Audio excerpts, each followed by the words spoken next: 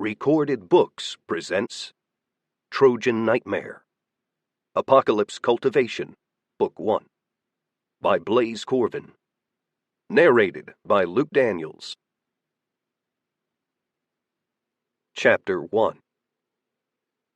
Jacob Hessian Mazzariello dodged a magical ball of green fire, but lost his balance. He rolled forward as it blew up the rusting pickup truck behind him.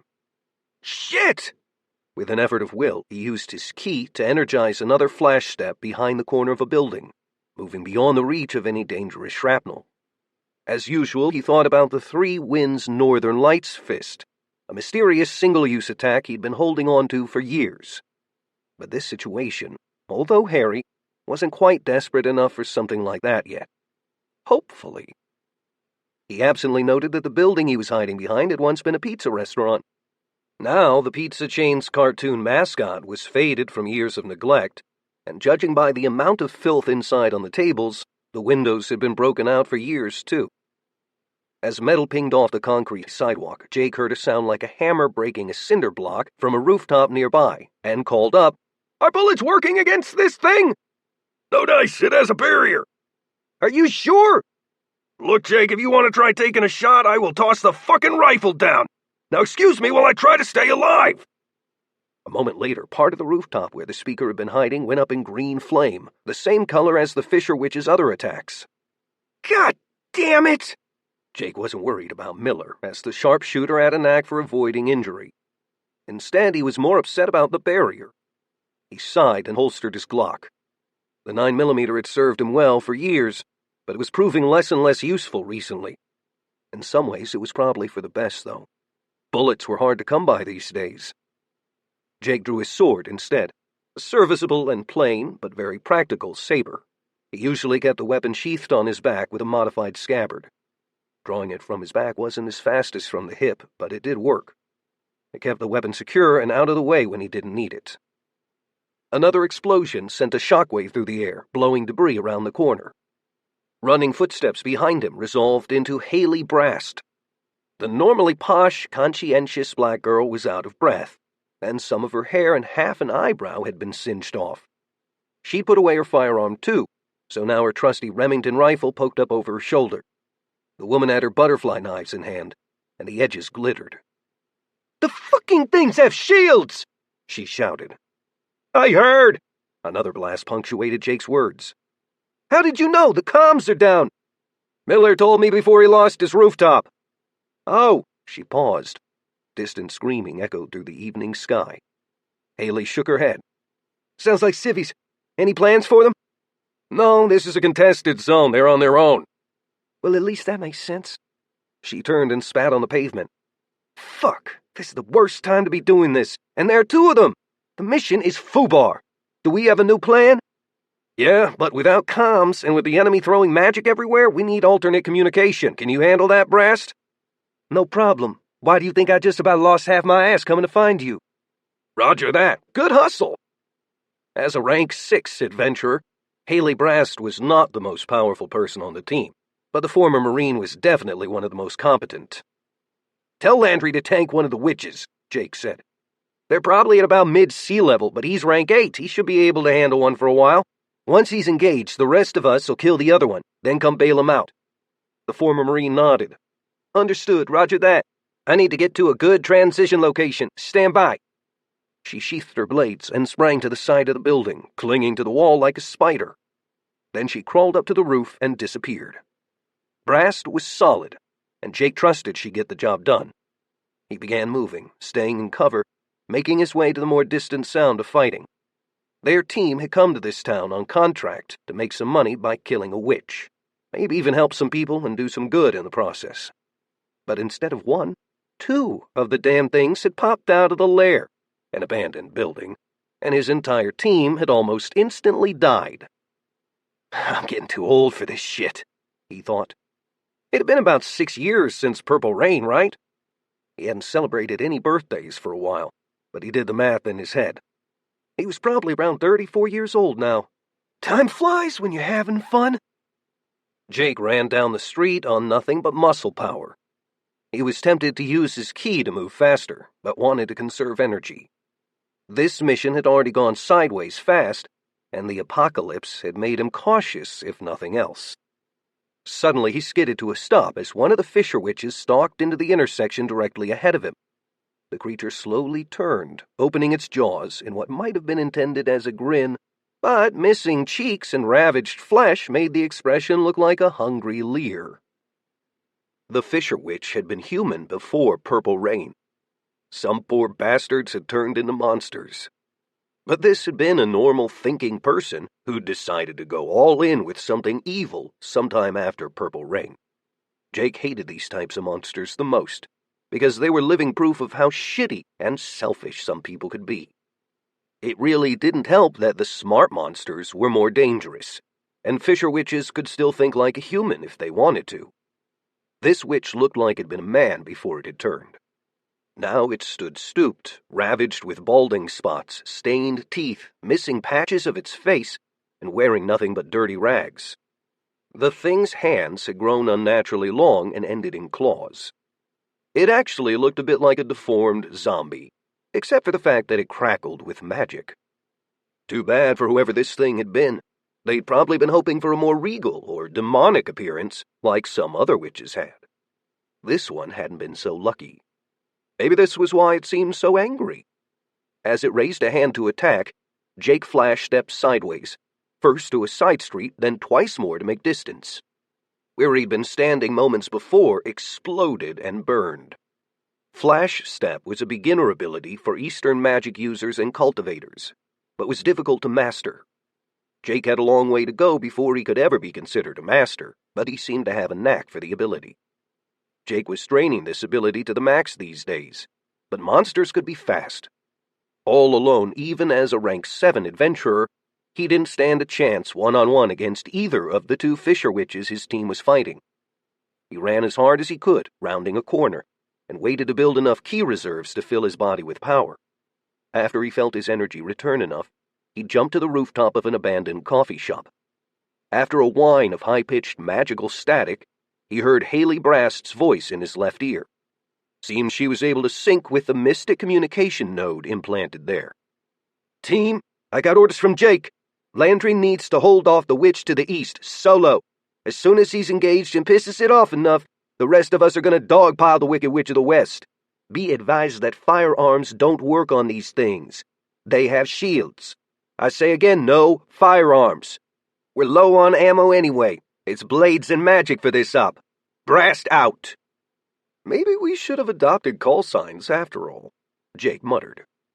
He heard a feral growl below and managed to flash step to the next rooftop before the area he'd just been standing in burst into green flame. Jake caught motion out of the corner of his eye and turned in time to see Tracy Main effortlessly jumping between roofs as she ran to join him. Tall and thin, Tracy's red hair was tied back in a bandana. Before Purple Rain, she'd been a hippie. Now she was a hard-as-nails freelancer. Her military-style clothing, same as the entire team wore as a uniform, looked practically new. "What's up, Maine?" Jake asked. Tracy wrinkled her nose. "The one down there chased me around, but then just turned back and ignored me. It was super weird." "That is strange." Jake jerked his head to the side, behind them. "Let's move." He led the way, jumping down from the roof to a parking lot below. They adopted an easy jog. The creature in the street on the other side of the buildings could move fast, but didn't seem to like high places, so if it followed, it would likely take the long way around. "Guns don't work on these witches," said Tracy. The Wind Mage Scout was wrinkling her nose again. "And that green fire stinks." "I agree. Yes, it does. And I already knew that. Why does everyone keep telling me that these things have shields?" Maine shook her head. "Jake, I'm not telling you. I was bitching about it. This was supposed to be an easy job." "Yeah, well, nothing is ever easy." "I can't argue with you there." As the two of them rounded a corner, Jake spotted Miller up on a rooftop down the street. The bearded man waved. He'd put his rifle away, some sort of pimped-out AR platform that he reloaded .338 rounds for. Now the sharpshooter held his tricked-out crossbow instead. Jake knew that the man had special bolts for the weapon, and some were blessed, charmed, or cursed. Smart. The special bolts would likely be much more effective than bullets during this op. Miller liked to be versatile. In the distance, something new exploded, and it sounded even more destructive than usual. Jake assumed that was Landry tanking the other witch. If it was using more power to attack, the witch was likely more pissed off than it had been before. Landry tended to have that kind of effect. His natural ability to make everything want to hit him made him a good tank, though. "As soon as Brass shows up, we'll get started," Jake said. They didn't have long to wait, however. The nature mage came barreling around a corner a moment later, and the witch that Jake had just encountered was close behind. Brass had her butterfly knives out, but she wisely wasn't fighting, just keeping as much distance as possible. The moment she spotted the other group members, she headed directly for them and threw a hand behind her, tossing a packet of seeds that exploded into a colorful smoke screen. "Take positions!" Jake shouted. His team, the grasshopper mice, knew exactly what to do. By the time the witch cleared the smoke, all of them had readied themselves. The moment the creature became visible, it was hit by a cloud of flies, courtesy of Haley Brast. They all melted the second they made contact, turning into a sticky, viscous glue. The witch's magic shield, common for powerful creatures and adventurers, could stop bullets, but didn't work well against slower-moving objects or certain types of magic. Tracy Main moved to position at one side, flanking as she used her wind magic on street debris, sending things flying at the monster's feet. The attack didn't trip the creature, but it was distracted for a moment. A second blast staggered it further and completely stole its attention, long enough for Miller to take a shot. A crossbow bolt sprouted from the creature's chest. A second later, the witch burst into flame. The projectile's fire enhancement had ignited the glue the monster had been covered with. As the witch thrashed around, Jake waited patiently for his team to weaken it further. Tracy Main threw a powerful blade of air that was mostly stopped by the witch's barrier, but some managed to push through and cause damage. A moment later, another crossbow bolt slammed home into the monster's shoulder. Good enough, Jake thought. He hefted his saber before energizing his body with ki. It strengthened his muscles, organs, and bones. Once ready, he flash-stepped forward. He swung his sword with superhuman speed as he passed by, and one of the witch's arms fell to the ground. It screamed and turned, but was too slow. Jake pushed power through one of the enchanted rings he wore. A wave of force shot forward from his hand, hitting the witch in the chest at the same time that Tracy Main used her wind magic to trip it. The witch fell backwards. A new pack of seeds thrown by Brast burst into green vines that began wrapping the creature up. The witch fought it and would eventually escape the tangle. Jake saw the monster turn and realized their target was about to try running away. They had limited time to kill it now. He would have liked the thing to be weaker first, but they didn't have time with Landry distracting the other one by himself. He flash-stepped forward again, expertly attacking with his saber as he did so. Training with weapons at high levels of speed and movement had been incredibly difficult, but necessary. And rewarding. After the apocalypse, the number of adventurers who'd accidentally committed suicide attempting to use flashy abilities they hadn't mastered yet likely approached the number killed by monsters. Jake wasn't one of them. His saber hit the witch's head with a sickening crunch. Normally, the monster might have been able to dodge or defend itself. If so, Jake might have been in trouble. If Jake hadn't started off as a magic-focused adventurer, he would be a lot stronger these days in hand-to-hand combat. Since the first couple years of his post-Purple Rain life had been spent understanding magic, he still hadn't progressed very far with his cultivation discipline. Eventually, he would attain a much stronger body if he kept practicing. But learning about magic had allowed him to discover one of the greatest side benefits of his new energy style. He pushed ki through one of his magic rings. They were a potent weapon that normally would allow a magic-based user to fire off one spell with a long recharge time. Usually about a week. Instead of using them as intended, Jake was able to pump ki into the ring, converting his own energy to charge the magical effect with a high rate of efficiency. This also allowed him to avoid the long cooldown time. An icy spear of freezing magic burst from the ring, hitting the witch in the chest, and Jake swung his saber again while he pushed ki into the blade. The mighty cut almost severed the witch's torso in two. It collapsed without a sound. Miller whistled and lowered his crossbow. "Wasn't that a bit overkill?" Jake shook his head. No way! We still need to bail out Landry. Sometimes nuking these fuckers from orbit is the only way to be sure. The rest of the team politely chuckled at the old joke, and they all moved toward the sound of combat to save their comrade.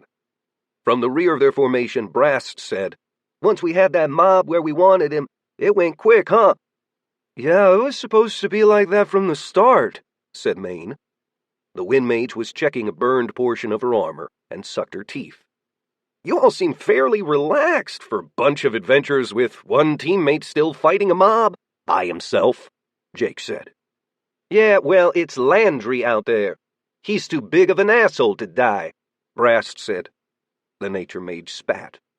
As the others muttered agreement, Jake sighed and nodded. Yeah, he's an asshole, but he's our asshole. Let's bail him out. Miller smiled. You got it, boss. Seriously, you all sure took your fucking time to show up, growled Calvin Landry.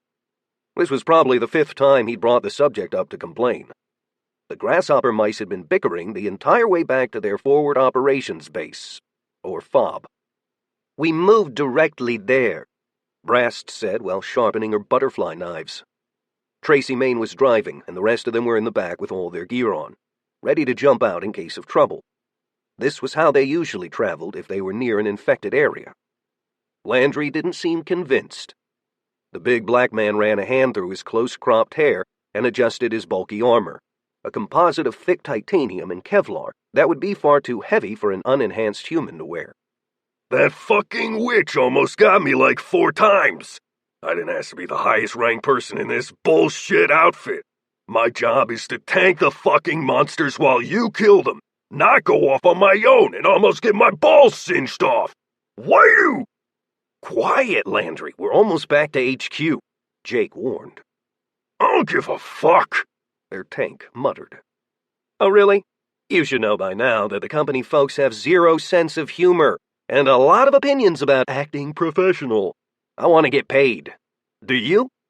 Jake gave him a level look. Yeah. I know. Landry spat over the side of the truck. They were only moving around 30 miles per hour at the moment. Driving slowly was another way the group lowered risk, while traveling in hostile territory. Where they were now, formerly somewhere in Ohio, was mostly tamed, and adventurer activity was heavy due to the government-funded FOB, but the group had a motto about being careful. Stay careful, stay alive, Miller said with a smile. He had his prized rifle in his lap, ready to be used. His crossbow was on his back. And paid, Brast chimed in. She sheathed her butterfly knives. From inside the truck, Maine smacked the back of the cab before yelling out the window, Something is going on up there! At the gates! Jake stood to take a look. Sure enough, there was a massive amount of activity in front of the FOB. He narrowed his eyes, wondering what the hell was happening. The grasshopper mice were only a C-rank group, rated that way based on the level of the monsters they could safely handle. Since they were low-powered for their rank, normally they tried to deal with a single C-rank monster, or maybe even lower-level mobs like zombies or a few ghouls. Mobs, thought Jake, and sighed. Gamer slang had become much more common now, after Earth had changed. Before the truck could even reach the gates, some of the company officials who ran the base, a few government types, and some soldiers flagged down the truck. An important-looking man with a clipboard walked up and asked, Who's in charge here? What group are you? Jacob Mazzariello, and we're the grasshopper mice. What's going on? The man's voice was grim. You haven't heard? When Jake mutely shook his head, the man continued. Our scientists have detected a stabilized tear in space-time nearby. It could be an invasion. The real deal. Every single fighter from the FOB is being conscripted. We leave in about an hour. Reinforcements are inbound, but we're emptying out the FOB to serve as a quick reaction strike team and to recon. Conscripted? Brast gasped as the man with the clipboard walked away. The official, likely a government employee, also likely trusted they'd find someone else to ask any further questions. Are we gonna dip out? Whispered Miller. Like try to get the hell out of here? Landry looked like he agreed with that plan. Miller patted his rifle. We're good. But if this is real, we're being sent in as pawns. The big guns aren't here yet, right? No, we should stay, Jake said, shaking his head. Why? Maine wrinkled her nose. Behind her, Landry was already nodding his head and met Jake's gaze. What the hell, Jake? The big black man said. We should get the fuck out of Dodge. Jake sighed. How are you so sure we could even get away? That smug guy with a clipboard said it's a real tear, like a portal. Look at all of this activity. This has to be the real deal. And if the tear is close and a big enough threat, they're strong-arming everyone at the FOB to deal with it. Think about it. There hasn't been any politicking, and we haven't heard about this until now. We've only been gone for 2 days. This S-tear is probably a big one. If it's not dealt with, we might all die anyway. Brast shook her head. But S-tears can't be that serious. I mean... What about Mexico? Asked Landry. Brast's mouth shut with a click. We can't let this place become like Mexico, said Jake. We don't have much civilization left as it is. But we are only a C-ranked group, Brast protested. Every little bit might count, Miller said. He sadly shook his head. I think the boss is right. Landry sighed. Me too. He spat. Damn it. I hate to admit it, but me too. Me three, Maine said from inside the truck. Brast made a face. Well, at least we should get paid. We're pretty much broke now. Neither of the witches had cores or magic stones. 2 C-rank mobs with no cores. Terrible luck. Our luck may get worse, Landry groused. Now why would you say that? Miller asked. He frowned. Why do you always gotta be such an asshole, Landry? Jake tuned them out. His eyes were on the eastern sky. The clouds gathering there were giving him a very bad feeling. Chapter 2. Jake was trying to hide it, but he was beginning to feel truly freaked out. He'd never seen the Warren Company, nor Allied American military, do anything in such a timely manner before, much less jointly. The speed and efficiency that the FOB administration had displayed in re-gearing his team, then putting all the adventurers who'd volunteered for the emergency mission on expensive armored government transportation, had been astounding. In fact, he wouldn't have believed it was possible if he hadn't witnessed it himself. It was good that the team had legitimately volunteered, because they'd gotten to ride in style in an armored personnel carrier. Unlike the adventurers who had refused or tried to run, they had been conscripted anyway. The conscripts were in the older transports and under guard. Everyone was heading toward the S-tear. He kept trying to shake the feeling that something was massively wrong, but the traces of terror he saw in the Warren Company personnel's eyes was making it tough. What do you all make of this? Brast asked, speaking barely above a whisper. The nature mage sat across from Jake in the troop transport that the group had been herded into. I don't know, Tracy Maine said. But I think Jake was right. This is serious. She was sitting to Jake's left, and she fidgeted as she looked around nervously. The woman was unfalteringly brave most of the time, but didn't like small spaces. And the troop transport really did feel cramped, with the grasshopper mice and one other adventuring team that Jake didn't know, all crammed inside. Larger weapons, like spears, had been stowed on the outside of the vehicle, but Miller had refused to part with his .338 Lapua rifle. He had it between his knees, his hands resting with the barrel between them. The military people loading the vehicles had only let him keep it because he could fold the stock. To Jake's right, Landry scoffed. Whatever, the big man said. It's probably some pencil-necked wuss or new-agey adventurer with a flashy title getting everyone worked up. Have you seen the firepower in this convoy? This group could kill a dragon. Jake shook his head and looked out a porthole on the side of the APC, watching their surroundings pass. This area of Ohio had been hit hard by the apocalypse, likely because a lot of people had been outside when the purple rain fell. His eyes fell on a strip mall, and he sadly noticed old signs of violence. Windows had been shot out or smashed. One of them had been boarded up, probably a survivor's attempt to make defenses against zombies and other lower-level monsters that the Purple Rain had created. Jake would never forget that day. The confusion, the horror. There had been no warning. One minute there hadn't been a cloud in the sky, and the next the sky had turned dark and overcast with violet clouds before fat rain had started to fall.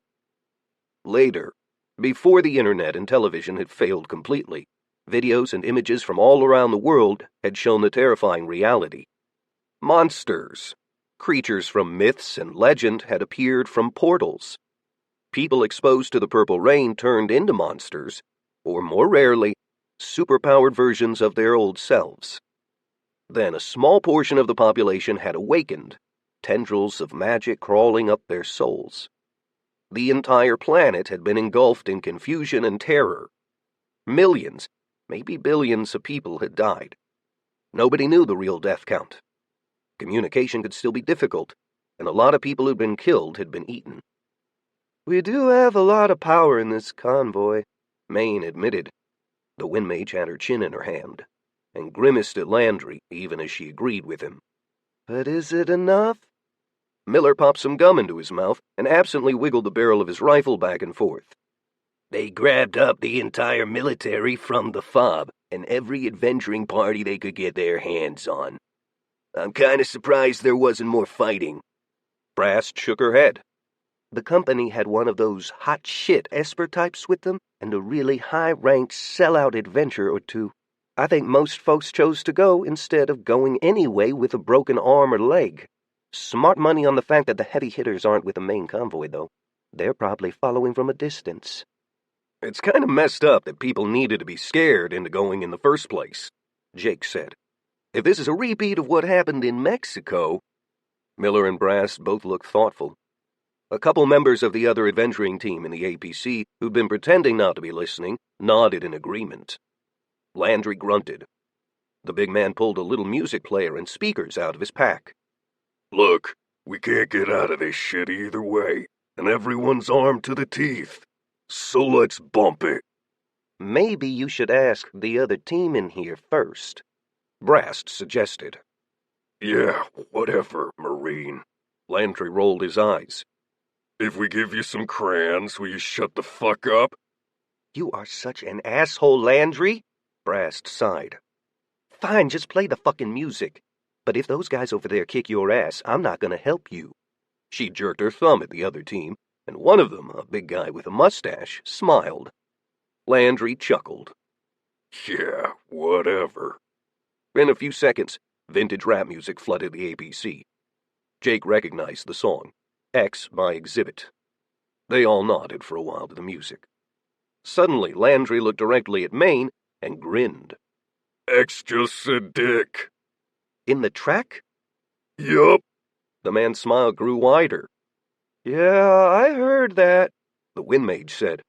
"Maybe you should let us know when you get one." To one side, Brast cackled, slapping her knee and pointing at the fuming Landry. Jake chuckled. "You should really give that a rest, Landry. She's way too quick-witted for you." "Whatever, Jake," groused the big man. One of the other adventurers in the vehicle suddenly asked, Sorry, I got a question. Why the hell does your crew call you Jake when everyone else gets called by last names?" "I've wondered about that too, actually," said another adventurer who'd looked asleep. This man had a big, elaborate mustache. He still didn't open his eyes. Jake shrugged.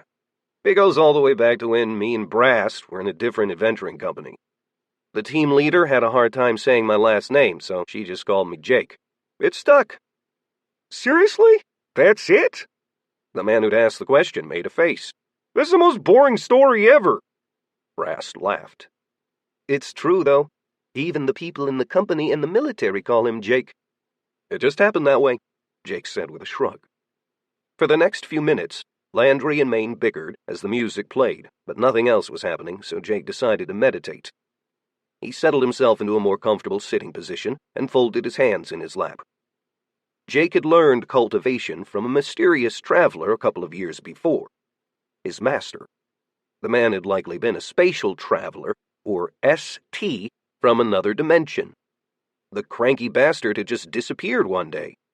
After Jake had learned to cultivate, he'd seemed to be well suited for it, but it was hard to grow in power since there was so little natural energy around the Earth.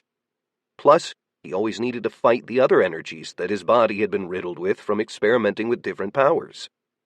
Jake had been one of the people who had discovered magic after Purple Rain. He'd been lucky enough not to actually get wet that day. As usual, he started off slowly, concentrating on his breathing and slowly circling his energy through his meridians. Then he drew more power out of his dantian, increasing energy to the cycle around his body, then opening himself, reaching out for yet more energy, drawing it in, purifying it, and adding it to the cycle. The process was slow, difficult, and could be painful. Under his breath, Jake began chanting to help focus his mind and body, allowing his spirit to float while he circulated power, widening his meridians and purifying the energy itself. It felt like he was only at it for a few minutes, but he slowly woke up to someone yelling, "Jake! Jake!" He opened his eyes, and the entire team was looking at him. AC/DC was playing in the background on Landry's speakers. "I think we're almost there, boss," said Brast. What the hell were you doing? Was that some Asian magic shit? Landry asked. "It's not really Asian," Jake said as he unfolded himself. "At least not the energy itself. Just like tablet magic is now really Greek. Most historians believe now that magic was on Earth in the distant past, and some dimensional travelers who knew how to cultivate shared their knowledge. Actually, never mind. How long have I been out?" About an hour, Miller said. "Someone just came over the convoy comms," Brast added. "They say we're getting close." Her last word was interrupted by the sound of gunfire from somewhere in the convo. Immediately after that came a thunderous explosion, and the APC swerved. Static crackled through the APC speakers, and a voice said, "Red alert! Red alert! Convoy under attack! Dismount and proceed on foot! Red alert! Red alert! Convoy under attack!" Let's get the fuck out! Shouted Landry, and as soon as the APC had slowed down a bit more, he forced the back doors open. One of the members of the other team helped him. As soon as the doors were open, everyone tumbled out. The APC screeched to a halt behind them. Its drivers jumped out, clambering over to rucks on the outside of the vehicle that held all their other gear. The convoy had been driving on a country road next to fields, and were all scattered now. One APC was in the middle of the road, and someone was firing a 50 cal machine gun on top of it, until a segmented monster burst from the ground, carrying the gurgling soldier down to the other side of the vehicle. "Oh my God," Maine whispered. She pointed past all the other confused convoy members at a distant field that was beginning to crumble. "Look!" As Jake watched, the hole in the field grew larger, and red light erupted out of the hole. Several powerful monsters climbed out too. One of them, something big, demonic, and disturbing, began tearing apart a distant group of soldiers while they all ineffectually fired at it. Meanwhile, one of the more powerful adventuring teams had gotten their shit together, and a competent mage loosed a magical attack at the demon. The blast rocked it back, but then it turned and waggled a finger with a grin. Next to Jake, a member from the other team that had been in the APC with the grasshopper mice, the swarthy man with a mustache chuckled. We were right on top of the fucking thing. It was just under the ground. Underground? Landry asked. "It really is an S-tear," Brast said, her voice barely above a whisper. "A big one, or at least one that's about to happen. It's on purpose. These things are doing it on purpose." Now Jake could hear the sound of chanting coming from the direction of the hole in the field, and as he watched, a pitch-black pyramid began slowly emerging from the earth. A big demon stood at its tip, holding aloft a glowing staff. Around it, a few of the soldiers and adventurers launched weapons or magic at it, but a brilliant crimson shield flashed, protecting the demon mage with the staff. Miller spat. Demons. This is fucked. "Just like the reports from Mexico," Jake said. "Yeah, I think this is happening here too, and we're at ground zero," he spat. Around them, other monsters erupted from the ground, or occasionally flew down from the sky.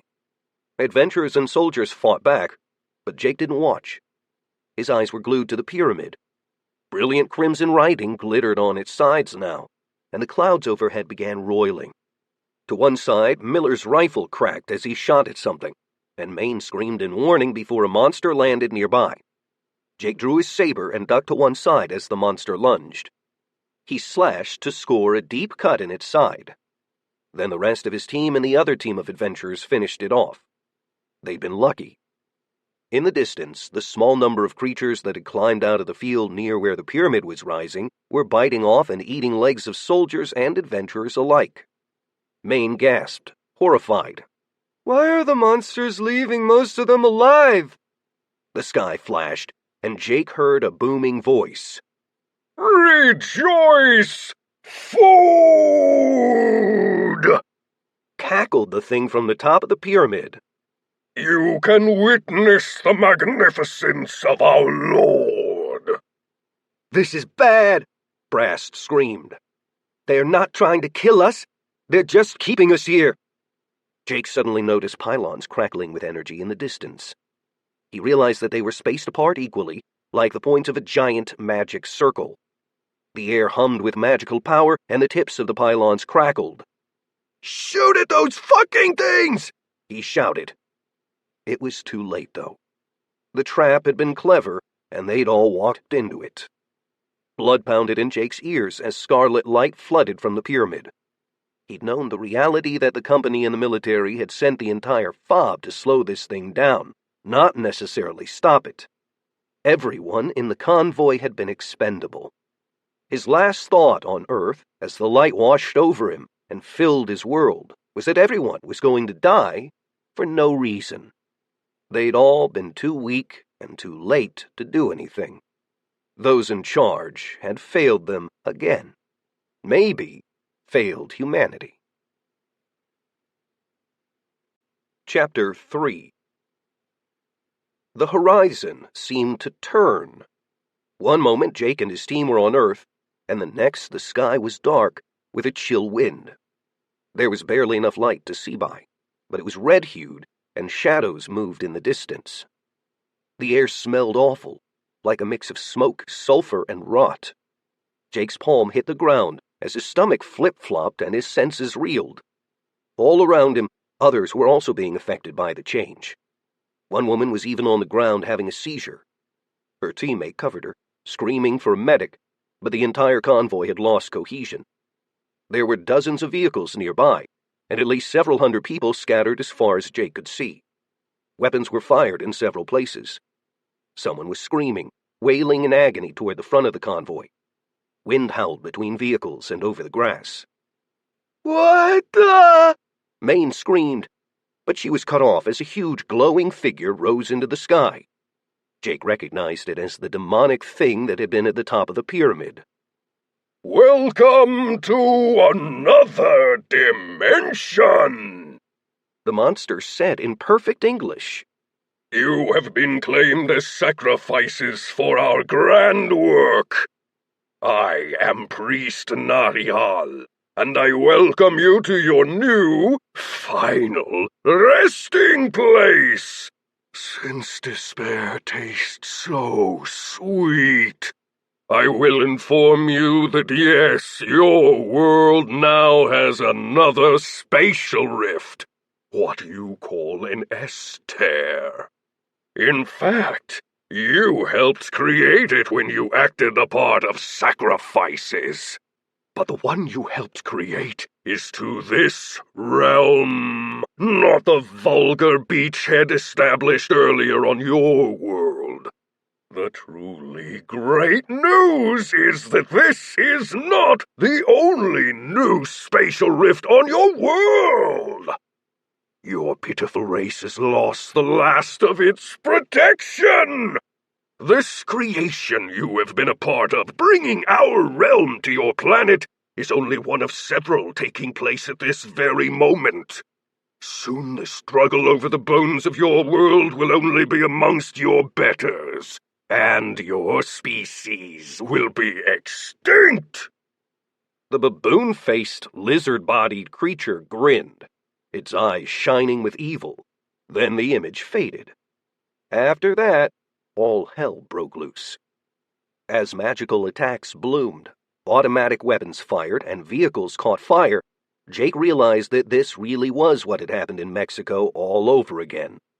It looked like a part of Earth had been transported to another dimension, and a corresponding patch of this world, probably full of monsters or demons, had been sent to Earth, along with a portal.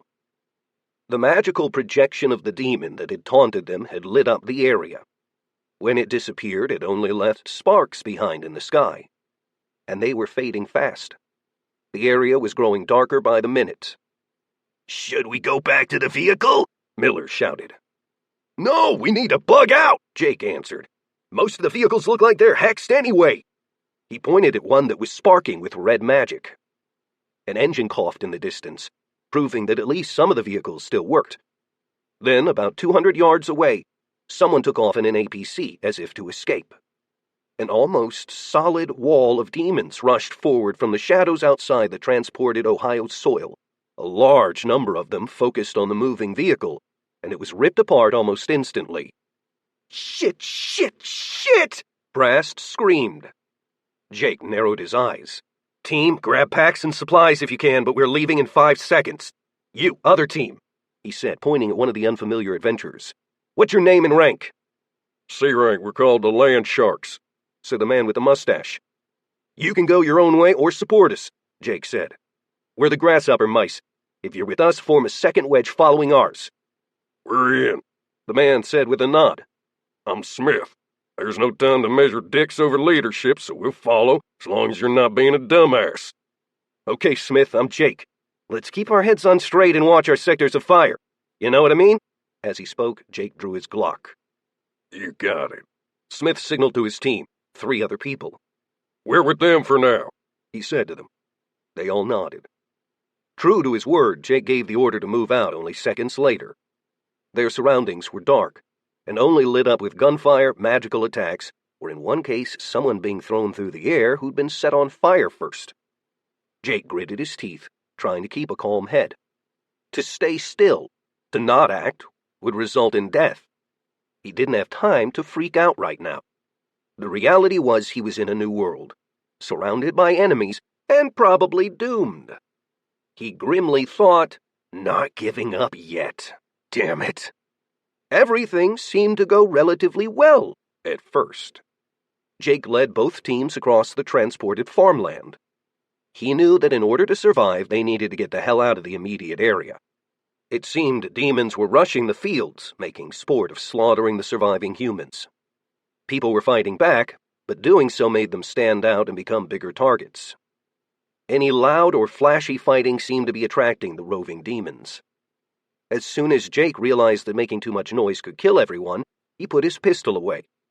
Miller reluctantly slung his rifle over his shoulder and instead drew his crossbow. The rest of the team prepared for stealthy combat as well. All the other surviving humans must have figured out the demons' plans at the same time. Even the distant soldiers had stopped firing, and the entire area had grown eerily quiet, with only the wind and the odd scream for punctuation. Visibility was terrible, but breaking out flashlights was not an option.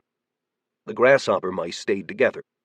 They managed to kill or evade the lone monsters that ran out of the darkness. Most of the creatures that attacked were demonic, all chitin blades, claws, and teeth.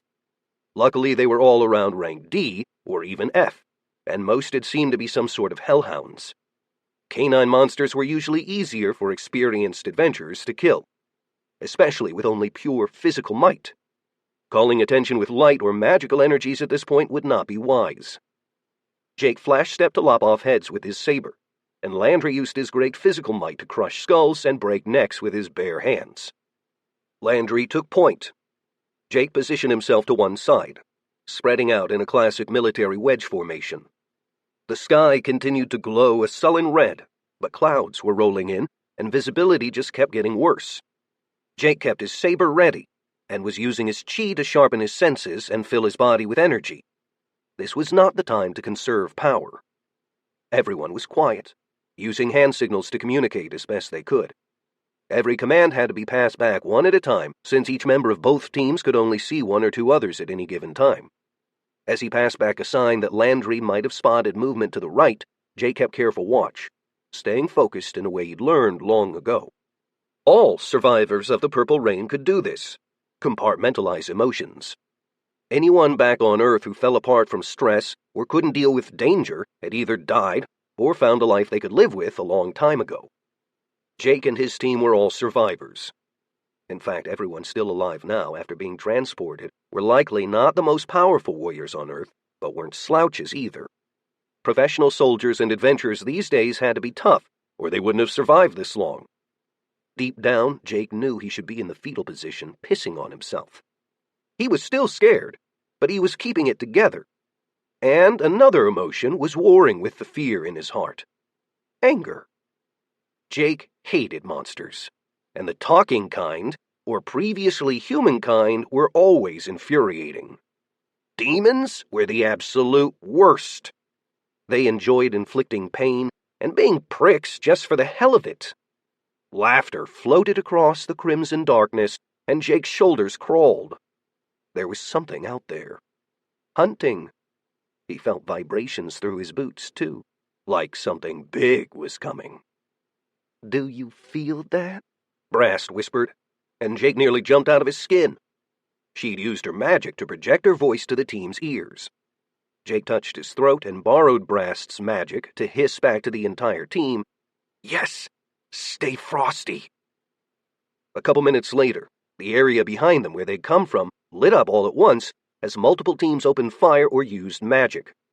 Fiery explosions pushed back the darkness enough to get a good look around, and Jake cursed. They were surrounded. A looming monster, some sort of knobby-skinned, clawed thing, stood to one side where it had been motionlessly watching them. After the area lit up, one long clawed hand reached out and grabbed a land shark. She screamed in terror. The hand was so big it wrapped almost around the land shark adventurer's entire body. She screamed until her head was bitten off. "Kirkos!" Smith yelled. The mustached man pointed a wand, and an explosion erupted on the monster's flank. At the same time, the remaining two members of the land sharks also attacked, one with a bow and one with a submachine gun. This is it, Jake thought. The monsters planned this last assault. His suspicions seemed confirmed when more laughter wafted through the darkness from two directions. "Attack!" he yelled. Miller's crossbow twanged as Brast threw explosive seeds that detonated like hundreds of tiny grenades. Maine swung her hand and a blade of air slashed forward.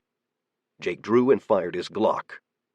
All of the attacks combined did some damage, and the big demon staggered backwards, but then surged back forward, and its long-taloned hands reached out to grab two more land sharks. The thing gurgled in pleasure as it bit them in half. Shit! Brast threw more exploding seeds, but they barely did any damage. Instead, her attack just seemed to catch the monster's attention. At that moment, another hellhound ran out of the darkness, and Jake danced aside before cutting its head in half. The grasshopper mice could manage hellhounds, but they didn't have enough firepower for the huge creature chewing on adventurers. "Run!" Jake ordered and led by example. He took off in the general direction he thought was away from the center of the area that had been transported. His ears told him that his team and Smith were all following. Smith was crying. Rumbling footsteps followed him. When the man's crying abruptly ceased, Jake looked back to see the big, warty monster pushing the screaming adventurer into its mouth. Landry abruptly turned, running directly for the creatures. "You all go, I got this!" The big man flashed a grin over his shoulder. "You all were holding me back anyway. I'm gonna go solo!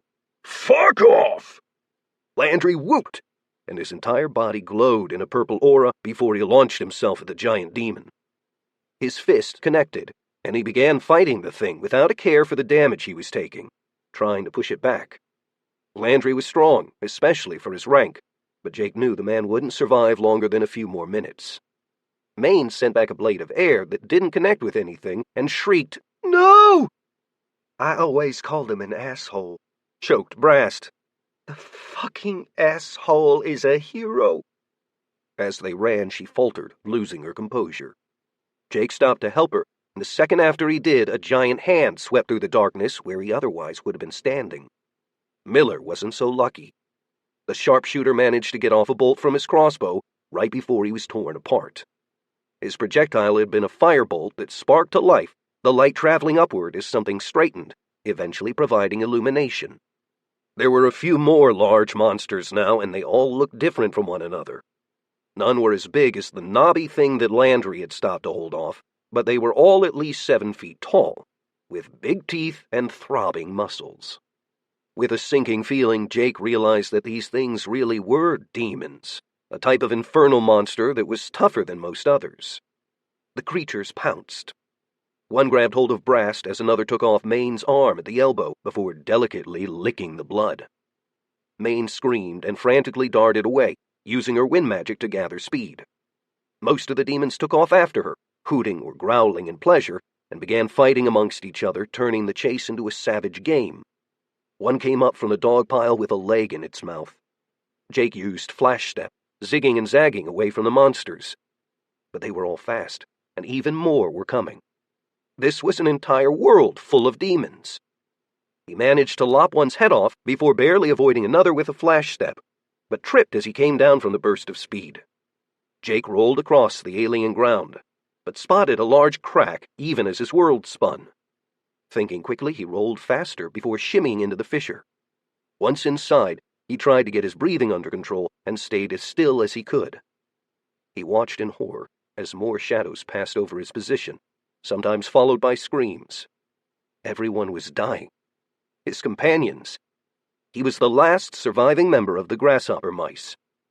Jake wanted to grieve, felt his heart breaking, but he just didn't have time to deal with it yet. His hiding place was cramped, but he managed to get glimpses of flashing light during magical explosions or increasingly rare gunfire. There was a small tunnel leading downward from his hiding place, barely big enough to squeeze through, and he finally screwed up his courage to take a chance. He forced himself through the hole in case one of the giants overhead happened to look down or smell him. As it was, he'd been just in time, because a huge hand thrust into his former hiding place, poking around. After that, there was no choice but to keep moving, crawling deeper into the ground before he finally found a cave large enough to lie down in. Then Jake finally allowed himself to grieve the loss of his friends. He cried himself to sleep, feeling depths of despair and guilt that he could have never even imagined before. Chapter 4. Jake mechanically cupped his hand under the drip of water in the cave and patiently waited for at least a small pool to form before taking a drink. Then he repeated the process. He'd made this place his regular lair because of the water. Most of the other water in this world was visibly filthy or tainted. Drinking in this cave didn't agree with his stomach and didn't taste good, but hadn't killed him yet either. His clothes were rags now. He discarded his armor a while ago when it had gotten damaged, and also when he'd realized he was making too much noise while wearing it. He wasn't sure how long he'd been in hell now. He wasn't sure if this place was capital H hell, but it was at least a hell world. There was no day or night, only twilight, and that was above ground. Jake had been surviving by living in the tunnels and caves that honeycombed the poison land, only moving to the surface to try getting his bearings. At one point he'd seen a demon plodding along that had to have been at least 100 feet tall. The patch of Ohio that had been transported to this world when the location swapped was still out there somewhere, but Jake had left it behind a long time ago. He'd taken a brief peek a while back and wished he hadn't. There was some sort of temple being built there now by demons, and a few humans were somehow still alive. A couple had been nude, ravaged, nailed to crosses. Passing demons had been biting their feet, or eating their dead comrades in front of them. Some of the other soldiers and adventurers who were still alive were being passed around as playthings. The sight had been horrible, even for someone who'd survived the Purple Rain on Earth and worked as an adventurer for years. That had been a while back, however. Jake hoped for their sakes that they were dead now. This place was awful. Everything was ugly, frightening, and evil, even the plants. After taking another drink, Jake felt his stress beginning to rise again, so he sat in a lotus position and tried to meditate. As his mind calmed, he thought back to his first day or two in this world again. Back then, as much from habit as anything else, he tried to cultivate after his first day in hell and had gotten a shock. There was no natural energy in hell. He could feel power everywhere. In fact, the place was thick with it. What he considered natural energy, the essence he'd taken from nature and from the earth before that he could purify and internalize, either didn't exist here or he couldn't feel it. After many, many cultivation attempts, long meditation and experiment, he'd learned something else, though. He'd figured out how to channel and cultivate the power of this hell world. Sometimes when he thought about how much time he'd spent meditating, he wondered how long he'd actually lived here, and whether he was even sane anymore. All he knew was that he'd actually even somehow advanced in power. When he'd first come to this world, he was at the Copper 4 level of the body refinement stage. Now he was at the 6th level. Cultivators had historically been called immortals, and sometimes wizards or even gods. Refining natural energy, or other energies of nature, was considered a way of defying the heavens by some. Others felt they were honoring the heavens.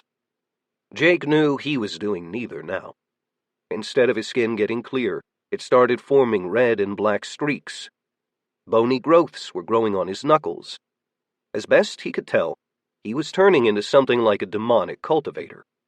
He wasn't sure since he'd only ever heard of them, and they still were described differently than he looked now. All he knew was now he could see in the dark a whole lot better and move nearly soundlessly through the tunnels. Plus, if he circulated the demonic energy he'd made part of his dantian, he could even evade mystical detection by patrolling demons. He settled into his meditation position on the stony ground, reaching out around him, gathering the violent energy. If he tried to pull it directly into his meridians, he probably would have killed himself. The power was too wild, too savage. Instead, he began kneading it, shaping it, softening it. This process always reminded him of videos he'd seen of people making taffy candy. When the energy was pliable enough, he allowed it into his body, only a trickle at a time. Even with the small amounts he let in, the process of assimilating it was painful. All of this took many more times longer than cultivating back on Earth, and it hurt so badly that after each session he had sweat rolling down his body, and every muscle hurt. This was one reason he'd begun drinking water before cultivating, as a sort of habit. The sensation of refining the evil energy felt something like running barbed wire through his soul. At first it had almost torn him apart, and he'd had to grip tightly onto who he was and knew himself to be. The process had scoured him raw, forcing him to face himself, and he had not come out of it unscathed. Now he'd had to face all of his shortcomings, every way he'd failed his family, his team, himself, and even the world. Every dark place in his soul had been laid bare. It was much easier to process the energy now, and it didn't quite push him to insanity or feeling like he was going to lose his soul. Strength was everything. His good intentions to help the world, to go willingly and shut down a budding Esther, had been foolish. While his heart had been in the right place, convictions with no power were useless. Jake had been forced to face a truth he'd been tap-dancing around ever since the Purple Rain event. If he wanted to be more than a passive observer, he needed to be strong. There was no such thing as strong enough. He'd been proud of his advancement before, his achievements on Earth, but there had still been those better than him. Many, in fact. If he'd been one of the most powerful fighters on the planet, he probably could have at least saved his team, avoided being sucked into this evil place. Jake slowly came out of his trance, and as usual he was breathing heavily, teeth clenched, sweat running down his face. He was nearing a breakthrough into the 7th level of the copper body refinement stage. Before he could move any further, he needed food, though. His teacher had told him that if he ever made it to the foundation pillars stage of cultivation and kept cultivating, he wouldn't need food anymore. That would be great if it were true, but right now he was famished. He reluctantly got up and began preparing for an outing. His saber had seen better days, but the steel was still mostly whole and sharp, mainly because Jake had been injecting his ki into it whenever he used it. He'd lost his pocket knife and many of his supplies during his many flights from demons tracking him through the caves. If it wasn't for the natural chaos of this realm and the random bursts of gas, fire, and sulfur, he was sure he would have been captured or killed long ago. His cooking fires, small as they were, would have given him away for sure. Finally, when he was almost ready to go, fresh rags wrapped around his knees and elbows, his meager tools in a satchel that held the makeshift canteen he'd made from a root, Jake prayed. He'd been an agnostic before Purple Rain, and even after the world had changed and he'd seen proof of paladins and priests doing miracles, Jake still wasn't sure what he believed. Part of him still didn't really want to believe in the big G God, and had a hard time doing so knowing that so many other gods were out there. But what he did believe in was goodness and decency, and he believed in the power of holy scriptures from around the world.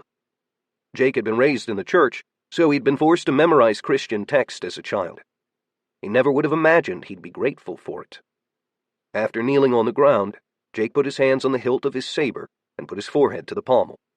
Then out loud he said, "You, Lord, keep my lamp burning. My God turns my darkness into light. With your help, I can advance against a troop. With my God, I can scale a wall."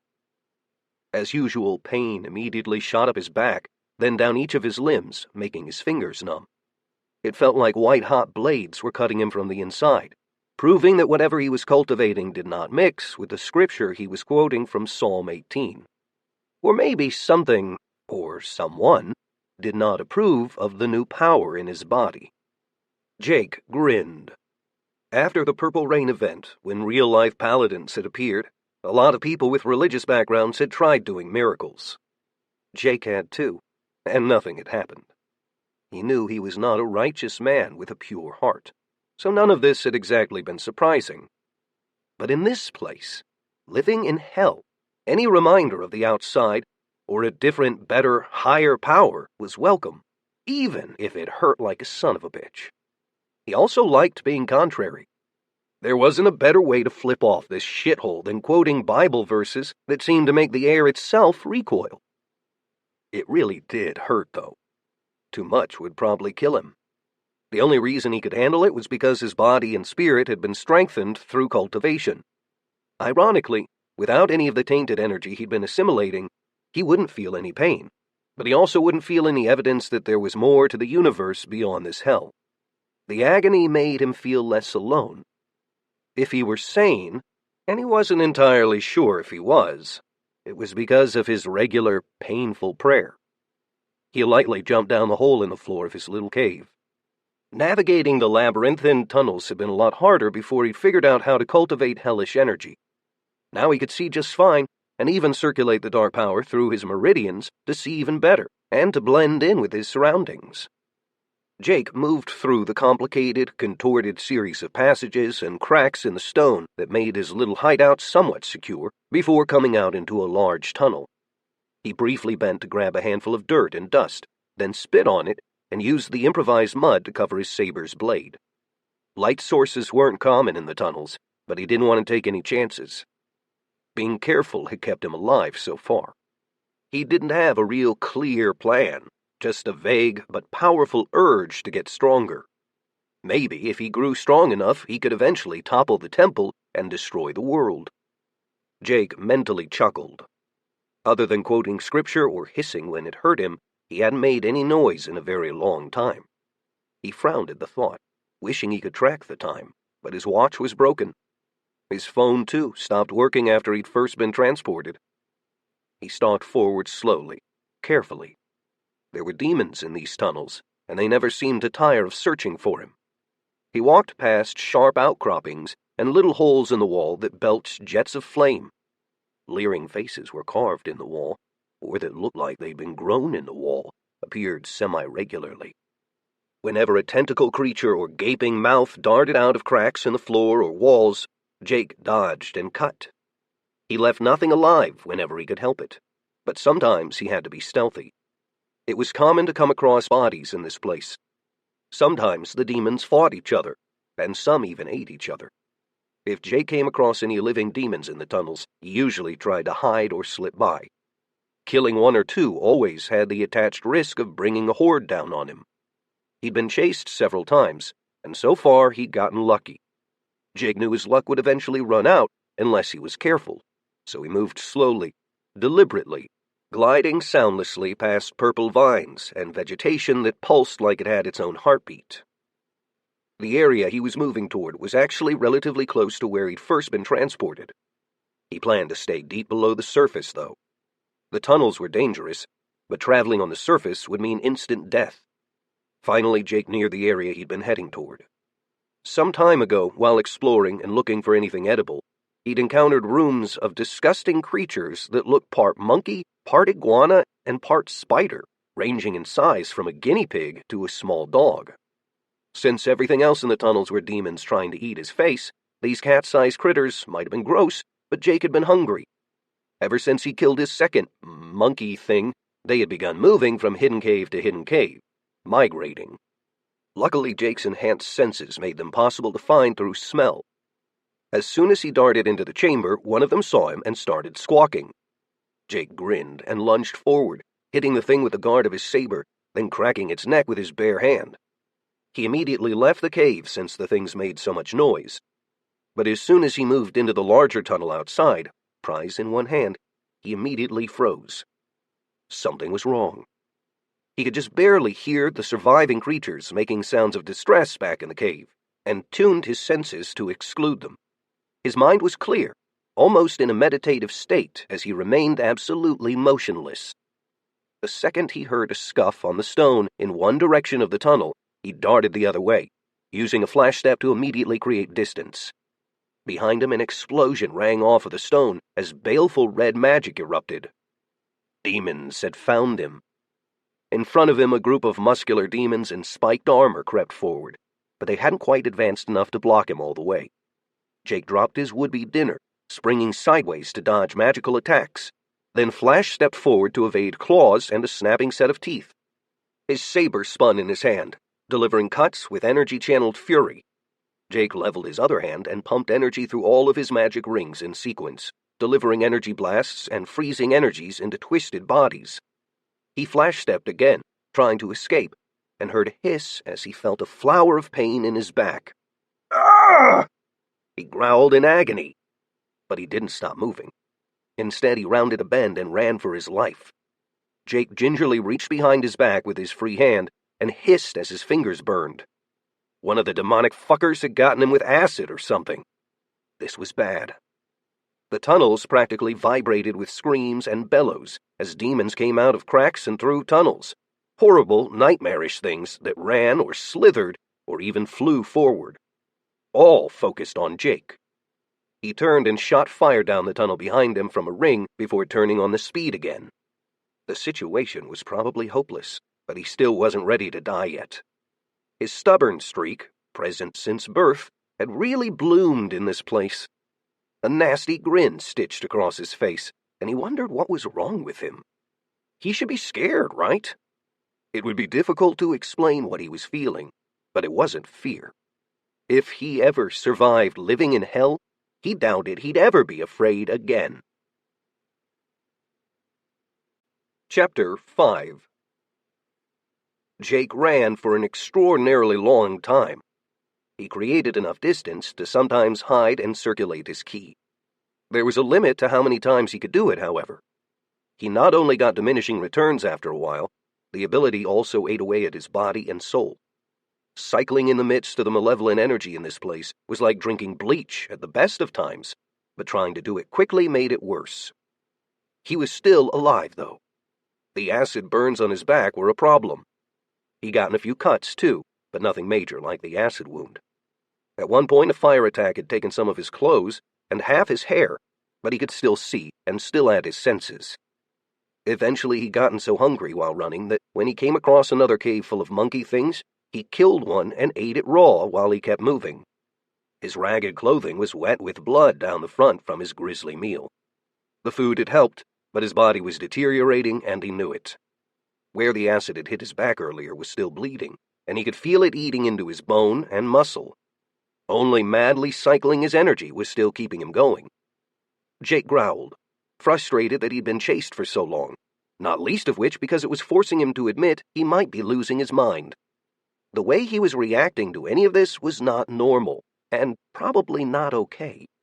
But he was tired of being hunted. They weren't giving up. He decided to stop fleeing. After circling around, flanking through a side tunnel he'd actually been down before, He ran through another, wider tunnel he could flash step through. He found himself in an intersection of 3 tunnels, arriving right as a group of howling demons were beginning to cross. Jake tore into them, and the demons began screaming. This group had been bipedal bestial, with 1 or 2 sets of arms and horns. Jake took heads and arms with his weapon, delivering savage, energy-empowered cuts. His sword was chipped and notched from all the abuse he'd put it through, but pumping angry energy into the steel kept it in one piece and glowing a sullen red. He chuckled, like he was laughing at an unspoken and unthought joke, as he danced among the hellspawn. Jake was sure he was going to die anyway. It was freeing, in a way. He didn't have to worry about how he fought, just about cutting them down with brutal efficiency. But he didn't die. In fact, he cut down the entire squad of demons without taking a single scratch. The last demon alive was gibbering on the ground, some sort of ugly, goat-headed thing with blocky teeth. It held out a clawed hand that Jake dispassionately chopped off. You fucksticks, invade my planet. Take a mile or whatever of Ohio to this hellhole. Crucify us, defile us, murder us, eat us. And now you want mercy? Fuck off! Jake put the tip of his sword to the demon's neck and pushed slowly. The creature's eyes bulged, meeting Jake's as it died. It managed to let out a whisper with its last breath, and too late, Jake realized it'd been some sort of spell. All the sounds of demons that had been moving away suddenly got louder. Great! Goat Boy set off an alarm. Jake spat on the dead demon and gave it a kick in the head. His foot hit the horn and the tip jabbed through his ragged boot, stabbing his toe. God damn it! He hissed, then laughed again. He could feel the vibration of running feet in the ground. The dim shadows down one of the tunnels were beginning to move. Jake took off running again. Eventually, he was going to run out of energy or be hit again, but until then he planned to stay alive as long as possible. Avoiding death and killing Hellspawn was the last way he could throw his defiance at this world. Maybe he could punish these fucks some more for killing his friends. Jake cackled as he ran away and stopped caring how crazy he probably sounded. Time had no meaning in the tunnels, or above ground for that matter. Everything was always the same. Jake's existence became running, violence, and constant vigilance. He'd lost track of how many demons he'd killed and how many times he'd almost been killed. But everything always eventually comes to an end. He'd somehow found himself in the last place he'd ever expected to be again. There was only one direction to go. His tunnel was full of pursuing demons behind him, but he could see the cloudy crimson sky through the opening ahead. Fuck it, he said, and put on a burst of speed. His body was completely emaciated at this point. He'd been burning everything, and was probably losing muscle by the minute now. All that was keeping him going was a new technique he'd learned, a way to sip energy from the world around him as he circulated it. He could barely maintain his flight this way, but he was still losing power, small amounts of energy from his dantian, and larger amounts from his body. Once outside the tunnel, he saw demons everywhere. Most of them seemed more shocked to see him than he was to see them. Strangely enough, some even ran away. Jake sprinted and flash-stepped away from the largest group of them, directly between rotting human bodies on crosses. He went up the steps and into the temple that the demons had been building. The building was actually fairly tall, and Jake ran up so many flights of stairs he started to feel lightheaded, despite the mystical energy empowering him. When he reached the top, he tripped and fell, rolling forward as evil magic flashed over his head. He laughed as he realized that he'd somehow escaped death yet again, and sprang up, flash-stepping forward to deliver a savage cut to a very surprised-looking demon in a robe. I tripped! Fuck you, you ugly son of a bitch! I tripped! He sang. He could hear thundering footsteps as demons followed him up the stairs. There was no doubt in his mind that the more powerful demons and the giants were on their way too. He was screwed. This was the end of the line. Jake looked around and realized that he was in the highest room of the temple, the very top. There was an altar to one side, and on a stone pedestal in the middle stood a pillar so dark it seemed to be the absence of light. On top of that was a crystal that pulsed purple with red streaks.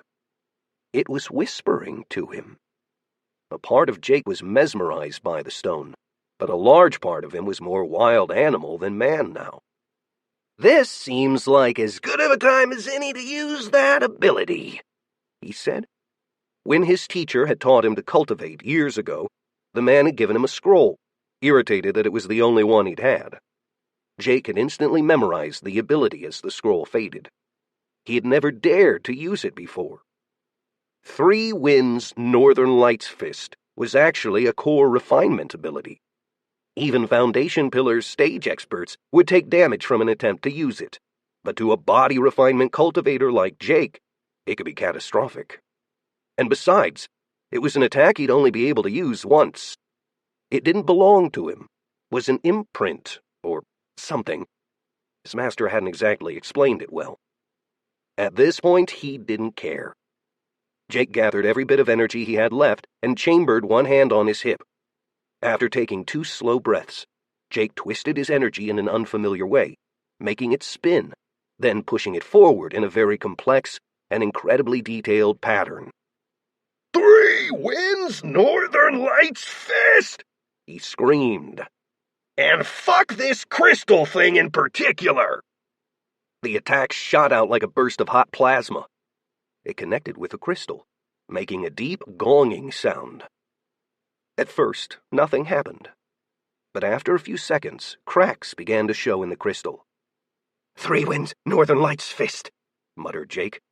I always wanted to try it. He staggered. Then he coughed up blood. The veins on his arms and legs simultaneously exploded, and he collapsed to the stony floor. Jake turned his head so he could watch the crystal. More cracks were forming. Even though his meridians had burst, along with what was left of his withered veins, he could feel pressure building in the crystal. This was going to be bad for all the demons in this place. He smiled. Seriously? Fuck this place, he sighed. Everything went red. The next thing Jake knew, he was sitting in a white leather chair, dressed in a suit, and another man was sitting across a mahogany table, nursing a drink. Jake took a moment to remember his final moments before death and looked around wildly, seeing only empty white space in every direction. He tried to cycle his key, but nothing happened. Instead of panicking, he forced himself to calm down, think logically, and remember his magical training from before he'd become a cultivator. "Excuse me, is this a pocket dimension?" he asked. "Something like that," said the other man with a smile. The stranger was so handsome that even Jake could tell. He was clean-shaven, wore an easy smile, and had wavy hair. Jake's suit was black, but the other man's suit was white. A purple stone with red and black streaks topped a cane, loosely held in a man's non-drink hand, and Jake recognized the color of the crystal. "Ah," Jake said out loud. He still didn't entirely know what was going on, but the man's stone, looking the same as the crystal that Jake had blown up, must be connected. It felt good to have his mind working again. He felt completely sane now. Changed, but sane. The man nodded indulgently, lifting his cane a hair and letting it drop. "Yes, your mind works fast. Very good, very good." He took a sip from his glass. "Would you like something to drink?" A wet bar appeared out of nowhere next to Jake, who eyed it skeptically. His intuition was telling him to tread carefully, and his old magic training asserted itself. In old books and movies, plucky heroes would talk to powerful beings casually, or even disrespectfully. Jake might have been crazy for a while, but he was not stupid. Being unnecessarily rude to extremely powerful supernatural beings was usually a bad idea, unless you were really, really sure that you held all the cards. Even if they couldn't directly affect you, they tended not to forget a slight and held long grudges. "May I ask your name?" The man smiled, showing perfect teeth and bright eyes that any old Hollywood actor would kill for. "You may." That was all he said. He got up to refill his glass, sat back down, and stared at Jake. Jake stared back. Being polite was important, but so was showing strength. Displaying weakness was not a good way to be taken seriously by the strong. It took a while for Jake to puzzle out that the stranger likely hadn't answered him because Jake hadn't properly responded to the offer for a drink. He coughed and said, "Excuse my late reply. Thank you for the offer, but I would prefer not to get a drink." The man nodded. "You really might want to try some. As you may have gathered, this is not a normal place, and those are not normal drinks." Jake smiled neutrally and inclined his head. "Even so, I would like to respectfully decline right now." "Have it your way, Jacob Hessian Mazzariello." The man stirred his drink with a finger. "You're dead. You know that, right?" "I figured so, yes." "You seem to be taking all of this rather calmly." "I suppose so." Jake decided to be honest. "Although I wish I had a weapon." The man laughed. "I'm not surprised." He took a swig of his amber-colored drink and said, "You have given me quite a bit of trouble. In fact, I have been thinking about flaying your soul for eternity, visiting you with every agony ever invented." Jake swallowed audibly. "That doesn't sound pleasant." "It wouldn't be." The well-dressed stranger touched the stone at the end of his cane and said, "Do you know what it was that you destroyed?" "Of course you don't. That was a silly question." He sighed dramatically. "It was a focal stone, where I was gathering all the resources from that entire world. One of the only reasons we're having this chat is because the situation was so strange that a few unique requirements were met, and I am allowed a repeat." Jake didn't say anything. This man was definitely not a man, and had to be a very powerful supernatural being. Jake was trying hard not to think about worst-case scenarios and the G word. But either way, this entity had to know that Jake wouldn't understand what was going on. The best course of action for the moment was to shut his mouth and listen. The man continued. "You were in my realm. Did you know that my children were calling you Judgment? The closest translation for you would be..." He paused to think for a second. "The Boogeyman." Ha! Imagine what the situation seemed like to them. A lone alien, a human, was living in their birthing tunnels beneath a new temple, in what should have been one of the safest places on the entire world. They searched, but couldn't find you, all while you randomly hunted them and ate their children. Jake blinked and couldn't help himself from asking, "Children?" "Yes, Jake. You were eating the babies of a few species of demons." The man smiled without humor. "And you were leaving piles of entrails all throughout the tunnels that my worshippers were interpreting as a challenge and curse." "Oh." "Then you led them on a chase for over a week after they ambushed you, somehow learning how to use the power of my realm against me, and through some bizarre twist of fate, slipped past all the defenses for my new temple, killed my distracted priest, and destroyed a focal stone." The man in the white suit stared for a moment, face blank, but suddenly stood and screamed in pure rage. All the white space in the distance rippled, and the man's voice shook the air. Even though the energy and pure malevolence of the tantrum didn't directly touch Jake, just the presence of it was enough to shake him to his core. The man flung his drink to the ground, where it shattered and disappeared. As quickly as the outburst came, it stopped. The man composed himself, sat down elegantly, crossed his legs, and calmly said, "You may ask what I am called." Jake worked to keep his sudden fear in check. "May I please ask what you are called?" "I've had many names, but you would probably best know me by the name Ahriman." Jake slowly nodded. No supernatural entity but the real Ahriman would claim that name. He was face to face with a god. Inside, his instincts were screaming at him that he was in terrible danger, but he forced himself to stay calm. "What may I call you directly? To clarify, what would be an appropriate way for me to address you?" he asked. He'd almost asked what Ahriman wanted to be called. but that would have been a mistake. The god grinned, and his eyes flashed dark for a second. You are smart, Jake. Maybe a little too smart for your own good. You may just call me by my name, for now. I understand, Ahriman. Jake, I've looked into your soul. You see, you are a mystery. The sheer number of coincidences necessary for you to do what you did is staggering. On top of that, through ignorance, you somehow went about offending me in almost every possible way. Why in the world would you recite Bible verses in my realm? I've looked through past events. Doing what you did caused you pain, but you did it anyway. Incredible. Thank you, said Jake politely. He kept all sarcasm out of his voice. Ahriman kept speaking.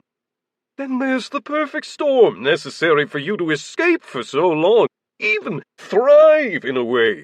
You see, my children didn't know you were even still alive for a long time. Nobody took account. Ahriman laughed. My most powerful children were elsewhere, except for enforcers and giants. Somehow a low-ranked adventurer from the newly rediscovered Earth, a weak cultivator without any particular talent, managed to evade death or capture, all while carrying out a psychologically damaging guerrilla campaign against demons. Demons! He shook his head. Perhaps I should thank you. I won't be allowing anything like that to ever happen again. But again, I've researched you thoroughly, including some of your greatest regrets, biggest triumphs, and darkest secrets. Remember how I mentioned a repeat? Yes, Ahriman, Jake answered. He'd almost only nodded, but didn't want to give the evil god any excuse to do something unpleasant. All of his magical studies had agreed that the oldest, most powerful beings were all sticklers for rules. Humanity hadn't known for sure that gods, or beings that could be called gods, existed until Purple Rain. After that, humanity learned the rules of the larger universe ASAP. I have a very rare opportunity to reverse time, or rather start a new timeline that will become dominant. Think about that for a moment. He grinned. And the mystical event that would be best to reset the timeline to would be what you call Purple Rain. I know your wish to save your parents, your sister. They were murdered soon after Purple Rain, right? If Jake had been breathing, he would have held his breath. The god had him there. Do you know why I am appearing to you like this, instead of something else? Do you mean like something evil, Ahriman?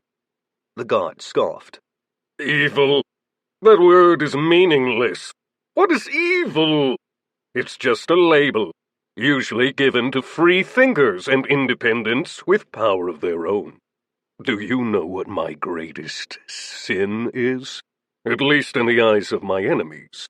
I refuse to bow to a fussy group of self-proclaimed rule-makers with no greater authority to dictate reality than I have.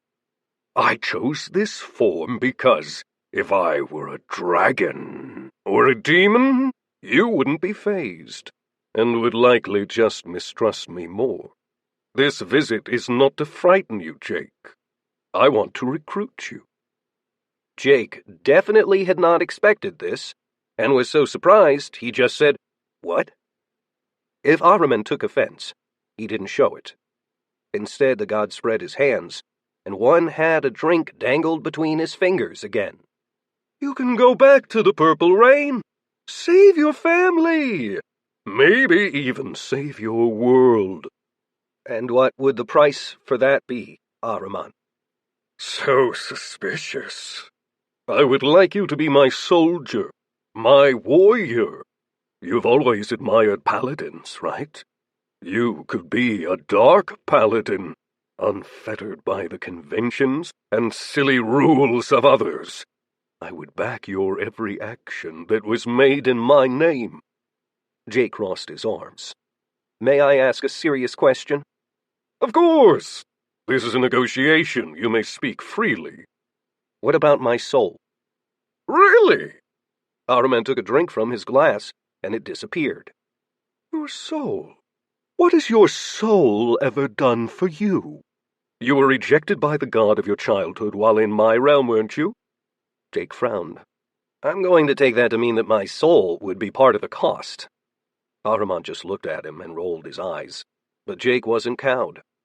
I've read, or heard, someone in a similar situation say if a soul has so little value, nobody would bargain so hard to attain one.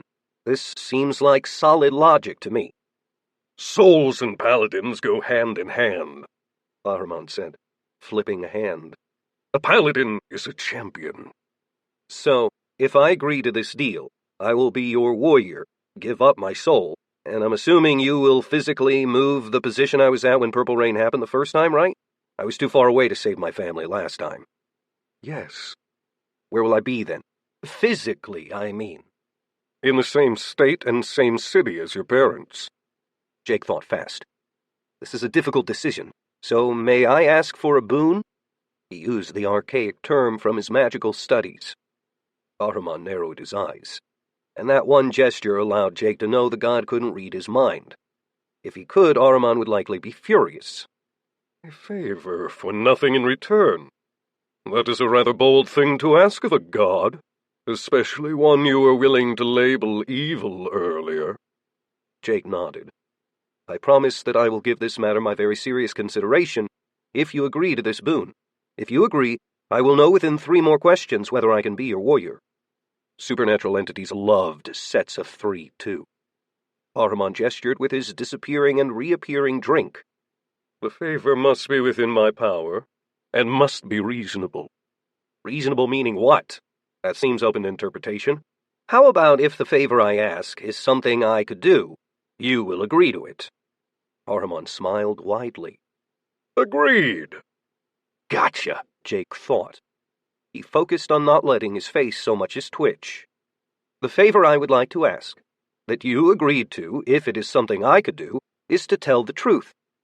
The dark god's smile slowly fell, and Jake worked even harder to keep his face blank. It was one thing to trick an evil god, and another entirely to gloat about it. Ahriman had doubtlessly thought that Jake, being dead, with no body and no power, had been a loophole to refuse the favor. But truth required no power, only honesty. Granted, the god said. His clear green eyes began to glow red, and he tapped his cane impatiently. Be careful what you ask, Jake. Some truths can be more dangerous than others. Oh, I know that, Ahriman. I promise that I do not plan to ask anything disrespectful or irrelevant to this conversation. Jake's magical training in the past had made it clear that this was wise. Knowledge could be dangerous. To recap, you have agreed to this boon for me, and I have stated that I would make my decision after 3 questions. Ahriman didn't reply, so Jake asked his first question. Are you able to directly harm me? This was something he'd been wondering for a while, and had been doubting ever since the subject of his soul had come up. No, grated the well-dressed god. Jake nodded and thought carefully about his second question. Now was not the time to ponder why he was at least temporarily safe. He needed to think of his next question, to choose it, actually. He'd already thought of all the questions he would ask in response to how the god replied. Without being trained as a mage prior to becoming a cultivator, he would have never thought to ask his next question, but now he was fairly sure of the reason he was having this conversation in the first place. He asked, regardless of how time is or was reset, since I was directly involved in the events leading up to it, will I keep my memories, even if I do not accept your offer? Ahriman's appearance began to change. Not anything disrespectful, eh? Ha! I have not been this disrespected by a mortal in millennia. Jake didn't say anything in response. He just waited patiently for a direct reply. The answer to this question was incredibly important. Little clues throughout this conversation had made him suspicious about Ahriman's claims. Finally, Ahriman snarled. Yes, it was your meddling that caused the event, and you are directly tied to it. You will keep your memories. Jake nodded. So, what you're really offering, in general, is to change my physical location during the Purple Rain event that happened in the past, correct? Ahriman shifted into a fully demonic appearance, with great curving horns, fiery eyes, and 3 tongues. His appearance just kept getting more terrifying, but Jake had lived in hell, apparently, for weeks. It took a lot more than what he was seeing to faze him anymore. "Yes," bellowed the god. Jake stood and bowed, then formally said, Ahriman, I reject your offer. Thank you for this discussion and the opportunity. Ahriman shrieked and reached for Jake, but even though his claws came within a hair of him, they never actually touched. Tentacles erupted from the dark god, covering the entire horizon. Horrible sounds and smells assaulted Jake, but he was mostly unaffected.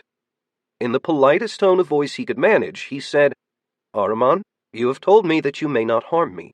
Since harm is open to interpretation, I'm respectfully informing you that I find our current interaction stressful and harmful. The world trembled as Ahriman screamed, and Jake tumbled into darkness. In one ear, he heard a hissing whisper. "Curse you, Jacob Hessian Mozzariello. You will regret this rejection. I have seen your heart. Now you will know true anguish. Your cries and the gnashing of your teeth will be music to my ears. I will never forget this." Jake opened his eyes and felt a second of pure joy at the feeling of being alive again. He'd never really noticed it before. But now that he knew what it felt to be dead, being alive was something he couldn't explain, but cherished all the same. He was standing in the middle of the street, and people were running around.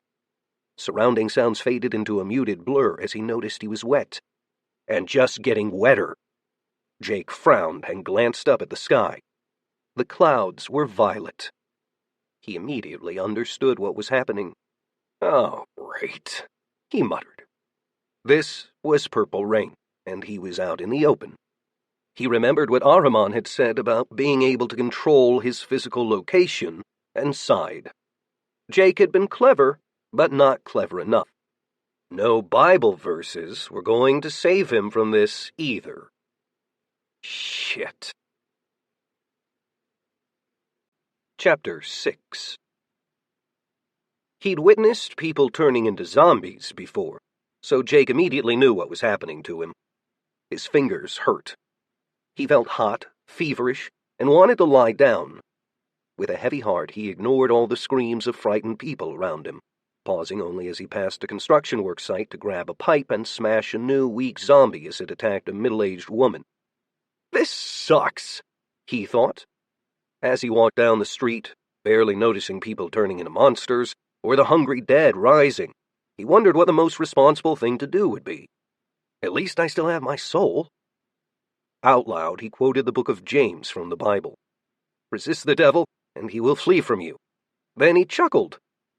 Yeah, that didn't happen, did it? At least he wasn't getting burned by quoting scripture now.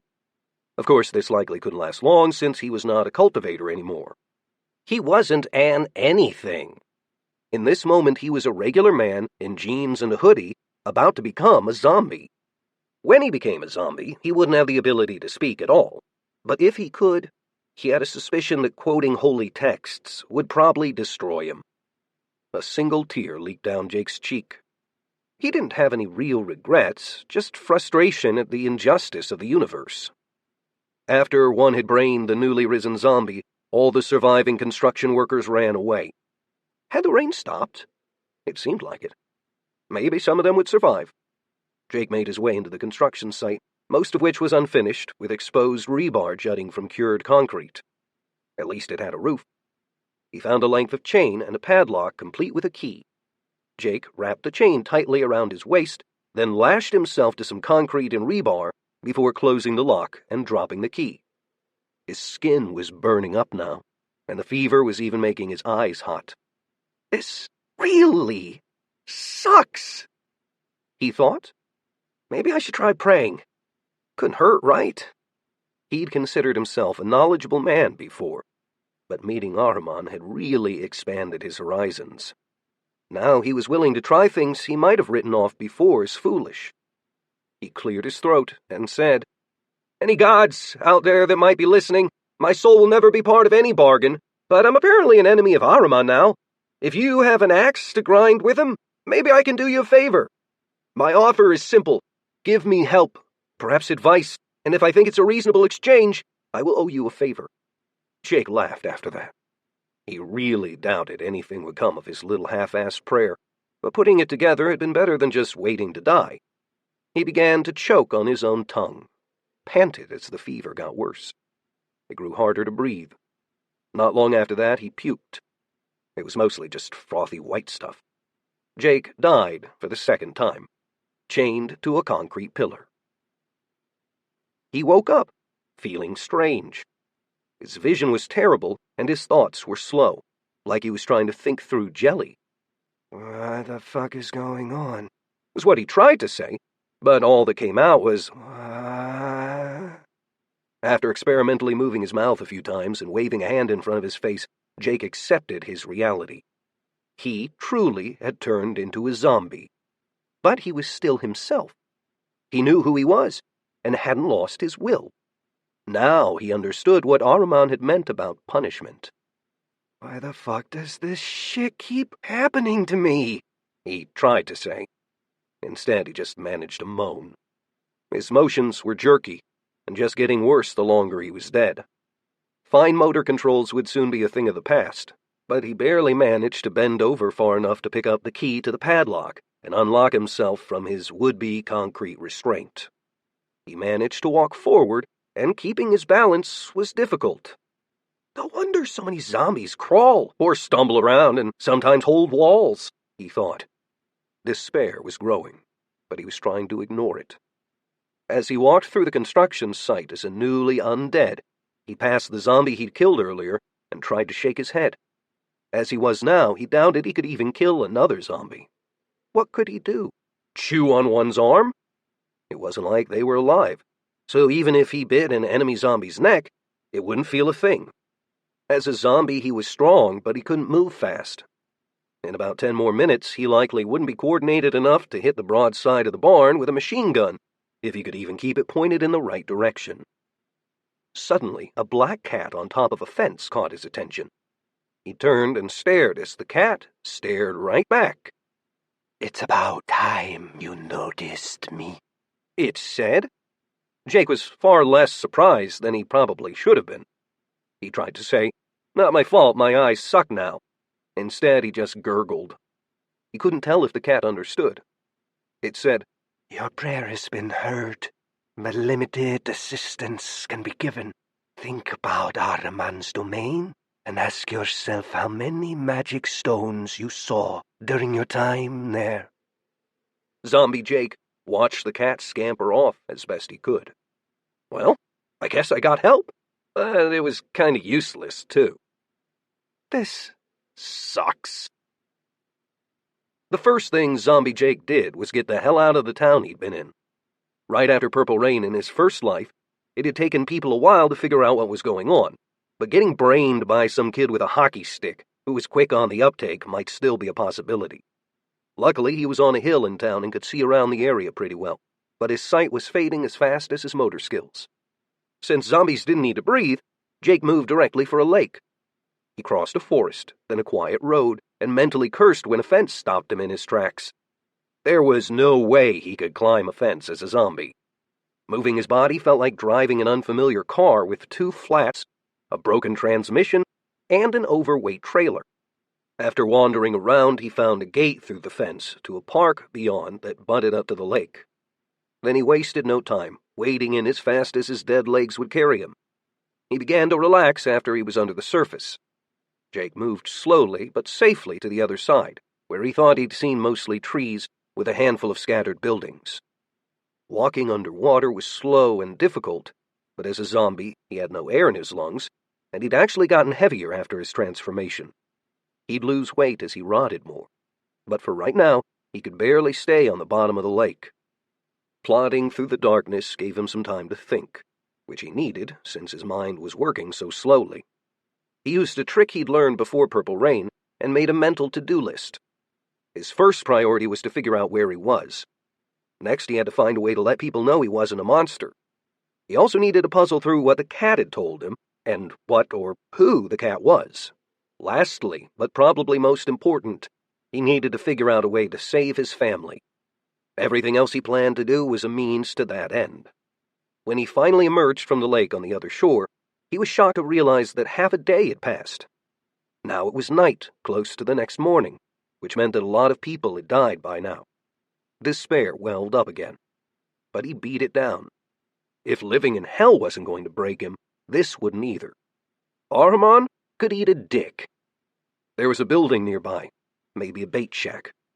The maybe bait shack turned out to be a gas station that also sold fishing gear, and when Jake saw the door was open, he already knew what he'd likely find. Inside, an old man was dead on the floor, being gnawed on by 2 zombies that were covered in blood. They looked up with blank expressions, but bent back to the grisly meal after only a slight hesitation. The sight of the corpse stirred something in Jake, something he refused to acknowledge. There were some lines he declined to cross. Luckily, he spotted a cell phone on the counter by the register and avoided the body. The landline was useless, he couldn't talk. Jake picked up the phone and tried to swipe it awake, but nothing was working. His mind worked really slowly, so he stared at the non-functioning tech for a while, before he realized the obvious reason that he couldn't use it. He was dead. Dead fingers couldn't use phones. At least he decided this was likely the case. Well, shit, he thought. He glanced around the half-assed convenience store, now a mess from either the zombies or the soon-to-be zombie crashing around earlier. Jake looked around behind the counter, but couldn't find anything useful. A locked door likely led to the manager's office, but he had no way to open it. As he briefly looked for a key, the sloppy eating sounds of the other zombies were annoying him, so he decided to do something about it. After moving back outside, he glanced around to make sure nobody else was nearby. The old stubbornness he'd perfected in hell had come back. He refused to give in, even if he was already technically dead. The area he was in was actually fairly empty of people. It seemed the lake had been large, and it looked like most civilization was on the other side. The zombies inside the gas station had likely been turned right after Purple Rain, killed the gas station worker, and nobody had come here since then, which was not hard to believe. Jake remembered most survivors hiding at home for a few days after the first Purple Rain. He found a car with a door open in the parking lot. Jake decided it must have been how the 2 feasting zombies had gotten here when they'd still been alive. The keys were still in the ignition. Jake tried to smile, but when his face just kind of twitched in random directions, he gave up. His control of his limbs and fingers was awful, but luckily the car was already more or less where he needed it to be.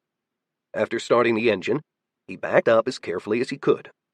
He still almost managed to ram into a pump. Going forward was going to be a lot easier, though. He couldn't really feel much through his limbs anymore, so he carefully watched to make sure his foot was in the right place before he gave the car all the gas he could and drove it into the front of the gas station at full speed. The glass storefront exploded. Bags of chips and packs of crackers flew everywhere. The car surged up one when it went over the curb, and again after going through the store before slamming into the rear wall of the gas station.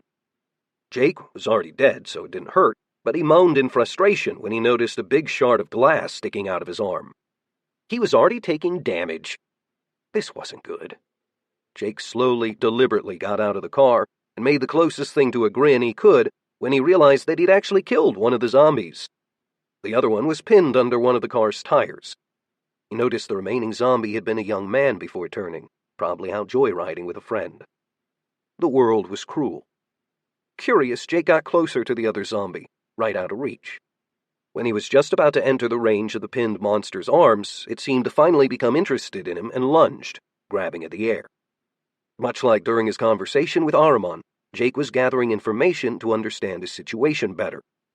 He likely still had a human soul, since he'd refused to give it away, and he could think somewhat clearly. At least something about him was still human enough that the zombie had tried to attack him when he'd gotten close enough. Good to know. The corpse of the gas station manager was under the car, so Jake was spared seeing it again. Instead, he headed to the wall the car had hit, and moaned in appreciation to see it knocked a hole leading into the manager's office. He could barely climb through, and began to poke around. In the bottom drawer of the manager's desk, he hit pay dirt. A subcompact 40 S&W Springfield would not be his first choice of pistol, but it was better than nothing. It took him a few tries, but he managed to drop the magazine and make sure the gun was clear before holding it up. Wow, he thought. This is even worse than I imagined. There was no way he was going to hit anything with a pistol, especially like he could before he became a zombie. Fine motor skills and staying steady just weren't what zombies were known for, and Jake was no exception. He moaned thoughtfully and loaded the gun, and then tried to load a round. When it proved too difficult for his fumbling, dead hands, he pushed the front of the pistol against the desk, using his weight to push the slide back, then released it.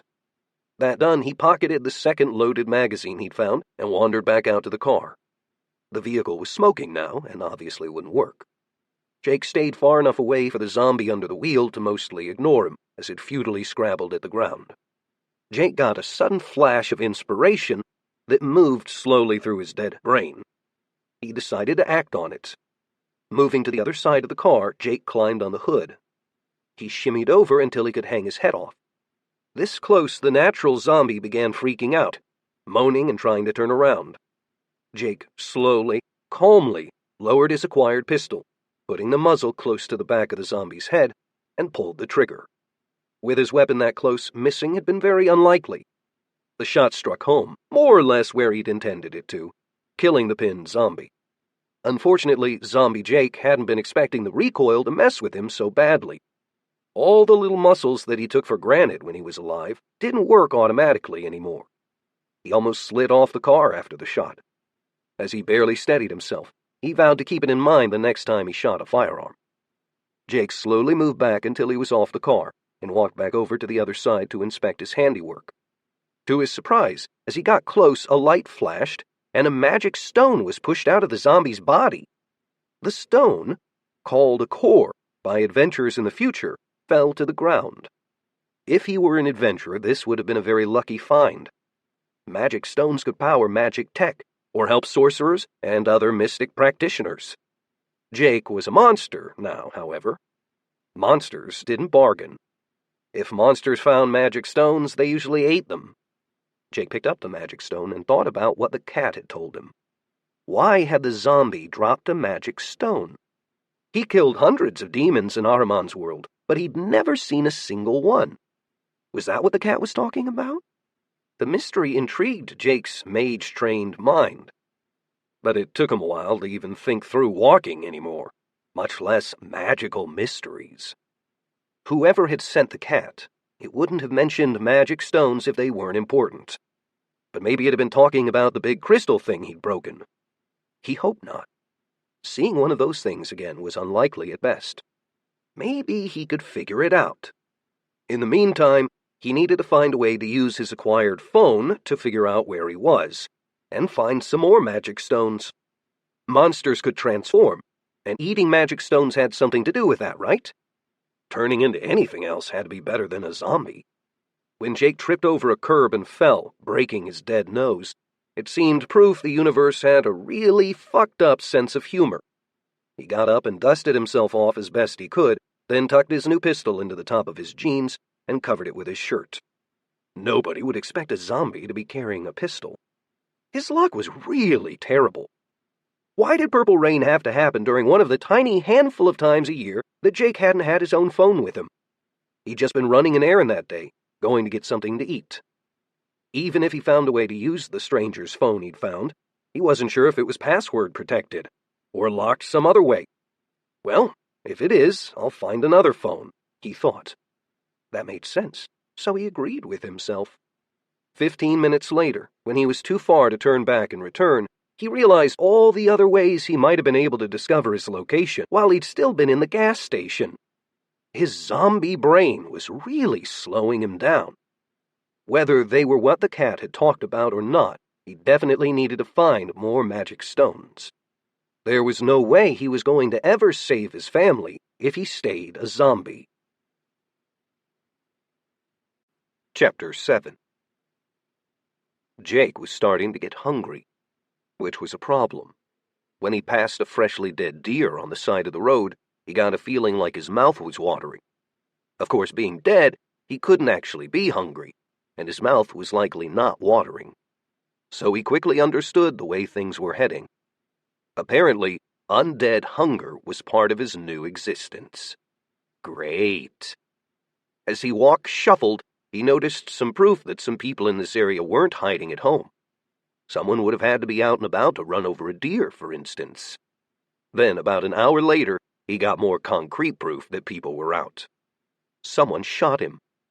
One minute he was peacefully walking down the street, trying his best just to think, and the next he had a hole in his stomach. He didn't feel any pain, and his undead senses took a second or two to register the blast, but it had definitely been a gunshot. Lights cut on in the distance, and an engine revved to life. Someone had either figured out what was going on since Purple Rain, or were psychos. Jake didn't want to take a chance on either. He desperately moved to the shoreline, and his vehicle sped toward him. Jake ungracefully dumped himself forward, falling into the water and crawling forward as fast as he could.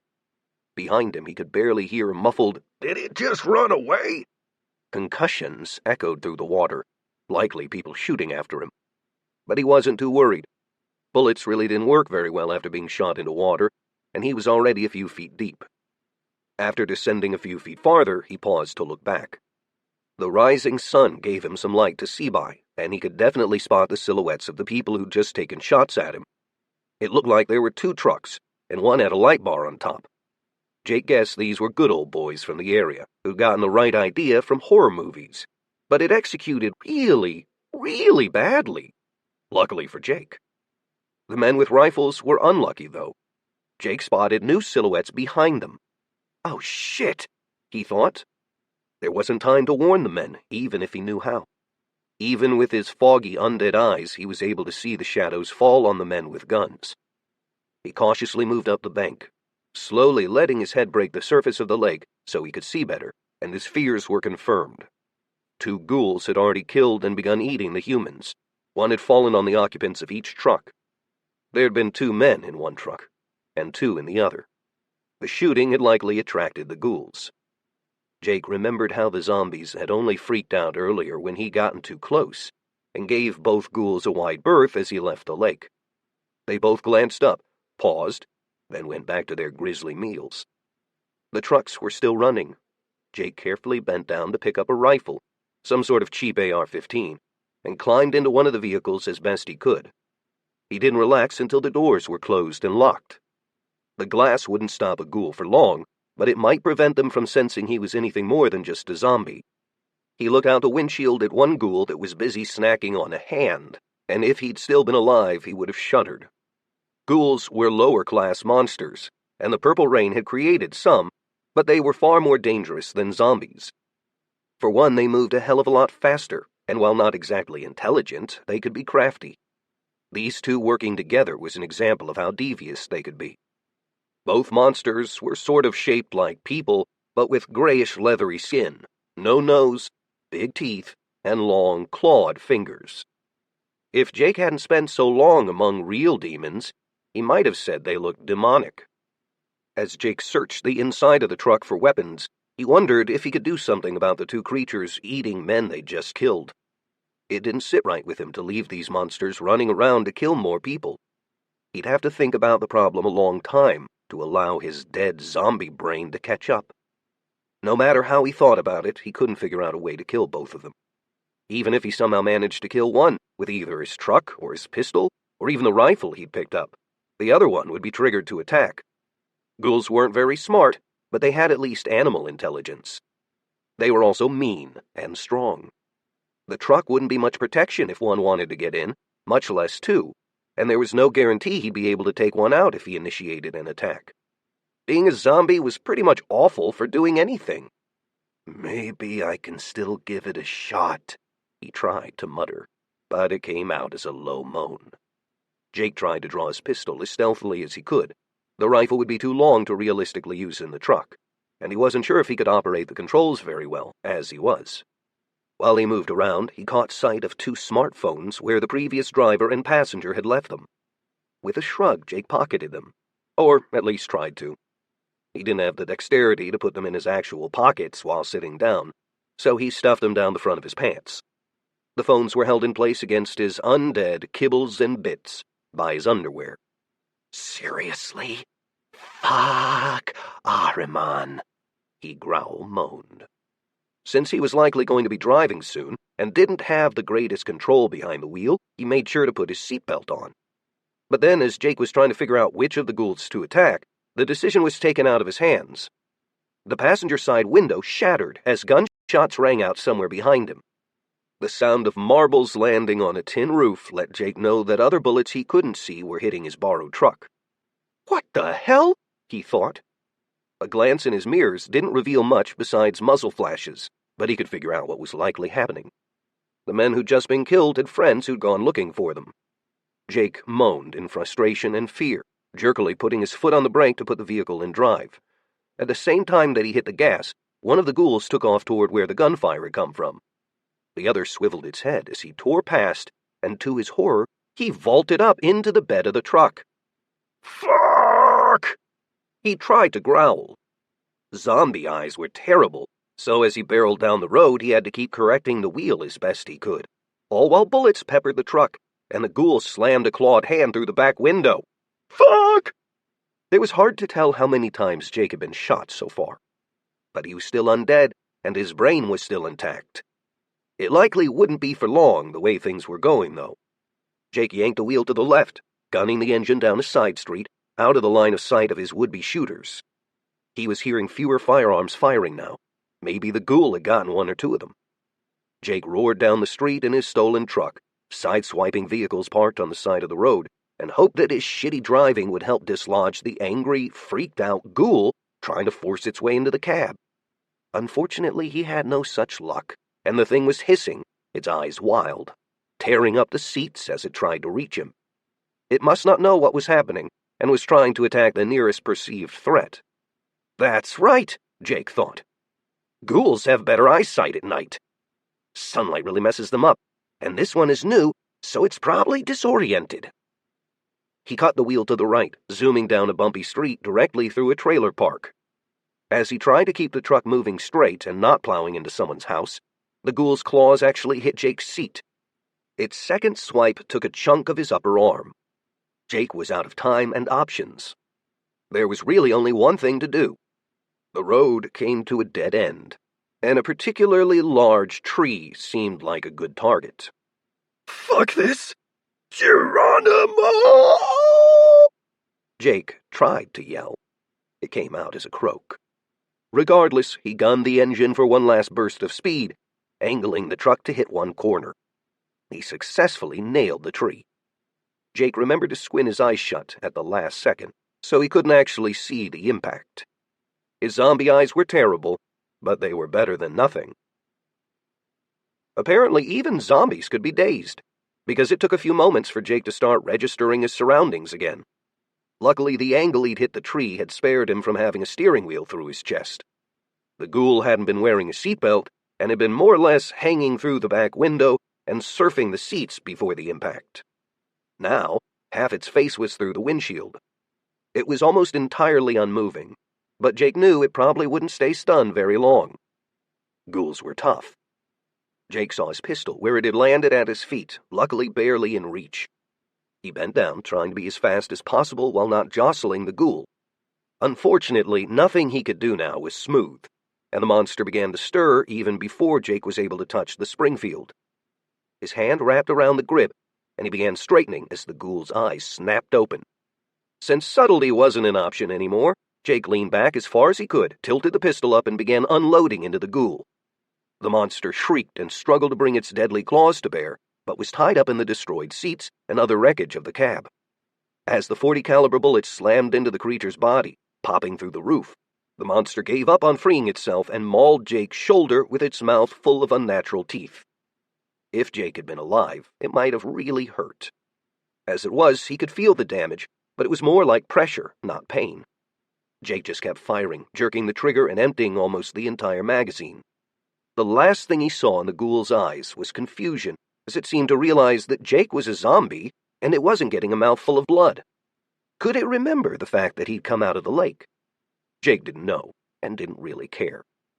The thing's head and torso were a mess, and Jake was covered in ghoul blood. It took him a while to figure out how to get out of the truck since his door was bent. Even though his thoughts were slow, he could still remember the people who'd been shooting at him. and that getting the fuck out of Dodge, especially right now during the daytime, was really important. Jake threw the rifle he'd confiscated out the front window, pocketed his pistol, and crawled over the dead ghoul as best he could. One advantage of being dead was that he wasn't really slowed down by his injuries. Apparently, all his ligaments and important bits were still working. The broken glass didn't faze him either. Since he made sure to protect his eyes, climbing over sharp cutting bits wasn't a problem.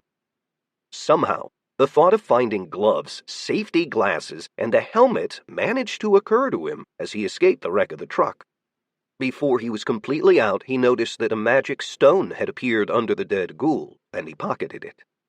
It was super lucky to get another magic stone so soon after finding the one from the zombie earlier, but he didn't have time to celebrate. Once he was completely out, he found and then slung the rifle before he began walking in the direction the forest was thickest. One of the nearby mobile home curtains twitched, and he thought he heard a muffled scream of fear. Luckily, none of the doors opened. Jake eyed the tree line, then the mobile homes, and finally decided to take a few precious moments to do something decent. A nearby fire pit had some sticks with blackened ends.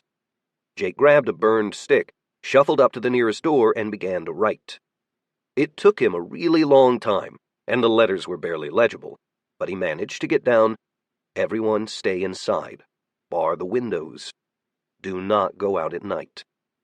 In his first life, Jake had seen a statistic at some point that almost overwhelmingly, most survivors in the first few weeks after Purple Rain had hidden or otherwise not taken too many risks before being rescued by military or militia. There were exceptions. Hell, he'd been one of them. But the average person wasn't a fighter. Not really. Jake wasn't sure if anyone in this mobile park would heed his warning, but at least someone must have seen him. If Jake had seen a zombie leave a written message right after the Purple Rain in his first life, he definitely would have paid attention. Hopefully these people would be smart, heed the warning, and would be luckier than Jake's family had been.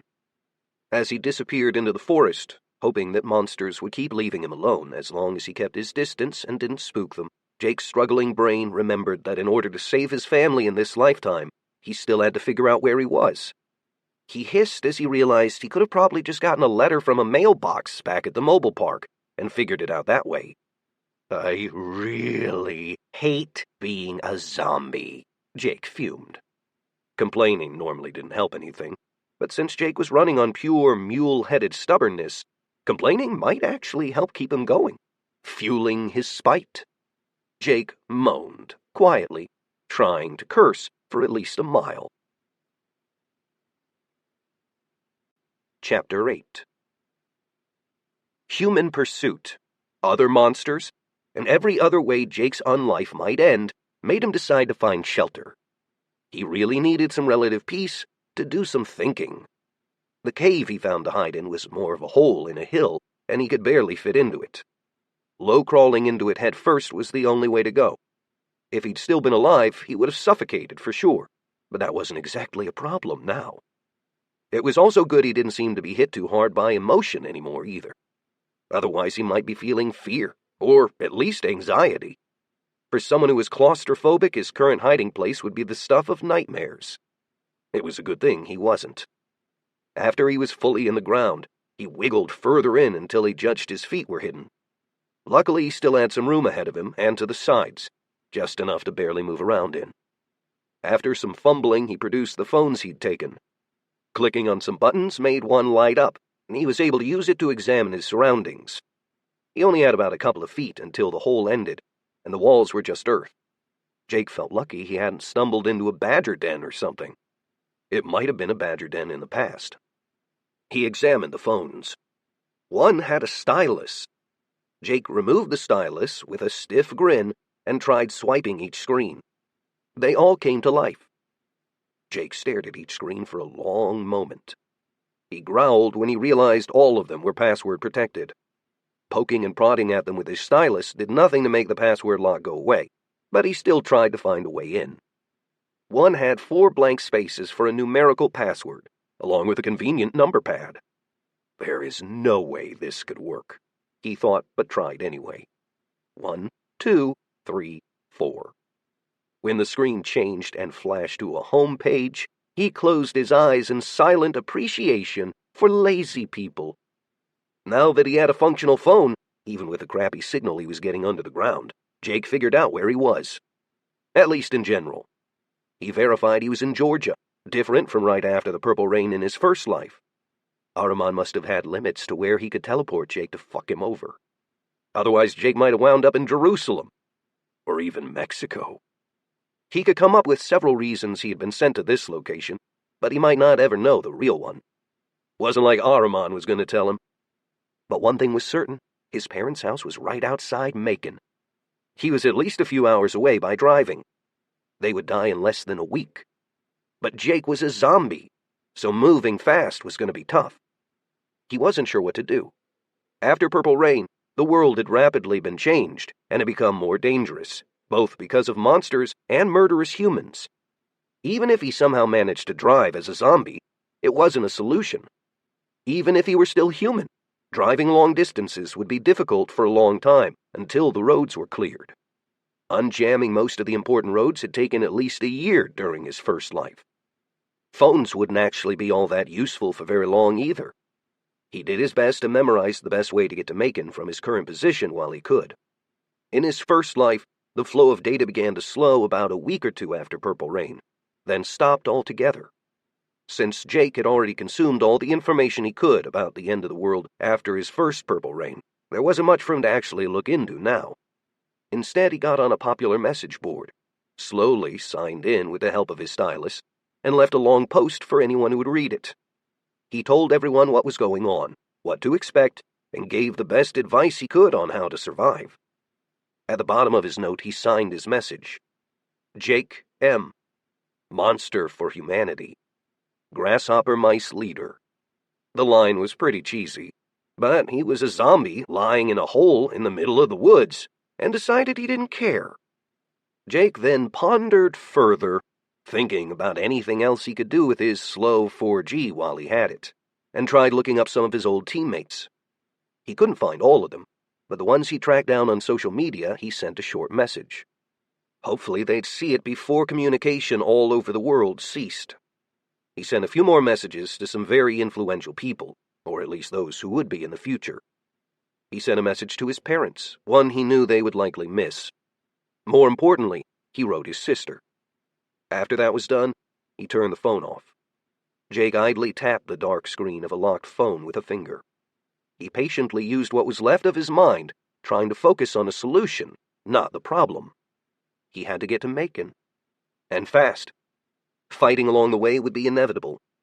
He had some weapons, but they were all tangled up with his legs. They weren't useful right now. But thinking of the weapons reminded him of what else he'd found. After turning on the light on a phone again, he reached down and managed to awkwardly wiggle one arm up, then opened his hand to reveal the monster cores. He examined them in the low light. The one he'd taken from the zombie was small and smooth, about the size of a peanut, but the core from the ghoul had flat edges and was bigger by about 20%. Monster cores would be valuable in the post-Purple Rain world, since they could be used to power all sorts of magic or alien tech, and techno-wizardry that a few powerful companies would make in the future.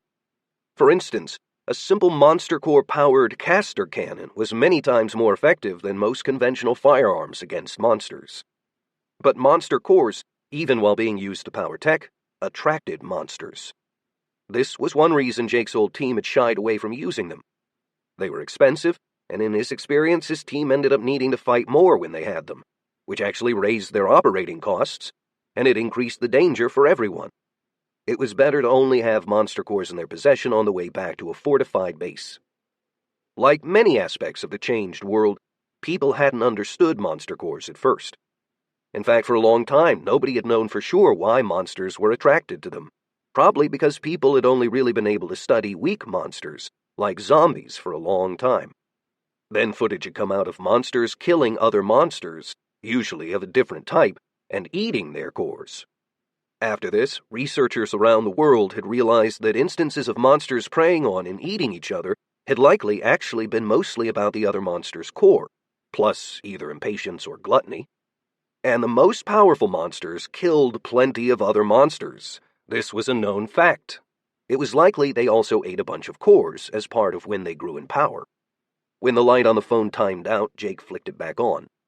He stared at the monster cores and tried to decide what to do. His zombie brain moved slow. Jake closed his eyes to think as best he could about the problem. After a while, on a whim, he tried to meditate.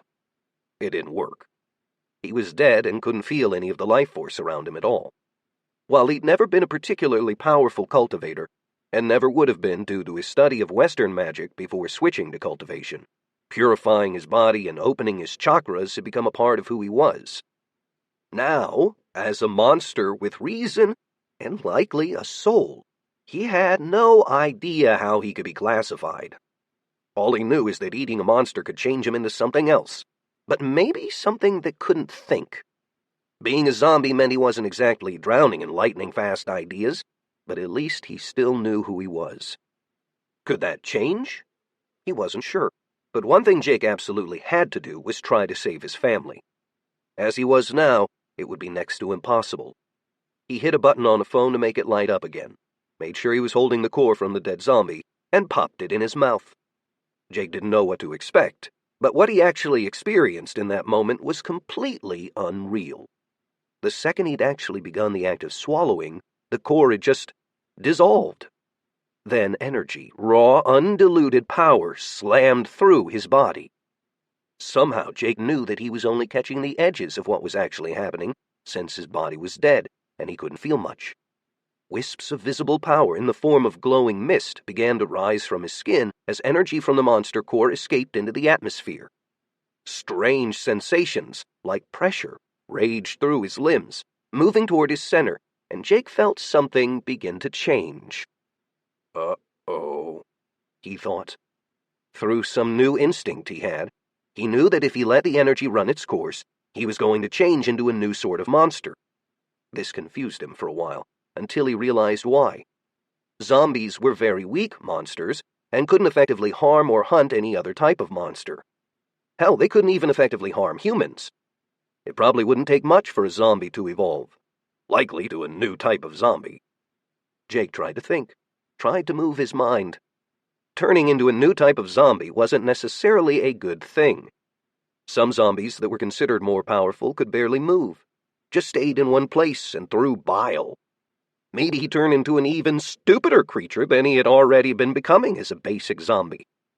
He focused on the power running through his body, and when he noticed an ever so slight recognition, like a kinship he half-sensed, he immediately took action. Lying down as he was would make it more difficult, but Jake began to meditate. Then, just like he had on the Hell World, he channeled and cultivated the monster core, just as he had demonic energy. All the power had been rushing one direction, so Jake pulled it back, diverting it entirely into his body instead. As he slowly wrestled with the energy, bending it to his will, letting it touch his soul before sending it to where his Dantian would be if he were alive. Then he began revolving power through his near non-existent chakras, and he marveled at what he was doing.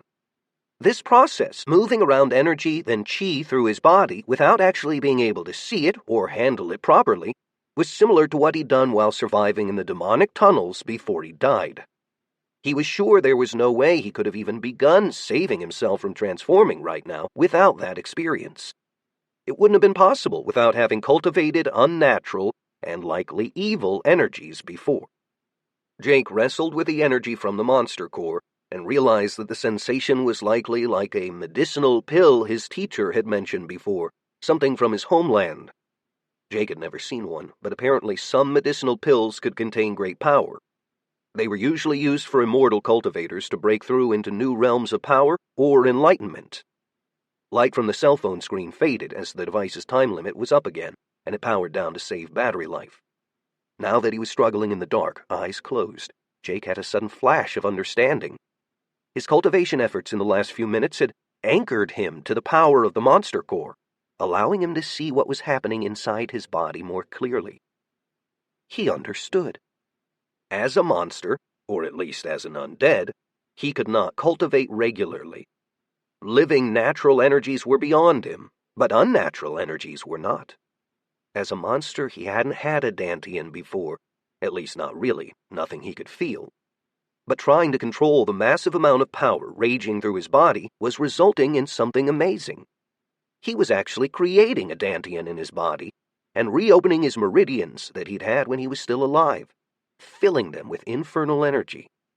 While it was sort of similar to what he'd done when he'd been trapped in Ahriman's hellworld, this was much more powerful, more pure. Jake felt truly grateful for the first time that he was undead. If he could have actually felt anything in this moment, the pain and trauma would have killed him. He was being reforged, and not just in body. His mind, spirit, and soul were all undergoing changes too. Jake desperately tried to modify the energy, bring it into his newly formed Dantian, and begin cultivating. Old half-learned mantras weren't going to cut it. There was no way anyone had ever done what he was attempting. He was on his own. Fumbling around for words wasn't easy, but it would have been impossible if Jake had also been able to experience all the pain he should be experiencing. The mantra he'd used before as part of the cultivation techniques he'd been taught had been in a different language. Since then, he'd read about a few other techniques. He could feel the pressure building, energy pressing against his Dantian, his core itself expanding, and his screaming meridians. "I am Jake," he thought. "The mountain is strong, and the mountain is me. I am strong. No matter my form, I am who I am, and who I will be. There is no greater truth than that which I carry within and bring to the world. Energy lasts forever. The energy I cultivate will carry my will." A light flashed through Jake's spirit, and he knew he'd experienced something like enlightenment for the first time in his life. He'd come close while cultivating demonic energy, but now this was different. The words had been close to something like a personal mantra he could actually use. He needed to make some changes. "I am Jake. The mountain is strong, and the mountain is me. I am strong, but I'm weak. The weak and the strong combine to create the spirit which is unbreakable. No matter my form, I am who I am and who I will be. There is no greater truth than that which I carry within and bring to the world. Energy lasts forever. The energy that I cultivate and bend to my will carry my will." Jake's mind felt like it exploded. Pressure from the energy weakened as he began to process the flood more easily, and he felt himself change more quickly. As his understanding of what was happening deepened, Jake realized that the energy he was absorbing from the monster core was going in 3 directions: deeper, higher, and forward. He followed each path of energy, and finally knew how he could guide his own development. Taking the energy and cultivating deeper would result in increased ability to process energy, and in his basic abilities to grow more powerful. This direction was how he'd reforged his meridians. Investing energy into moving higher was how he was nearing being something new. This was how he could evolve into a new type of monster. Using monster cores this way was likely how normal monsters evolved. Then last, there was moving forward. This was hard for him to understand at first, but he reasoned it resulted in something like refining and cultivating the type of monster he was currently. He suddenly realized he was thinking more clearly, much faster, almost like his old self. At first he thought that cultivating energy deeper was the reason for his clarity, but then he began to wonder if moving forward was part of it too. If he'd been a human, there'd only be one way to cultivate, basically moving forward. But humans didn't transform, they just purified themselves and gained more power. In order to reach new stages of cultivation, Jake had 3 dimensions he could move between, which would be more difficult, but maybe more rewarding too. He wasn't sure yet. What he did know is that he didn't want to evolve yet. He was still sure about that. Being a zombie was awful, but at least he could sort of think and walk. What if he turned into a giant leech or something? With an effort of will, Jake continued his new mantra and pushed the energy he was channeling deeper and forward. His meridians spasmed as they were revitalized and pushed open. Even without being able to actually feel anything, Jake thought he sensed stars of pain. The feeling was amazing, and also frightening. Jake let himself fall into a deeper meditation state. He also continued to mimic the breathing exercises he'd learned from his teacher. Even being dead and not able to breathe, he could still move air in and out of his lungs, and the entire process was much easier now that he didn't feel any pain and didn't actually need oxygen to keep functioning. If he'd been alive, keeping all the moving parts of his cultivation in sync would have been impossible, which would have resulted in death or a destroyed Dantean, at least at his new, vulnerable stage of basically reforging himself. But he wasn't alive. He was something else. Before Jake completely submerged himself in his meditation and cultivation, he wondered what he was becoming. He was a zombie. His old teacher had called cultivators immortals, which was how Jake had become interested in learning such a different new power in the first place. Based on what he'd learned from his teacher, the types of immortals were immortal cultivators, demonic cultivators, and rogue immortals. He'd started in his first life using immortal cultivation techniques, then sort of used demonic techniques when he'd been trapped in Ahriman's domain. He might have been considered a rogue cultivator then. But now, whatever he wasn't sure there was a name for it. He wished his cultivation education had been more thorough. Jake dove into saving his life. He cleared his mind and focused on pulling power into his Dantean, pushing it through his meridians, and cycling his ki. The process itself wasn't complicated, but would have been impossible without all the on-the-fly modifications he'd done. There was no way to tell how long Jake had been meditating until he swiped a phone awake. 5 hours. It felt like avoiding complete destruction had taken much longer. With a start, he realized he could definitely think more clearly now. He was still dead, but his brain didn't feel like it was falling apart on him anymore. Acting on a hunch, Jake used his phone light to check the skin on his arms, and realized that all the damage he'd taken in the car crash was gone. Little glittering pieces of glass had been pushed out of his skin and had fallen to the ground. Somehow, cultivating the monster core had repaired his undead body. More importantly, Jake could sort of feel again, and his meridians were back. Actually, he amended that thought. He had twice as many meridians as before. What the heck? The changes his body had just gone through had been enormous, so much so that he couldn't even wrap his head around them all yet. Unlike in his first life, he didn't feel cleaner or more pure, like after a profound meditation session. The first time he'd had a big breakthrough when he'd been alive, junk like pus and dirt had been forced out of his body. He hadn't believed it would really happen until it actually did. But as a zombie, he just felt smarter. He fleetingly wondered what he might have turned into if he'd continued processing energy automatically, or pushing it upward, then dismissed that thought. Going directly from a basic zombie to another monster just didn't make sense. Maybe one day he could evolve after he was stronger.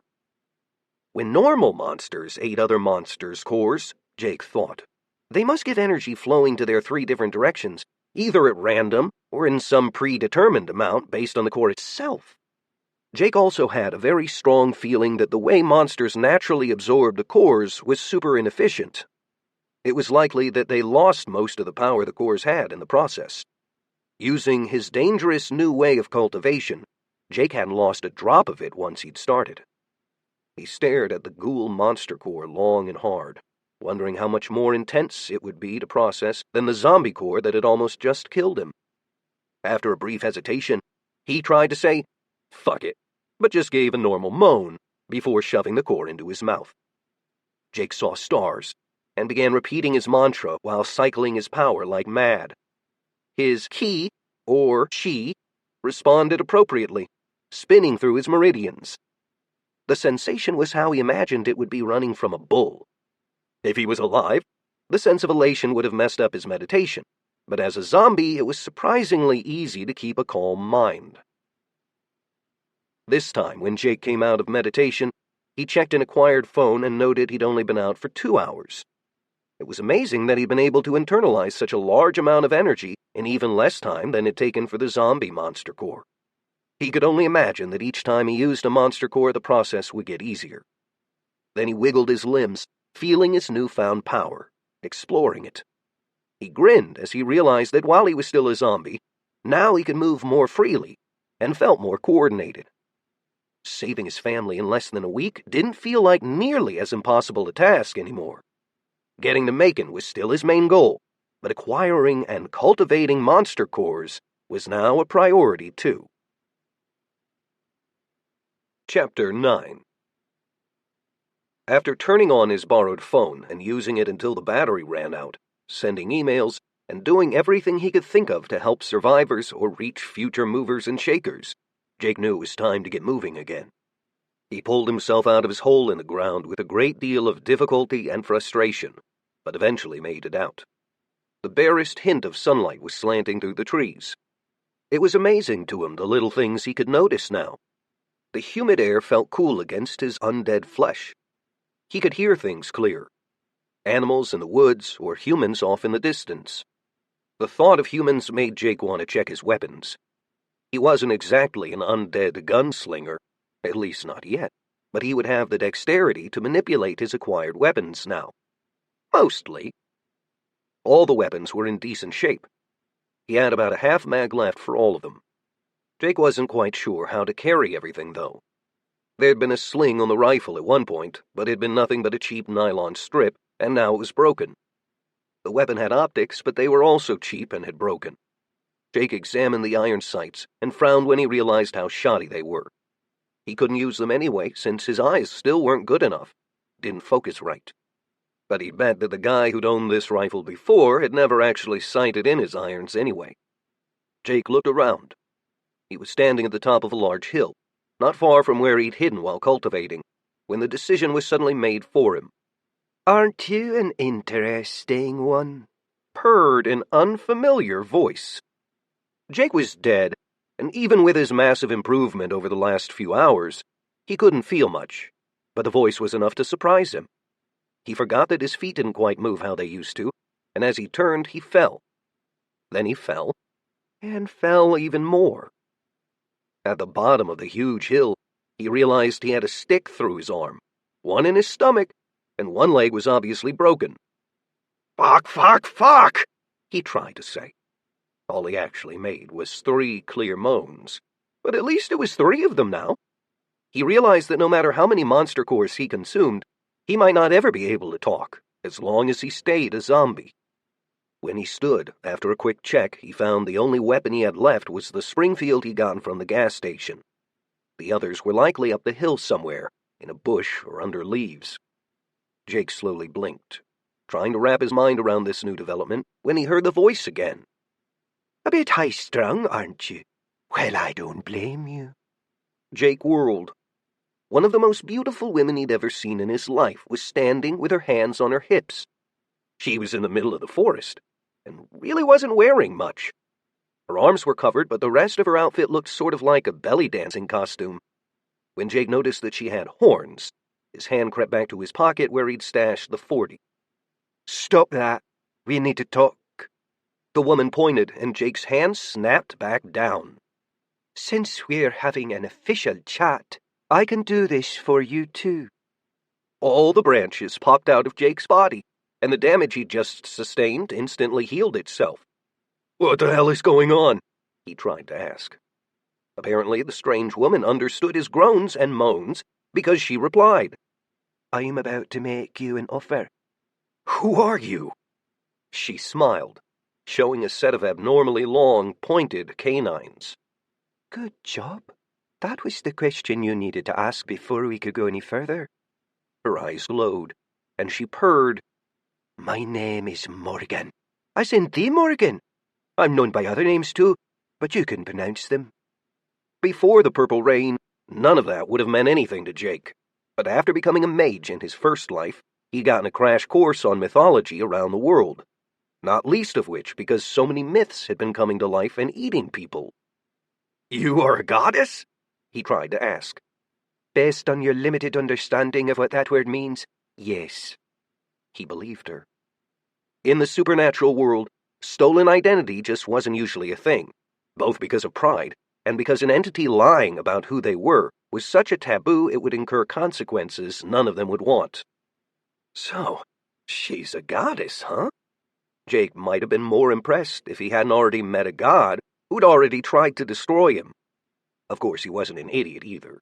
so he didn't want to piss her off for no reason. I see. How should I address you so as to not cause offense? The Morrigan's eyes smiled. I knew this would be an interesting meeting. You are sly. You may call me by my name, the Morrigan, or lady if you'd like. Yes, lady. And may I speak freely? So long as your words are not unnecessarily harsh or disrespectful, yes. Jake blinked his foggy eyes and felt glad for the fact that he could think a lot faster now than he could before. Lady, that seems highly open to interpretation. Can we have rules for our conversation that are a bit more quantifiable? The Morgan made a sour face and casually flicked a stick, severing it with the long black claws she'd grown. There can be such a thing as too clever, but fine. I understand why you're pushing this. We can talk freely. Thank you, lady. Jake briefly regretted his lost weapons, but dismissed the thought. The last time he'd met a god, he'd lost everything and been turned into a zombie. He needed to be as sharp as he could be. For a second time, he felt thankful that his brain was operating at almost normal levels now. The goddess chose a nearby stump and gracefully sat. It was slight, but the area around her grew noticeably darker. Jake would have swallowed if he'd been alive. The Morrigan was stunning in a way he would have a hard time explaining to someone who hadn't experienced supernatural beauty before. Being a zombie was actually probably protecting him in some way, just like being dead, or not dead, had protected him while meeting Ahriman. He tried to recall what he knew about the Morrigan. She was generally associated with battle and death, but was not necessarily evil per se. She was a complicated sort of deity, tied to animals, warfare, fate, birth, and death. Some myths even had her split into 3 people. One thing Jake definitely remembered was that she was known as a Great Queen, or maybe the Great Queen. Nothing Jake could remember gave him any clue at all to why a Celtic goddess had appeared to him in the Georgia forest. She stared at him uncomfortably long before finally saying, I'm sure you're wondering why I'm here, especially given your tricky questions from before. Getting right to the point has its merits, but I'm actually allowed to talk to you for a while, and I plan to use this time. This is, after all, a job interview. If Jake were greener, he might have asked, What? Or some other stupid question. Instead, he merely nodded and waited for the goddess to explain herself. After all, she had appeared to him, so logically the job interview might go both directions. She seemed to wait for him to say something, and when he didn't, equal parts irritation and respect crossed her face. If you understand what is going on with your world, understanding what I have to propose will be much easier. Jake doubted that, or at least thought it was more likely that giving him information was a show of good faith. She must really want him to do something, maybe something he would really not want to do. He nodded again. What you called the Purple Rain event was your world re-entering the collection status it should have been in to begin with. A powerful god of light had been protecting your world, hiding it for a very, very long time. Finally, your species made enough mistakes as stewards of this planet to allow us to find it again. It's actually a bit more complex than that, but this is a quick overview. Who is us? Dark gods. This collection world should have been part of our domain, if not for the light's meddling. So there are collection worlds that are controlled by the light? Yes. And what is a collection world? Morgan smiled. If I tell you this information, you will be forever caught up in the eternal struggle, and likely will be the only mortal soul on this entire world to know the truth, at least for now. Do you wish for me to continue? It is your choice. I've already told Ahriman to go fuck himself, and he's obviously out to get me. I don't think it gets much more caught up than that. Go ahead. So be it. The Morgan uncrossed and recrossed her legs. This is actually interesting. I'm glad I chose to have this conversation. Jake wasn't sure how to reply to that. He defaulted to a safe, thank you, lady. The gods are part of a collective that maintains balance by investing in lower beings to clash with one another.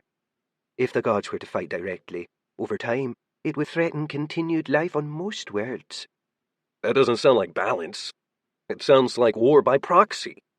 Morgan waved a hand. That is part of it, obviously. We still fight, but there are limits to how directly we can affect lower worlds. Like limiters. Some circumstances can lift them, but in general, this will help you explain our motivation.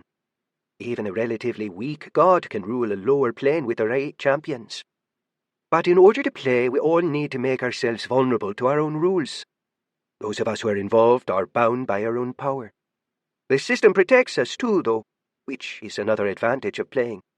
And this way we can also have champions that we watch, that we support, and who can humiliate our enemies. Ah, then I have a feeling there is betting involved too. Is there betting involved? The Morgan shrugged. Yes, but I do not participate. Then what do you get out of this? Power, influence, prestige. And I also enjoy inconveniencing and enraging my enemies. This time when she smiled, the shadows around her grew, and the air surrounding her body shimmered. Her eyes glowed brighter. Jake knew if he'd still been alive, he might have pissed himself. The forest around them was entirely, deathly silent. He made a quick guess. So I take it you're not best friends with Mr. Ahriman? Hardly. There are others too. They have plans, and I want to ruin them. Her eyes twinkled. Just like some powers among the light wish to destroy each other, the same is true for those of us who live in the dark. In truth, there are many among the light I have no quarrel with. I think I'm starting to understand what's going on better now. But why are you telling me all of this? I'm assuming it has something to do with the Purple Rain, and all the monsters, and everything being terrible now, right? More or less, yes. As you've probably already learned, evil is a matter of perspective. But some gods are pretty much evil from any definition. A few of the evil gods were responsible for what you called the Purple Rain. It was the most efficient way to begin your world's trials. Wait, what are trials? Jake asked, but already had some suspicions. Trials are the troubles meant to reveal the greatest in your world, or to forge them. So my planet, my world, is a collection world, and the purpose of a collection world is to create geniuses? Fighters? Exactly. And you are not on the very lowest plane right now, but we are not far from the bottom. What you're experiencing while talking to me right now is as if I were dipping a finger into a puddle. It is all I'm allowed to do with the current rules.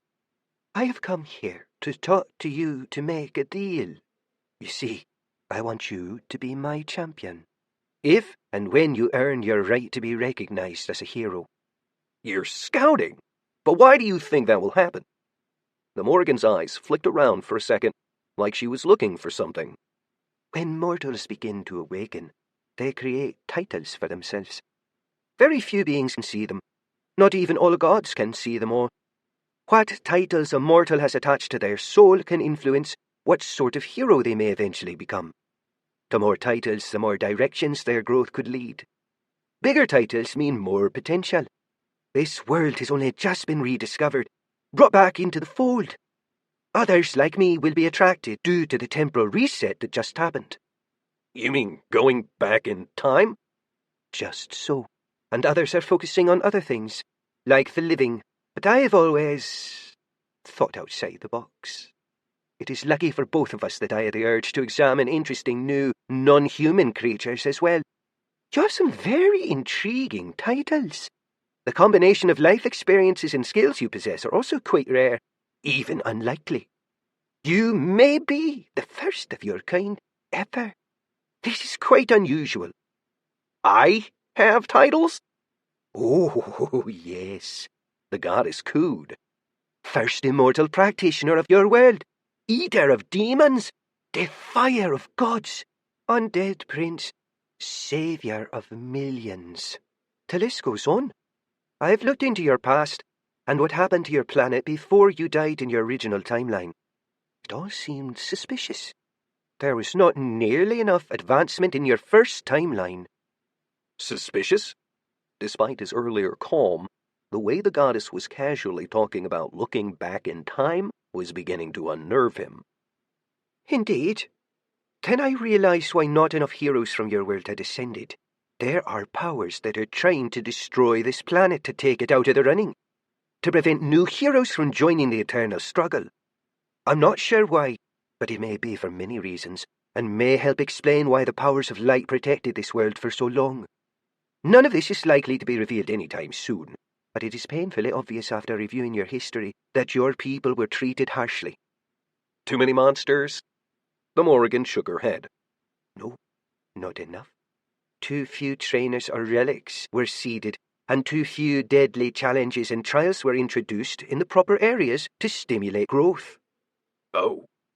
Jake almost regretted having asked the question. If the world had had too few trials, what would Morrigan want for the planet instead? The various ways your people had been tested would have slowed a great deal after enough viable candidates were discovered who could go to the next realm. Realms? Like planes of existence? That is correct. Jake suddenly had a horrible thought. So all the calamities that happened in my first lifetime, like the disaster in Mexico, they could have been stopped? If your people had been stronger, yes. But that is part of why I have come. I have a feeling I'm not going to like this. Maybe, maybe not. I do not know your mind or your heart. But the original event that happened during your lifetime in Mexico will not happen there this time around. Events will not play out exactly the same. Among other changes, your existence is like a pebble thrown into a pond, creating ripples. Now the event will happen near where you were born. But how? That was your last free piece of information. The goddess held up a single finger and gave a sinister look. You've been clever so far. Now think.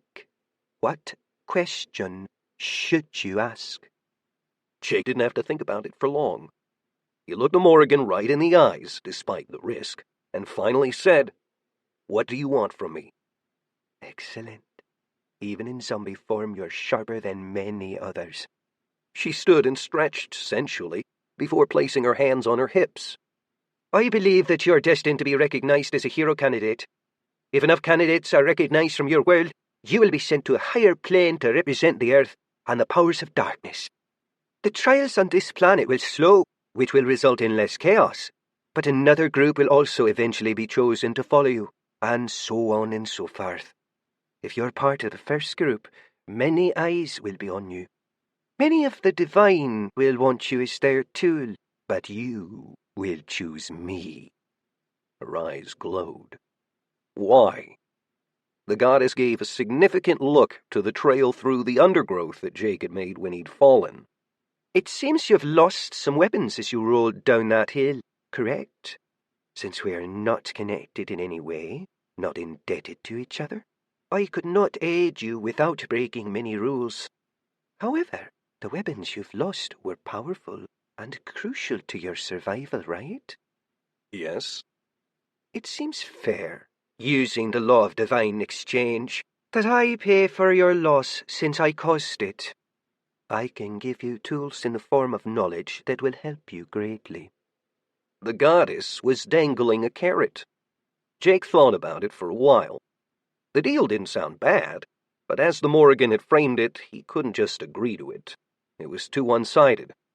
He had a feeling his words would be binding. How about this instead?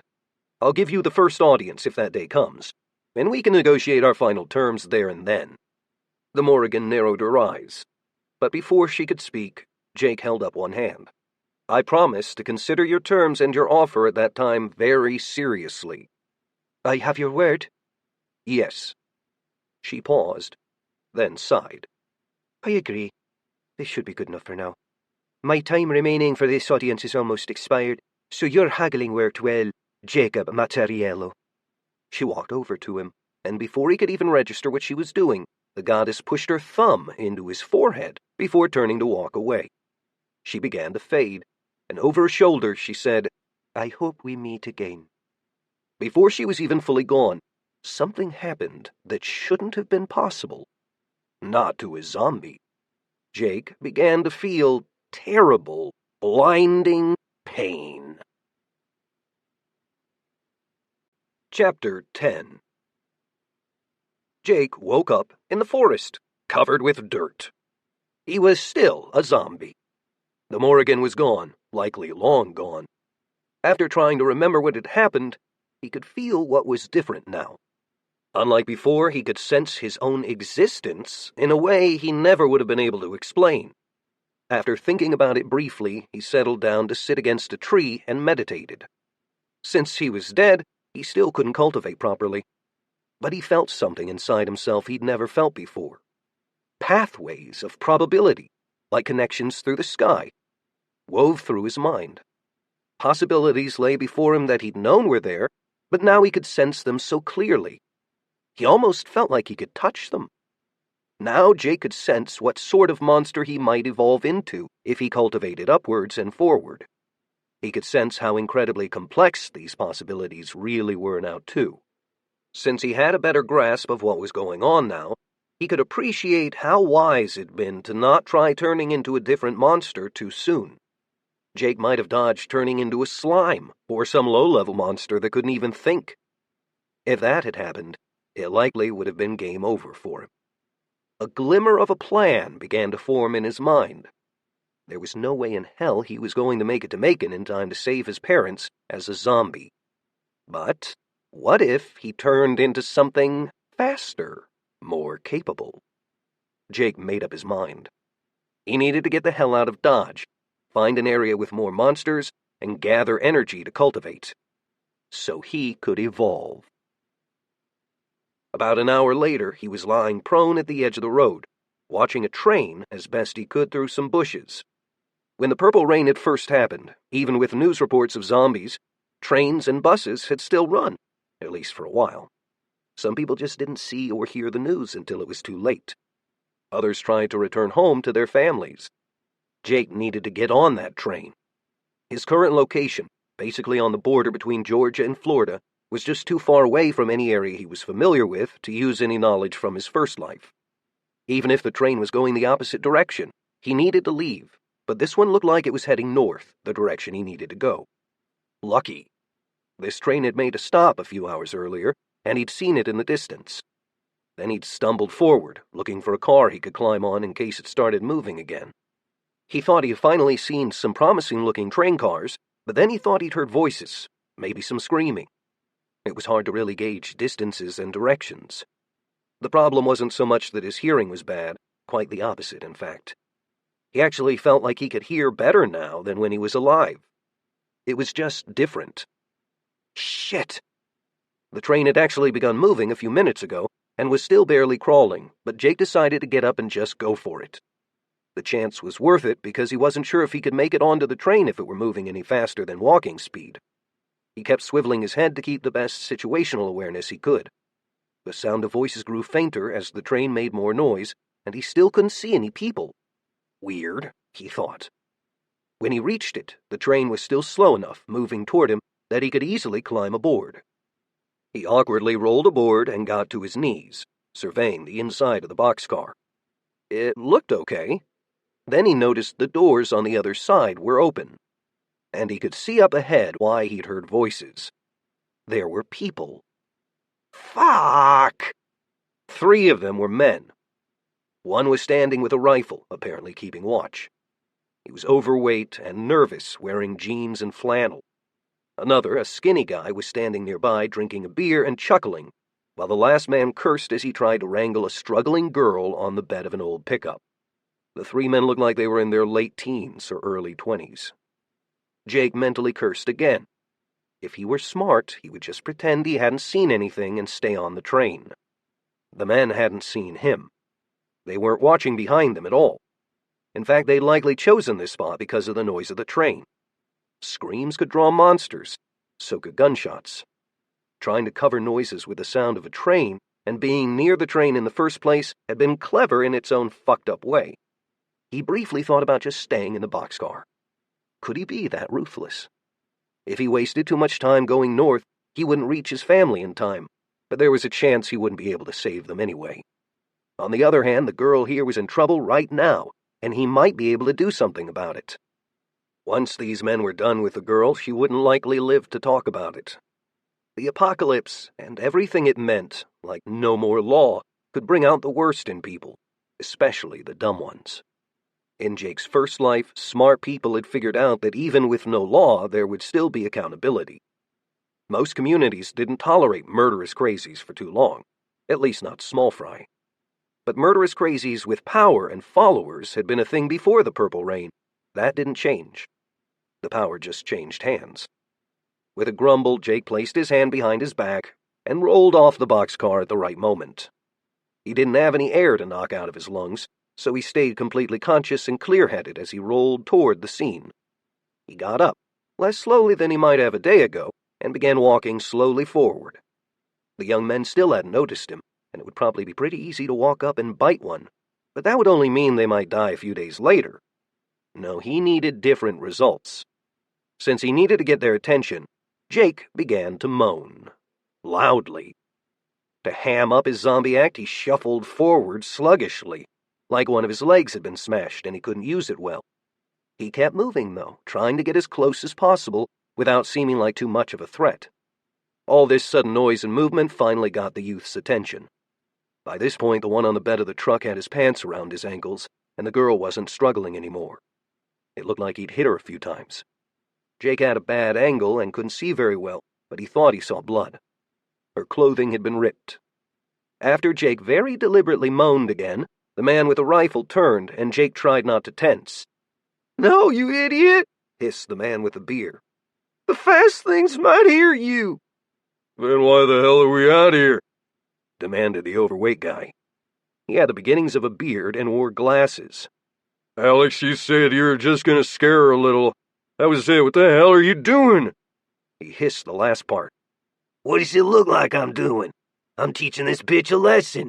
Isn't she into that Wicca shit? I heard people calling her a witch. Maybe all this shit is because of her. Maybe fucked up freaks like her ended the world." "Alex, I don't think," the guy with the beard started to say.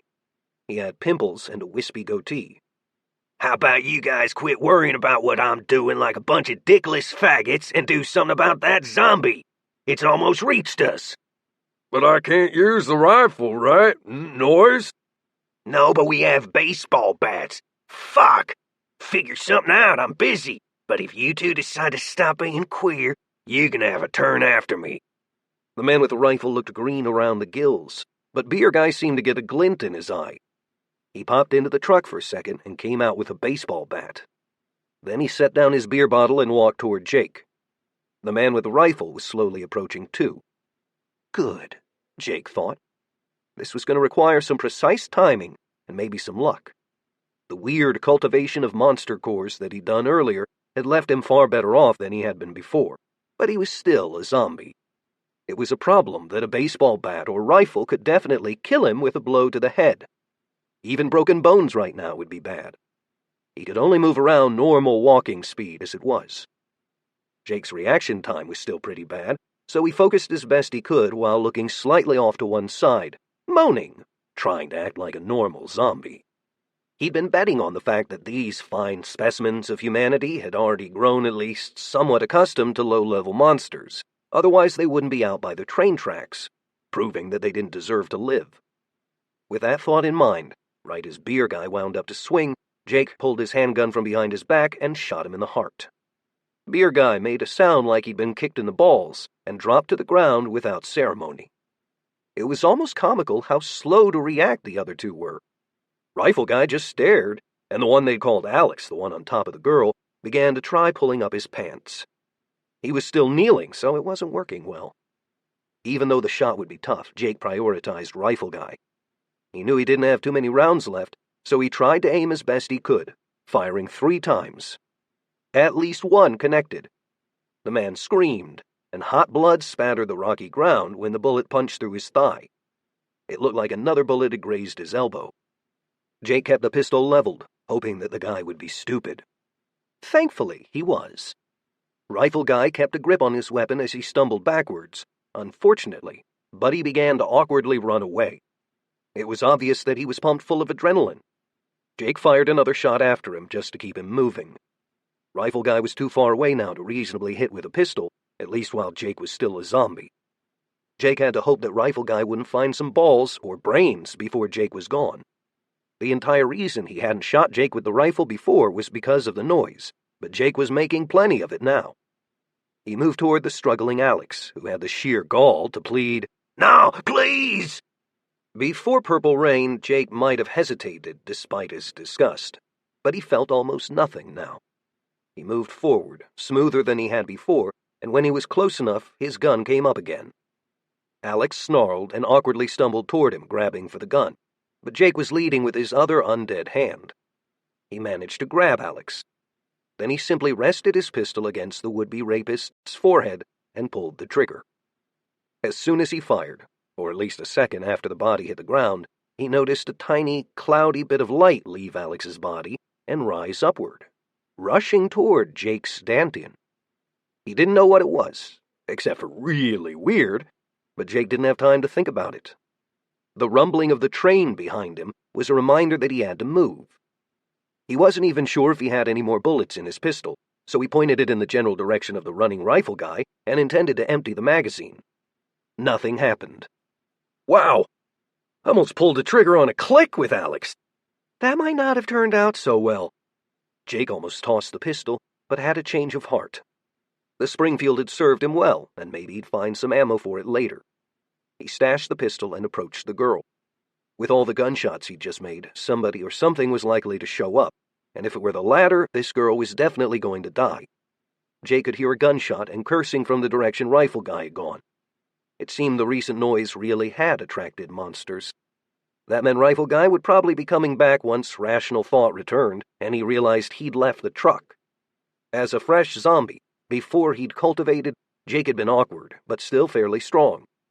In his improved form, he was not only more coordinated, but also even stronger. He lifted the girl from the back of the truck and moved back to the train at full speed. This was going to be close. The train was almost moving at a running clip now, and there were only a few more boxcars left. Only one more was open, and it was 2 cars down. Jake could hear howls of approaching ghouls, and the huffing of rifle guy as he limped back to the truck. Hopefully, he'd think Jake was trying to eat the girl or something, or wouldn't have time to shoot. As it was, rifle guy probably wasn't going to survive the approaching ghouls anyway. Jake didn't even look around. He had all of his attention on the approaching boxcar. As soon as the open door was moving by, he threw the girl inside. Since he was still so slow, there was barely any boxcar left when he unceremoniously threw himself inside. The rear wall of the car hit him, and he heard something snap. Maybe his lung had just been punctured, but he didn't need to breathe, so he wasn't sure. It didn't matter. What was more pressing was possibly falling out and being stranded in the middle of nowhere on the Georgia-Florida border. Luckily, he had just enough of his upper body inside the car to have stayed inside through weight and friction. His legs dangled precariously outside. As the train continued to speed up, the noise grew. Jake carefully reached forward and put both cold hands on the metal ahead of him. If he were to lever himself up, he would likely slide out of the car, and he didn't have the dexterity or speed to get his feet up and inside. He'd have to do this the hard way. Jake pulled himself forward, using the friction between his hands and the rattling floor of the boxcar. It took a while, until he could feel the balance change and knew he was safe. Once he was inside, he looked back to see if any ghouls had followed them, but it looked like one was chasing the retreating truck, and one was eating the men that Jake had just shot. Good. Now that he had a chance, Jake examined the girl. Her clothes were all ripped up, but he didn't want to set things right since he was still a zombie and probably covered with nasty bacteria. She looked like she was in her late teens, maybe a college freshman or sophomore. The girl was breathing shallowly, but luckily didn't look like she had any serious injuries, just a scalp wound. She was wearing almost all black and had a pentagram necklace. Her dark hair was shoulder length, and she wore little lacy glove things that didn't look like they served any purpose other than decoration. He decided she was probably pretty, but it was a little hard to tell in her state of disarray and having passed out. In his past life, Jake knew that his team's tank, Landry, probably would have called her a big-titty goth chick. Jake really wished he could make her decent, but decided she'd probably rather be a bit exposed than covered in zombie yuck. With that in mind, he decided to prepare for when she woke up. He hadn't actually tried to communicate with a living person yet, and this might be a good chance to try. Jake fished a permanent marker out of his pocket and wrote a simple message on the wall of the boxcar. Then he sat down to look less threatening and waited. Chapter 11. The girl woke up about a half hour later. While she'd been unconscious, Jake had considered doing something to keep her from jumping off the moving train, but decided he didn't have the means or the will. If she was dumb enough to do something like that, she wouldn't be his problem anymore. At first she blinked owlishly, put a hand to her head, and groaned. Then she turned and screamed when she saw Jake. He pointed up, still holding the pen that he'd used to draw on the wall above his head. The girl screamed again, backing away and pushing herself as hard as she could against the opposite wall.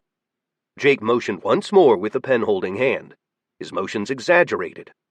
Finally, she must have gotten the point, because she kept screaming, but her eyes tracked the wall and she began to read. If Jake looked up, he'd see what he'd written. "Hey, goth chick. Don't be afraid. I know I look like a zombie, but I still have my mind. I mean you no harm. If I'd wanted to hurt you, you were defenseless while you were unconscious after I carried you onto this train. Anyway, my name is Jake M. I can't really talk, only write, slowly, so be patient. Also, please notice I'm sitting against the wall and being unthreatening. If you ask me yes or no questions, I can nod or shake my head. Thank you, and I'm glad you were alive." The girl's scream died down like it just run out of steam, but she was still breathing hard. She gave Jake a new, unreadable look. "You wrote this?" Jake nodded. "Where have I heard this name before? Your name is Jake M.?" She absently pulled her ruined clothes around herself and made some adjustments for the sake of modesty. Jake nodded again. "And you promise you won't hurt me?" He'd anticipated a question like this one, or asking where they were headed. So after nodding, Jake moved his pen to his other hand. The motion made the girl jump. Then Jake very slowly, very deliberately, pointed to another message he'd written on the other side of his body. It read, "As best I can tell, we are heading east and gradually north. It's dangerous to jump off the train until it slows down, but I'm not sure where it will stop. While we're on this train, maybe I can help you. I can actually sense a spark of magic in you. Do you know that you have the talent for magic?" "Magic?" the girl asked, her eyes round. "I won't even pretend that I don't think that sort of thing is possible. I mean, the world is ending. But seriously, what kind of zombie are you? Why should I believe any of this?" Jake thought about that one for a while. Then, without moving from his spot, he uncapped his pen and wrote on the floor. "Because I saved your life after you passed out, and I'm bored." The girl licked her lips and bonelessly slid down the wall into a sitting position. "I can't believe this is happening." She rubbed her face with both hands and said, "So you saved me? Really?" Jake nodded. "You really can't talk?" said Jake when he tried to tell her that it hadn't worked so far. "Fair enough." She half laughed while grimacing. Then she suddenly looked startled and glanced around warily. "What about that asshole Alex and his friends?" After thinking about how to most economically answer the question, Jake drew 3 circles on the wall next to him, then drew an X through 2 of them, and the question mark next to the last. After a brief hesitation, he also drew an A under the second crossed-out circle. "So Alex is dead?" Jake nodded and withdrew his empty pistol. At the sight of it, the girl flinched back, so Jake slowly and gently set it down again.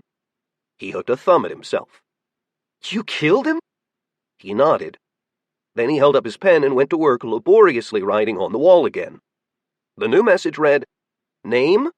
And are you calm now? We might be in here for a while, and I can probably get you started with magic while we wait." "This is the strangest conversation I have ever had in my life. But hey, I guess I'm lucky to be alive, right? Fine. My name is Samantha." She sighed deeply, ran a hand through her hair, and suddenly her eyes widened. "Holy shit, old Grim! You're old Grim!" Jake didn't need to be able to talk to convey his confusion. The way he frowned and cocked his head must have worked. You said your name is Jake M., right? Are you the same Jake M. who left messages on message boards and stuff, and called yourself the leader of the grasshopper mice?" Jake didn't even have to nod. Samantha must have recognized something in his expression, because she continued. "Before the net went down, people were talking like crazy about those posts. Jake M. They started calling you Old Grim after someone at a mobile park near my house took a picture of their door. They said a monster wrote them a message trying to help. This was all news to Jake, and very surprising. He made a face and wrote, "So people listened to what I had to say?" Hell yes, they did. Not everyone, but some people are saying you're an angel. Some people are saying you're just a monster trying to trick them, or even the devil. Basically, nobody could figure out who or what you are, but everyone agrees that everything you've written so far has been true, so they're calling you Old Grim. It's like a meme, sort of. A meme after all the memes died. A new legend? I don't know what I'm saying. Maybe I'm more rattled than I thought. Jake put a hand to his forehead and closed his eyes. Not only was this turn of events odd, but he was also wondering how much the future was changing. Oh well, if fewer people were killed or went feral, it was all worth it. Samantha crept closer. So, Old Grim, Jake, can you really teach me magic? Her reaction to recent events was definitely not normal. A few weeks ago, Samantha would likely have been totally terrified, barely functioning. After the purple rain, people either got tough or died. She was probably going to cry tonight, and she definitely had trauma, maybe for the rest of her life. But she was alive, and she was moving forward. Jake liked this girl already. Maybe she could have been part of his team in the future, if he'd met her then. He nodded in answer to her question, and began drawing diagrams and instructions on the floor of the train. Before cultivating monster cores, it would have taken him much longer, and likely would have been illegible. Luckily, Western magic was something Jake knew a lot about, and just getting started wasn't too complicated, as long as someone had the spark and some talent. In his first life, Jake had learned a lot of theory, but had never been particularly talented. Just finding and then using mana wasn't exactly intuitive. Samantha made progress right away, though. She was obviously much more talented than Jake had ever been. In fact, she managed to find her inner spark in an astonishingly short amount of time. Seriously? That's it? She asked after about a half an hour. She'd already manifested a flame in the palm of her hand. After uncapping his pen again, Jake wrote, "plus mana," on the floor next to all of his other chicken scratches, and mimed holding his hand out. Then he pointed outside the open boxcar door. "So I need to throw it?" Jake shook his head. He put his hands together, then spread them apart, and held one palm out again. "Oh, so I have to push more mana into it and hold my hand out?" When Jake nodded that she was right, Samantha frowned in concentration, and the flame shot up toward the ceiling. Jake frantically mimed holding his hand out, and Samantha copied the gesture just in time before her little fire had turned into a full-on flamethrower. This was a very simple spell, but Jake was still shocked that Samantha had picked up how to use magic so quickly, and that her flame pulse had manifested with so much power. Fire shot out for 20 feet from the girl's palm for at least 3 seconds. That's crazy, he thought. For a brand new mage to create a flame that big and powerful on her first try? How talented is this girl? Very good, he wrote. Practice that a little more, and you won't need to worry about guys like Alex again. If you exhaust your mana, it will naturally grow, but the growth rate is not consistent. Wow, she breathed. I feel a little tired now, but I can't believe I did that. Then she read Jake's newest message and made a face. I get a feeling you aren't sticking around, and I get it. You are a monster. No offense. So no matter how much you want to help, it's not like you can really just mingle. Jake didn't take any offense at all. After he nodded, Samantha continued. Okay, so how am I going to learn more? Who will teach me?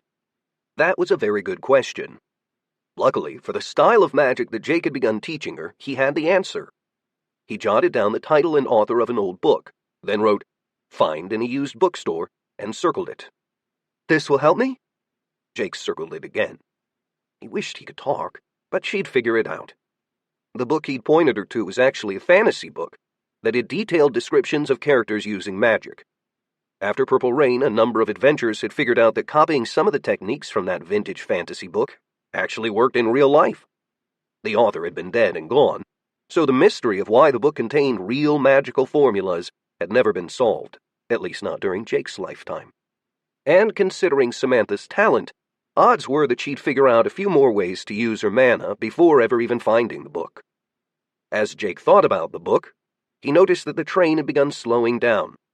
He got up to look outside. Even after all this time together, Samantha still flinched a little when he'd actually stood up, but settled down immediately afterwards. Jake pretended he hadn't noticed and scanned the surrounding area.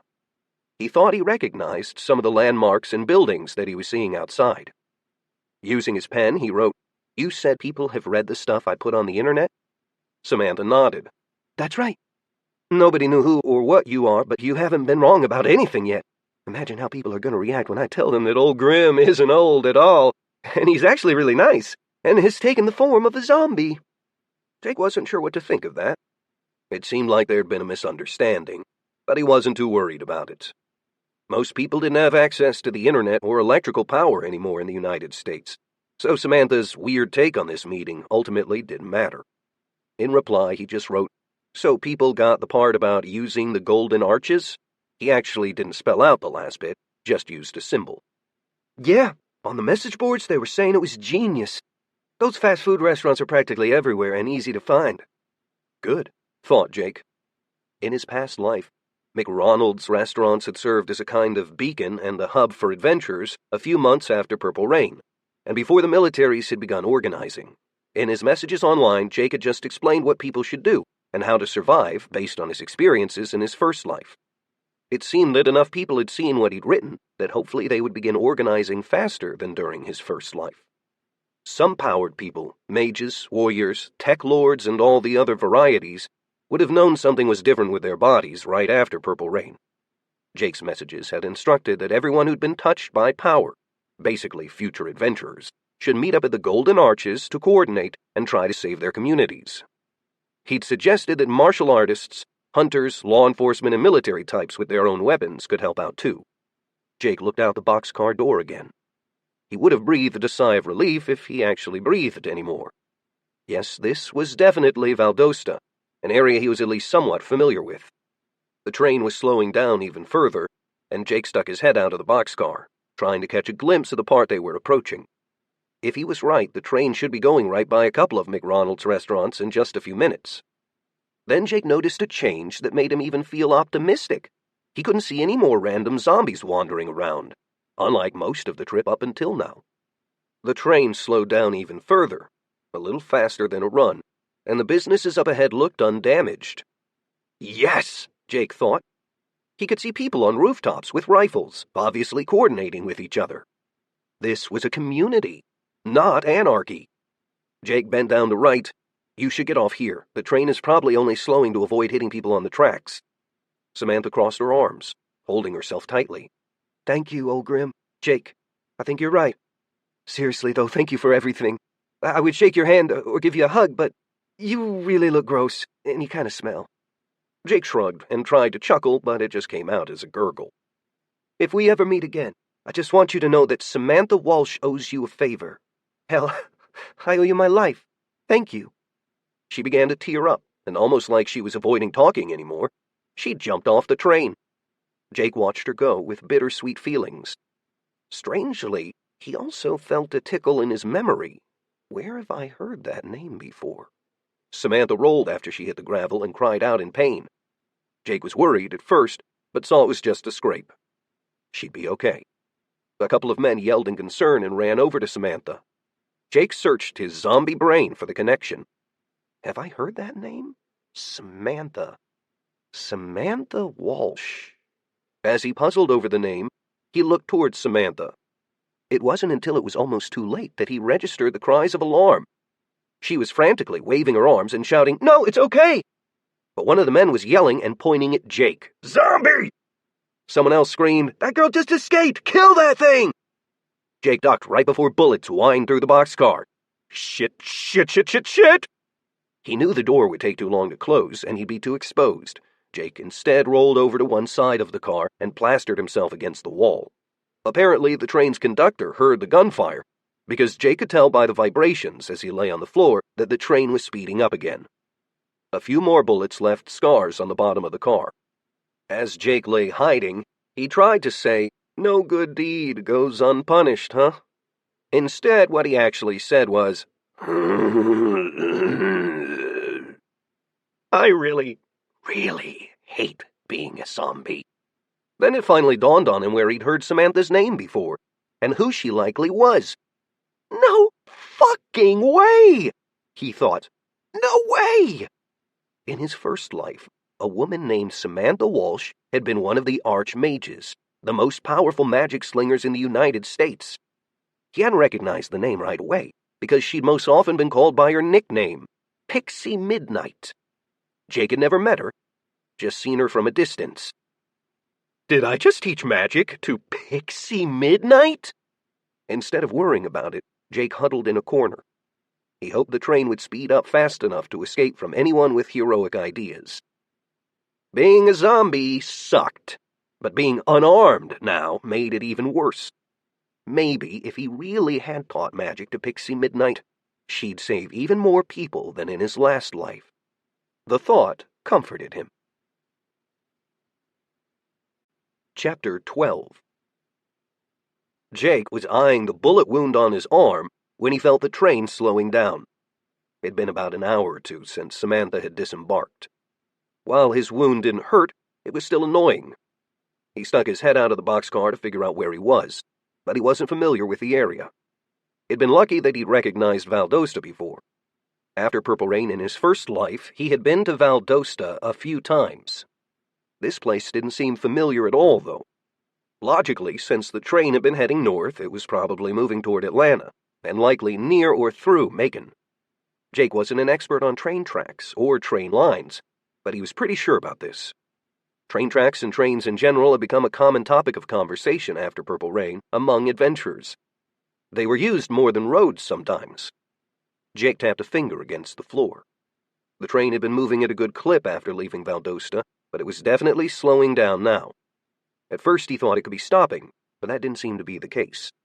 After hitting about 30 miles an hour or so, it didn't slow down anymore. Jake remembered how the train had slowed through Valdosta. Maybe the upcoming town or city was large enough to justify slowing down while passing through, even during the apocalypse. It could also be a habit for the conductor, like they were still doing their job, following the rules. Jake had read somewhere that trains traveled through towns around 30 or 40 miles an hour, a speed limit of sorts. Now that nobody was shooting at him, and he didn't see any people, this was all just a mild curiosity, other than Jake being glad the train wasn't stopping completely. All of that changed when he suddenly felt something odd. The sensation echoed through his dantian. If he hadn't felt it once before in his life, he would have had no idea what it meant. Since he knew what it was, it meant he had to get the hell off this train soon, though. He waited until he felt the wave through his dantian the strongest. The moment the sensation began to fade, he knew he was the closest he was going to get on the train.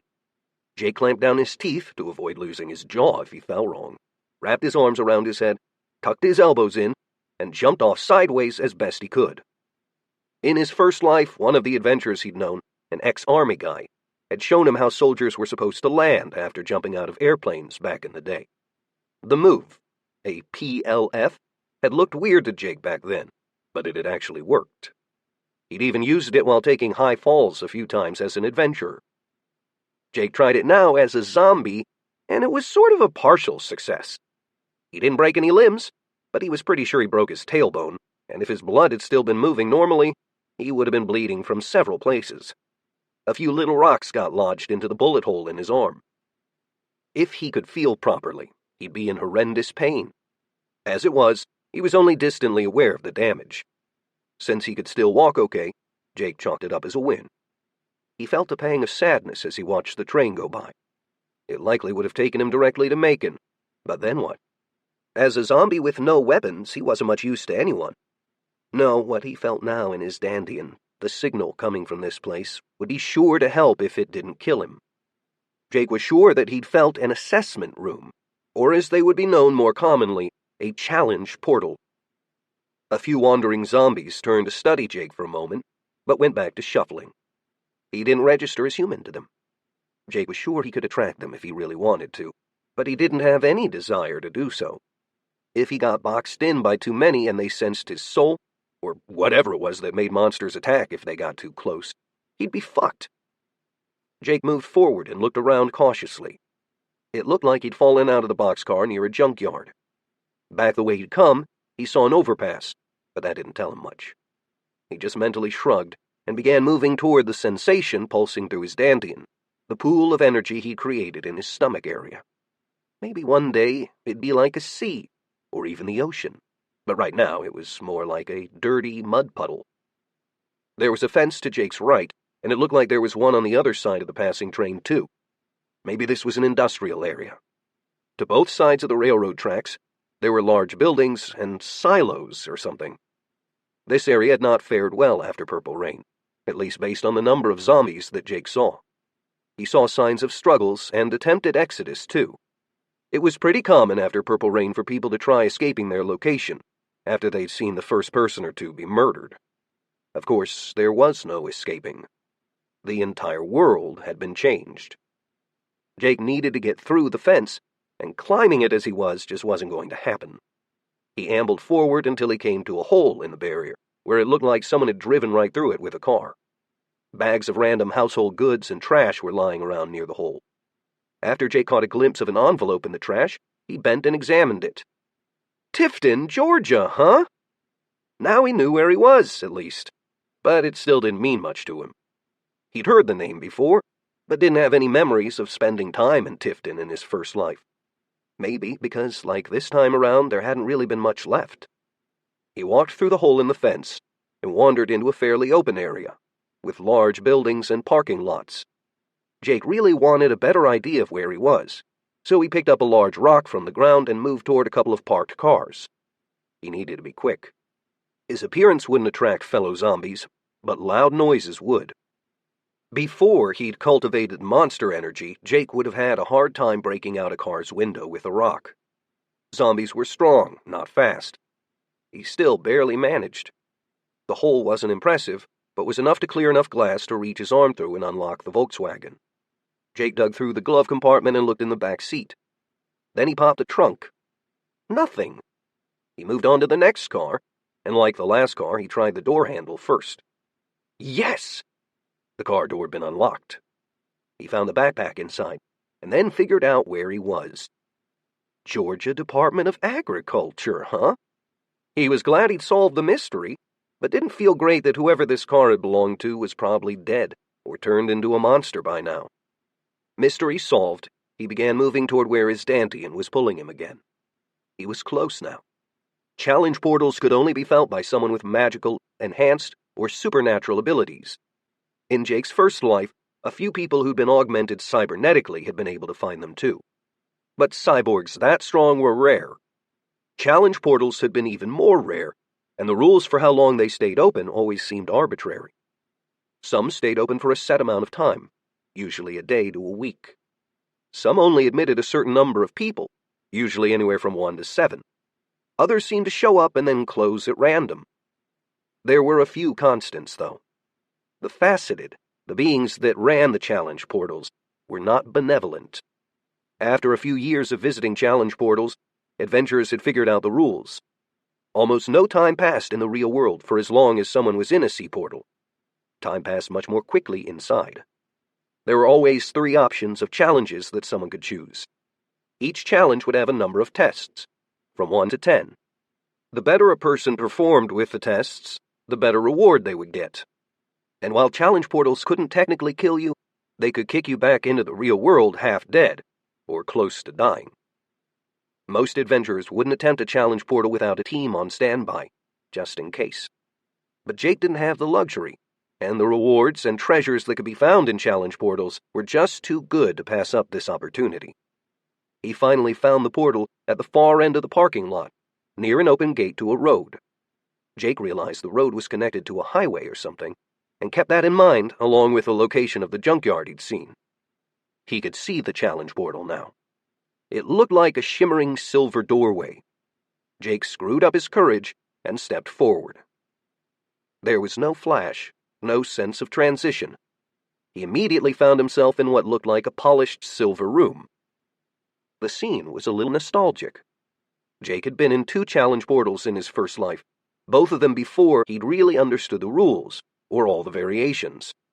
He'd failed one, and barely succeeded in the second, which had resulted in contact information that had eventually led to meeting his cultivation teacher. When Jake appeared, he immediately turned around. He knew the faceted would be behind him, ready to startle him, probably because they were all assholes. The creature looked like a man made of asymmetrical glass. When Faceted had first appeared in Jake's past, they'd let people believe they were angels, but Jake knew they were nothing of the sort. The creature seemed startled, if a humanoid with no face could be startled, and stepped back. It spoke directly into Jake's mind. Do not be afraid. You have been chosen, warrior, and have discovered an assessment room. Would you... The Faceted stopped in mid-sentence and said, How are you here, unclean thing? Begone! Fuck that and fuck you, said Jake. He saw no need to be polite to a Faceted, but even as he spoke, he decided to dial it down a bit. As usual, his words came out as groans and grunts, but he was confident the alien would be able to understand him. The Morrigan had been able to talk to him just fine. Also, Jake remembered a report that one of these assholes had understood an adventurer whose throat was torn out when he forfeited a test. I have a soul, and I am a warrior. The inscrutable Faceted studied him for a while. It seems you truly do have a soul. Vile, rotting thing that you are. You are also born of this world. Since you meet the requirements, so be it.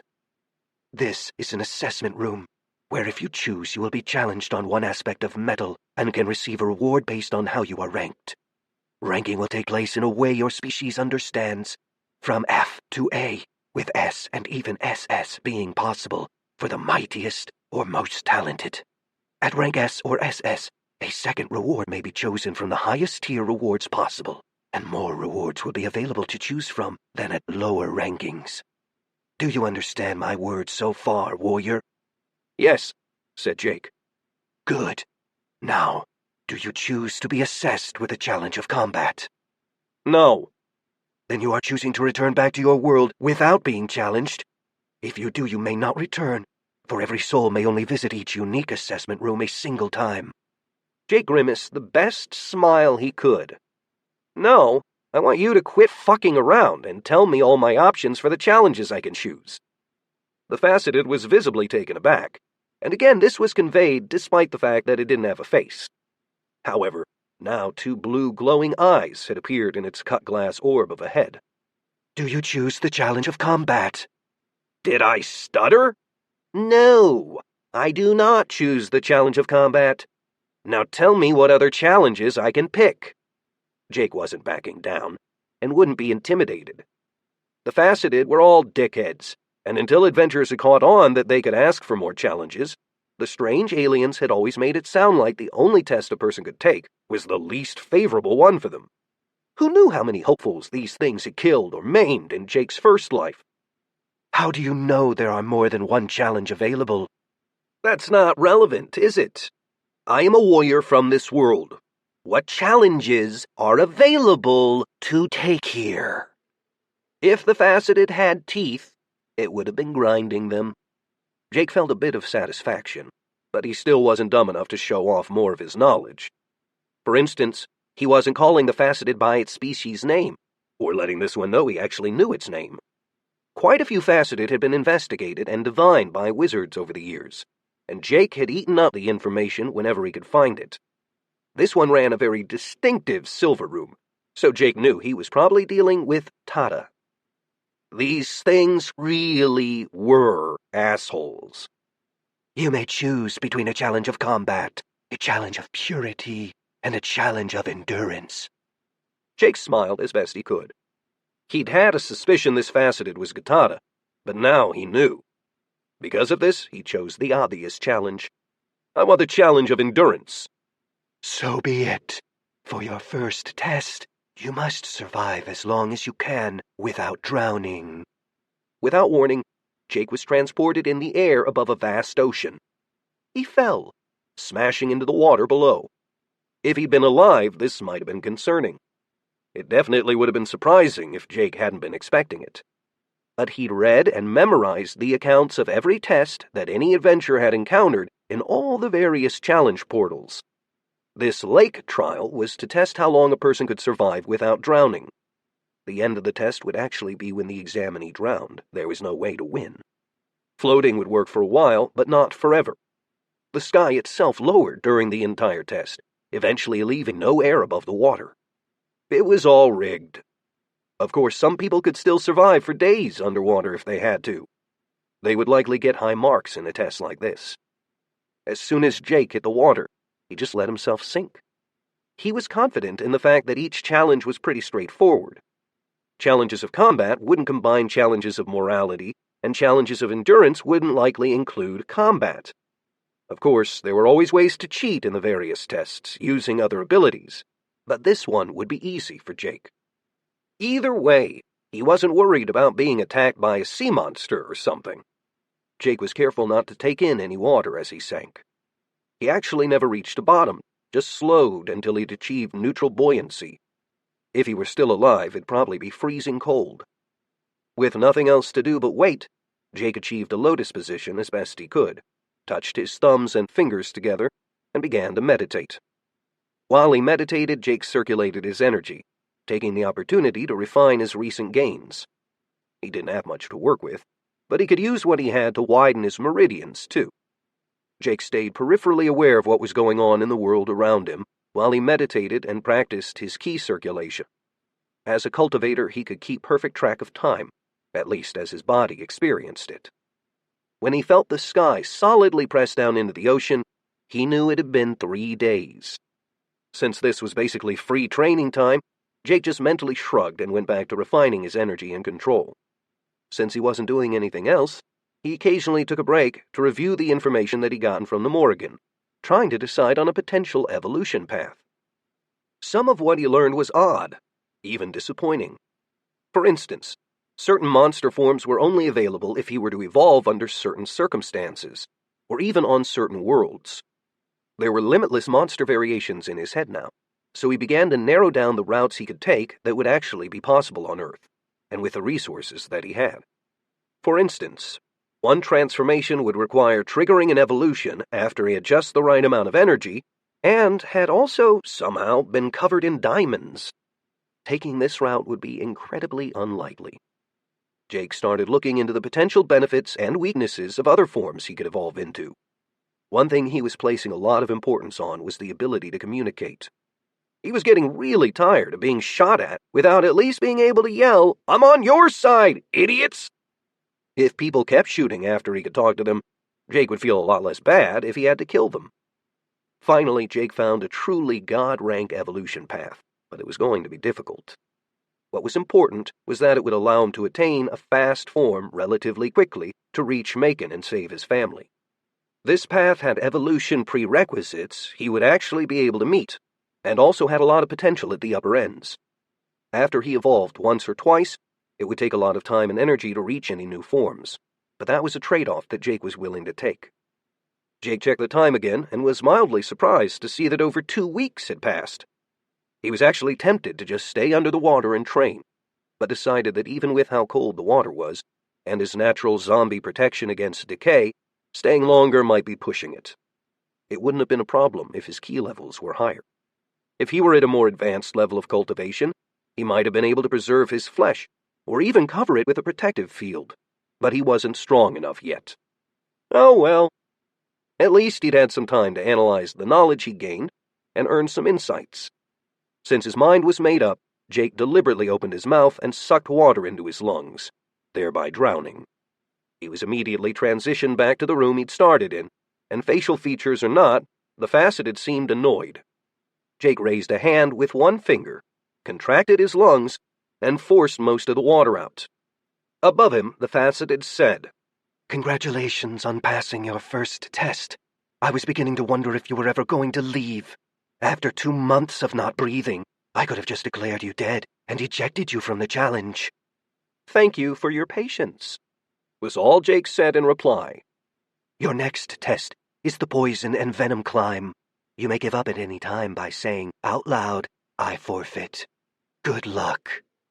Just like last time, there was no warning before Jake found himself in a large, sloping stone hallway. There was a blank wall behind him and stairs leading upward. Magical torches that cast harsh white light lined the walls in intervals. Jake had an idea of what to expect, so he started up right away. True to his predictions, after about 10 minutes of climbing the stairs, he found himself in a large room. As soon as he stepped foot into the larger space, there was a whoosh of air and gas rushed in from the walls. The room was at least 200 yards long. Jake marveled at how nasty the design was. Someone would have to climb the steps, and would probably be winded. Then the room was too long for most living fighters to hold their breath, especially with an elevated heart rate. Of course, Jake didn't breathe, so he just kept a steady pace forward. Other than an exceptional constitution or being immune to poisons, he wondered how other adventurers might deal with this challenge. Maybe gusts of air? Or an energy field? The entire time he walked, the gas grew thicker, eventually becoming a dense blue haze. But when he left the room and began climbing stairs again, the blue gas actually stayed below him in a pool. It seemed it had enough weight that it wouldn't rise.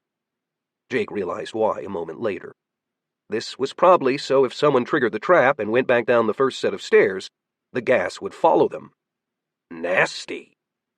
The next room was a lot like the first, but with a longer room, and likely more potent gas. Something dripped from the ceiling, too. None of it affected Jake. Each room Jake came to was slightly different. In one, tentacles erupted from the walls, stinging him all over. This time he grew somewhat concerned, because the venom from the tentacles would burn him to a pile of goo if left to its own devices. As he walked, Jake circulated his ki, protecting his body for a short time. When he'd left the room, Jake took a break to sit down and meditate. It took him a few hours, but he was eventually able to push almost all the venom out of his body. In fact, he was surprised to discover that his body was full of various poisons and venoms at this point. This gave him an idea, and he settled more deeply, diving into his dantian, then moving his consciousness outward, actually attacking the poisons and venoms, trying to break them down and absorb them. Maybe he could cultivate them the same way he had cultivated demonic energy and monster cores. As it turned out, his efforts were only partially successful. In fact, he didn't get any new power from the poison, but he was able to use it to purify his energy, using it as a sort of filter that he used to carry impurities from his ki out of his body. He let one hand dangle, and rejected poison hissed and sizzled as it fell from his fingertip to the ground. The deadly liquid was stained black with its own deadly energy, and the impurities he'd cleaned from his own energy. When he was finally done, 2 days had passed. The time didn't matter. Jake didn't need to eat or drink, didn't have a time limit, and time in the outside world passed much more slowly, hardly at all. He wasn't worried. Jake continued this way through at least 10 more rooms. After more than a week had passed, he found himself at a room that descended below the level of the floor. About an inch below the level Jake was standing, the room beyond was full of a sludge that he could feel evil, acidic energy from. He was sure the vile mixture would dissolve his body if he fell in or tried to wade, much less swim in it. The room's ceiling came down to only 2 feet above the surface of the liquid, about 10 feet in front of him, which was obviously there to force whoever was being tested to move through the pool of death. Jake sat for a while and considered. This room wasn't too long, only about 30 to 40 feet. He was tempted to just forfeit, but was also pretty sure he was almost to the end of the challenge. Maybe there was something he could do. Even though he didn't have much energy in his dantian, what he had was fairly refined now. In his past life, he'd reached the 7th copper rank of body refinement. Right now, he judged himself to be at the 1st rank of copper body refinement, not much past establishing his meridians and gathering his dantian, the basics of becoming a Tao initiate. However, Jake had a lot of experience with flash step. Instead of giving up, he moved back down the steps he'd taken and focused, gathering his ki. Despite having so little to work with, the purity of his energy barely allowed him to form the required array in his mind to activate the ability. Jake flash-stepped down the hallway. He turned around, mentally measured how far he'd come, and decided he could barely make it across the acid if he timed the maneuver just right. If he'd been a new cultivator, he would have had no hope, but Jake had years of experience where he'd relied on flash-step for dozens of dangerous missions. After all, flash-step had been one of the only techniques his teacher had ever taught him, before disappearing. Jake turned around and moved to the top of the stairs again, eyeballing the pool of goo. He'd have one shot at this, and if he failed, he needed to immediately shout that he forfeited. Mental preparations ready, Jake pretended he was taking a deep breath and began gathering energy. When he was holding all that he possibly could, he let himself fall forward. The moment his face was only about a foot above the acidic lake of death, he triggered a flash step. A split second later, he fell onto a stony floor. The air he had in his lungs wheezed out like a popped bicycle tire. His flash step had almost carried 10 feet past the edge of the pool, almost putting him face first into the next set of stairs. Jake looked back at the obstacle he'd just cleared and suddenly felt very stupid. That stunt really probably hadn't been worth the risk. But what was done, so Jake started walking up the steps again. It turned out that he had just passed the last room and the last challenge. At the very top of the long hallway of stairs was a set of double doors carved from granite. Jake knew it was the end of the test, maybe even the end of the challenge, so he sat down again to meditate. A full day later, he felt like he'd rejected every atom of corruption from his body and cleaned his energy as best that he could. He got up, dusted himself off, and opened the door. Chapter 13. Gatada was waiting when Jake got back. "There is one more test," the Faceted said, "but it is not necessary for you to take it. Since you are undead and can walk until your body can't move anymore, and you don't need to sleep, a test to see how long you can keep outpacing a walking speed wall of destruction while the air thins and eventually disappears would be unnecessary." Jake didn't say anything in reply. The Faceted studied him, like it was waiting for Jake to object. Maybe it was suspicious. Then again, it would be surprising if the alien didn't suspect something odd was going on. For an undead creature to have a soul and a mind was probably strange enough to begin with. Finally, after a very long pause, the Faceted said, "This event is unprecedented. Somehow you have achieved an S rank for this challenge. Now you may choose 2 different rewards. Please provide me with 3 keywords of the types of rewards you would like, and then the assessment room will display some appropriate options for you." Jake had been expecting this, and he knew that the Faceted had left out some small but important information. For one, Jake could give phrases, not just individual words. Also, being as specific as possible was much better than vague keywords like survival, armor, or weapons.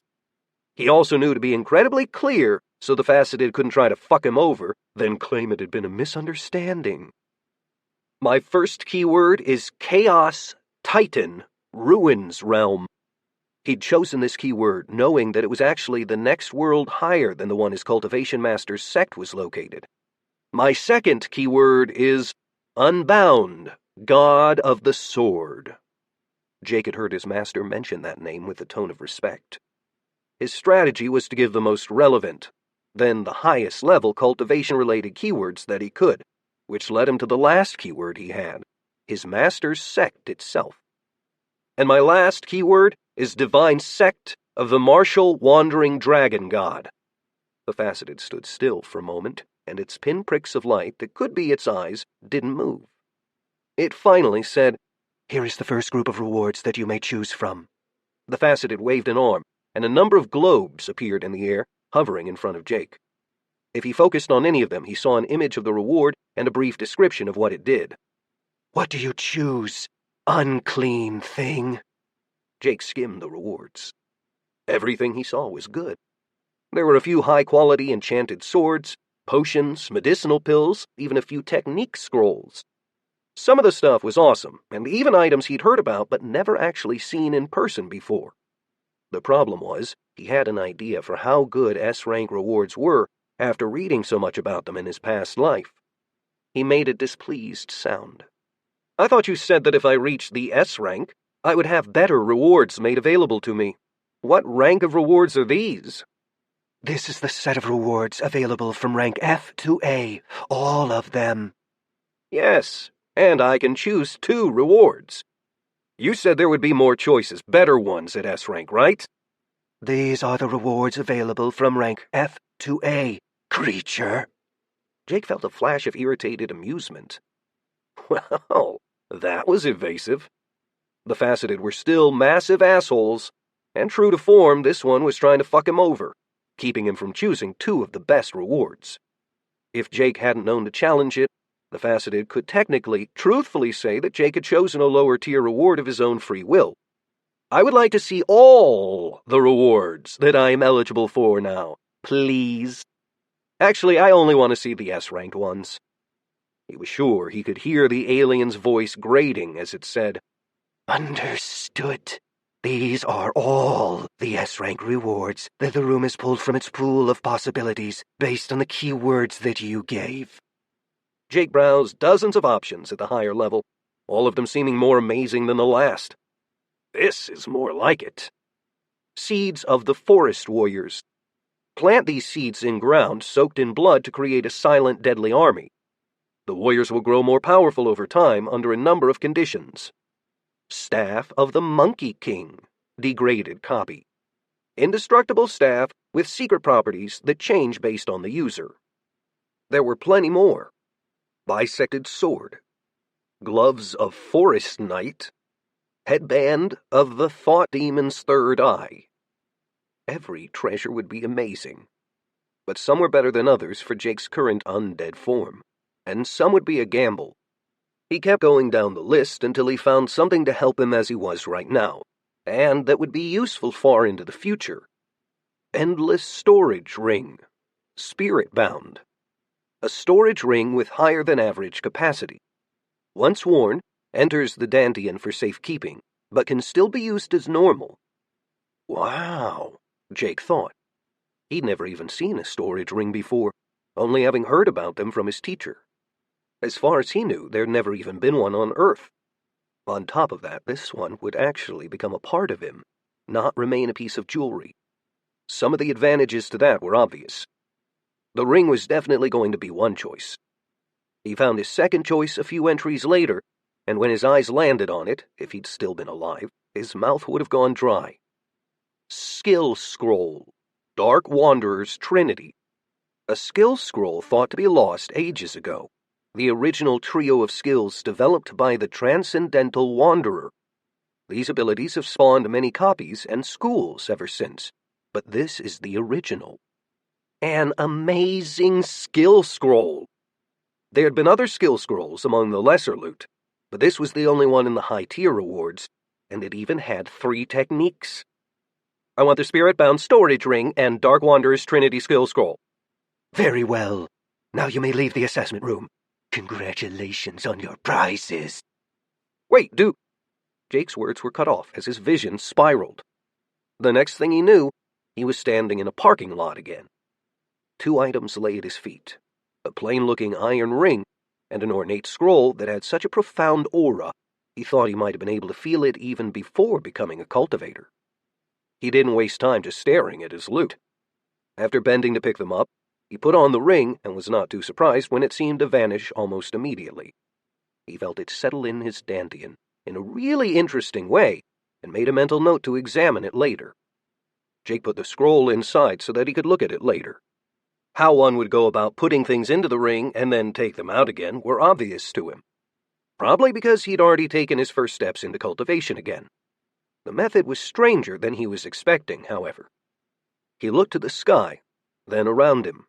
Jake knew that very little time had passed in the real world, no matter how much time he'd spent in the challenge room. Time to get the hell out of here, he thought, and began walking.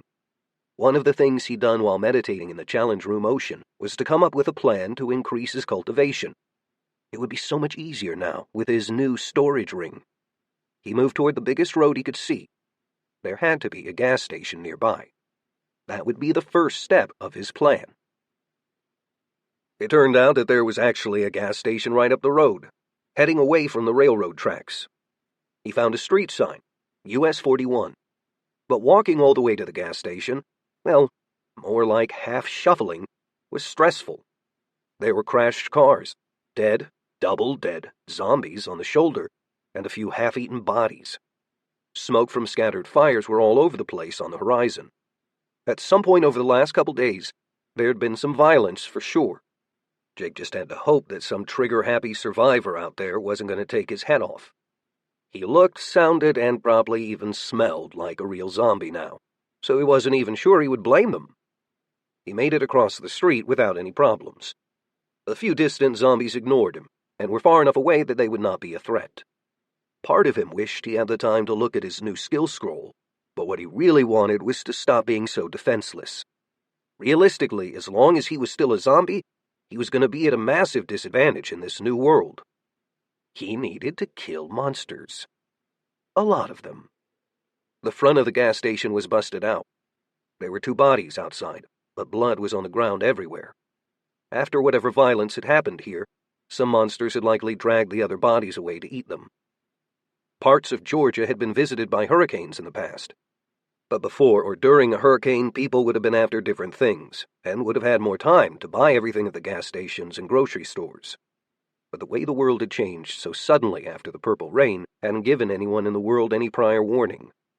As a result, most looting had taken place out of fear, and millions of people who hadn't understood the nature of the monster threat had been killed. This location looked like people had started looting, and then had been attacked by monsters in the act.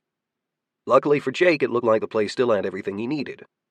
First, he brought every gas container he could find out to the pumps. It took him a while to figure out how he might actually be able to get the gas into the cans. Power was out, but this gas station had some sort of backup. At least he thought so.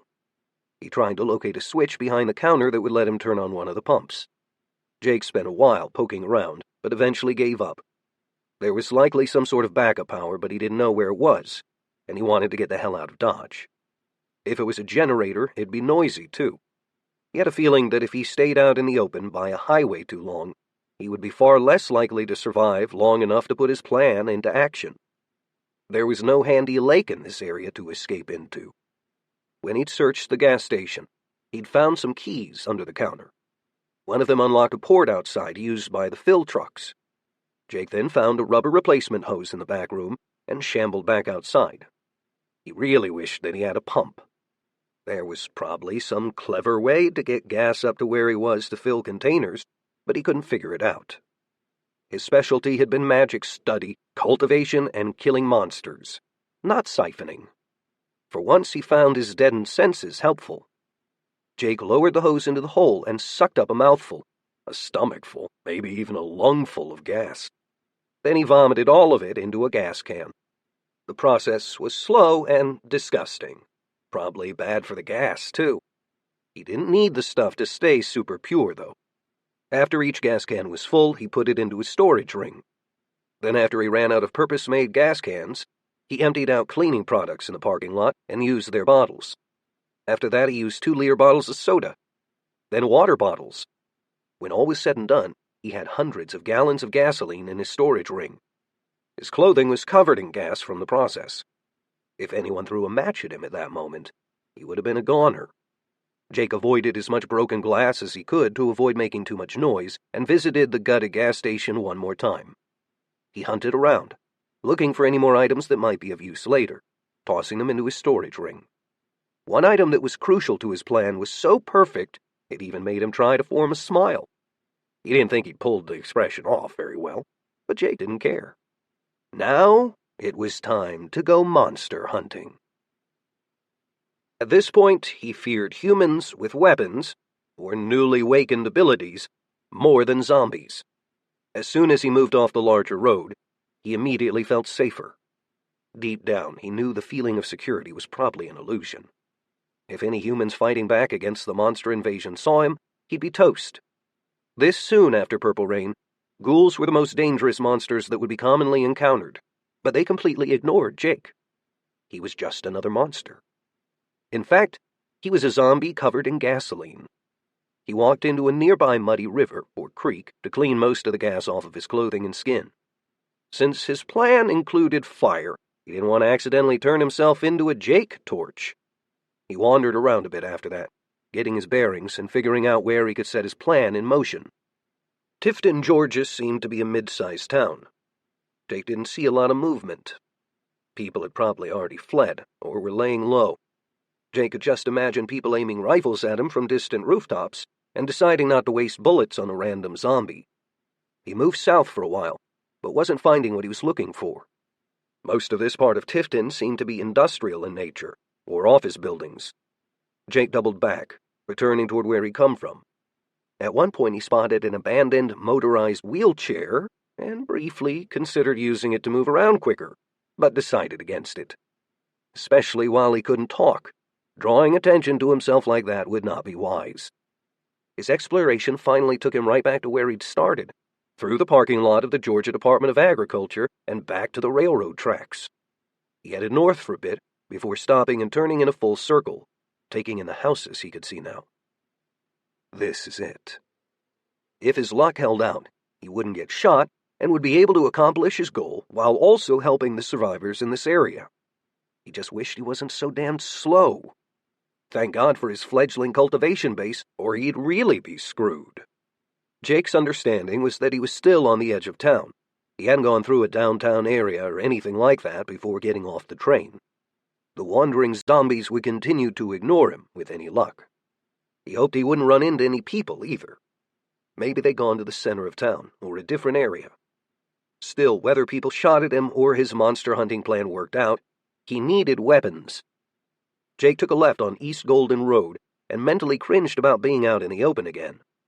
There were a lot of zombies milling around in this area, far more than the industrial area he'd just come from. Jake spotted at least 5 of them as he moved down the street. When he'd reached a promising-looking side street, he turned right, moving deeper into the residential area.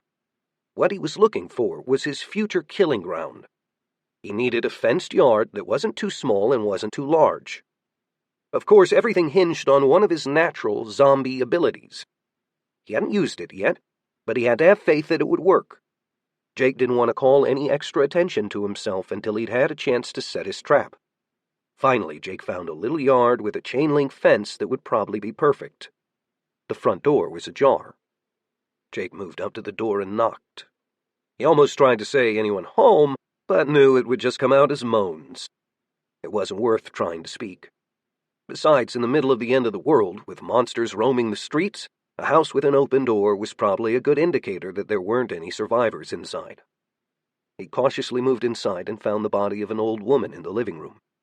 A zombie was eating her hand. The zombie, an eviscerated teen girl, looked up but then quickly got back to her grisly meal. Jake had been dismissed. Killing the zombie would be difficult in his current state without any proper weapons, so he ignored it and moved deeper into the house.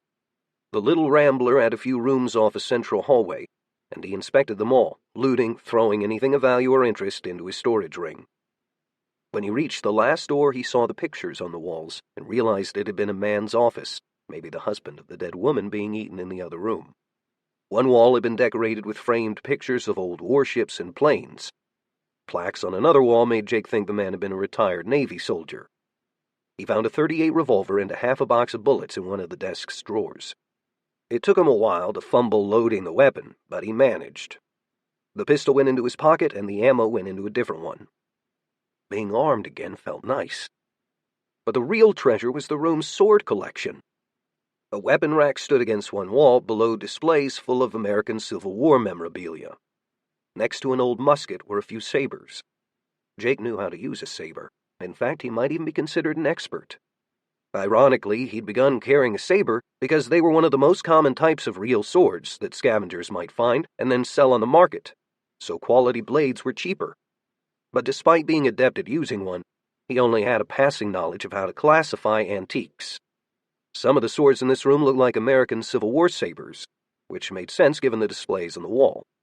But there were a few that looked older, or maybe even newer. Reproductions, maybe? Jake put all the swords into his storage ring, only pausing to examine the last one. After a closer look, he was sure that it was a custom-made modern. It looked like it had been made extremely well indeed. There was even a maker's mark that he didn't recognize. He was in Georgia, so finding old weapons in a random house wasn't that unlikely, but he'd still been lucky to stumble upon such a treasure trove, especially in a relatively humble home. Jake was tempted to go through the rest of the house looking for guns or more ammo, but decided not to. He had a lot of work to do, and he wanted to be done before night fell. At the end of the day, even if he found more ammo or guns, he'd still be a zombie.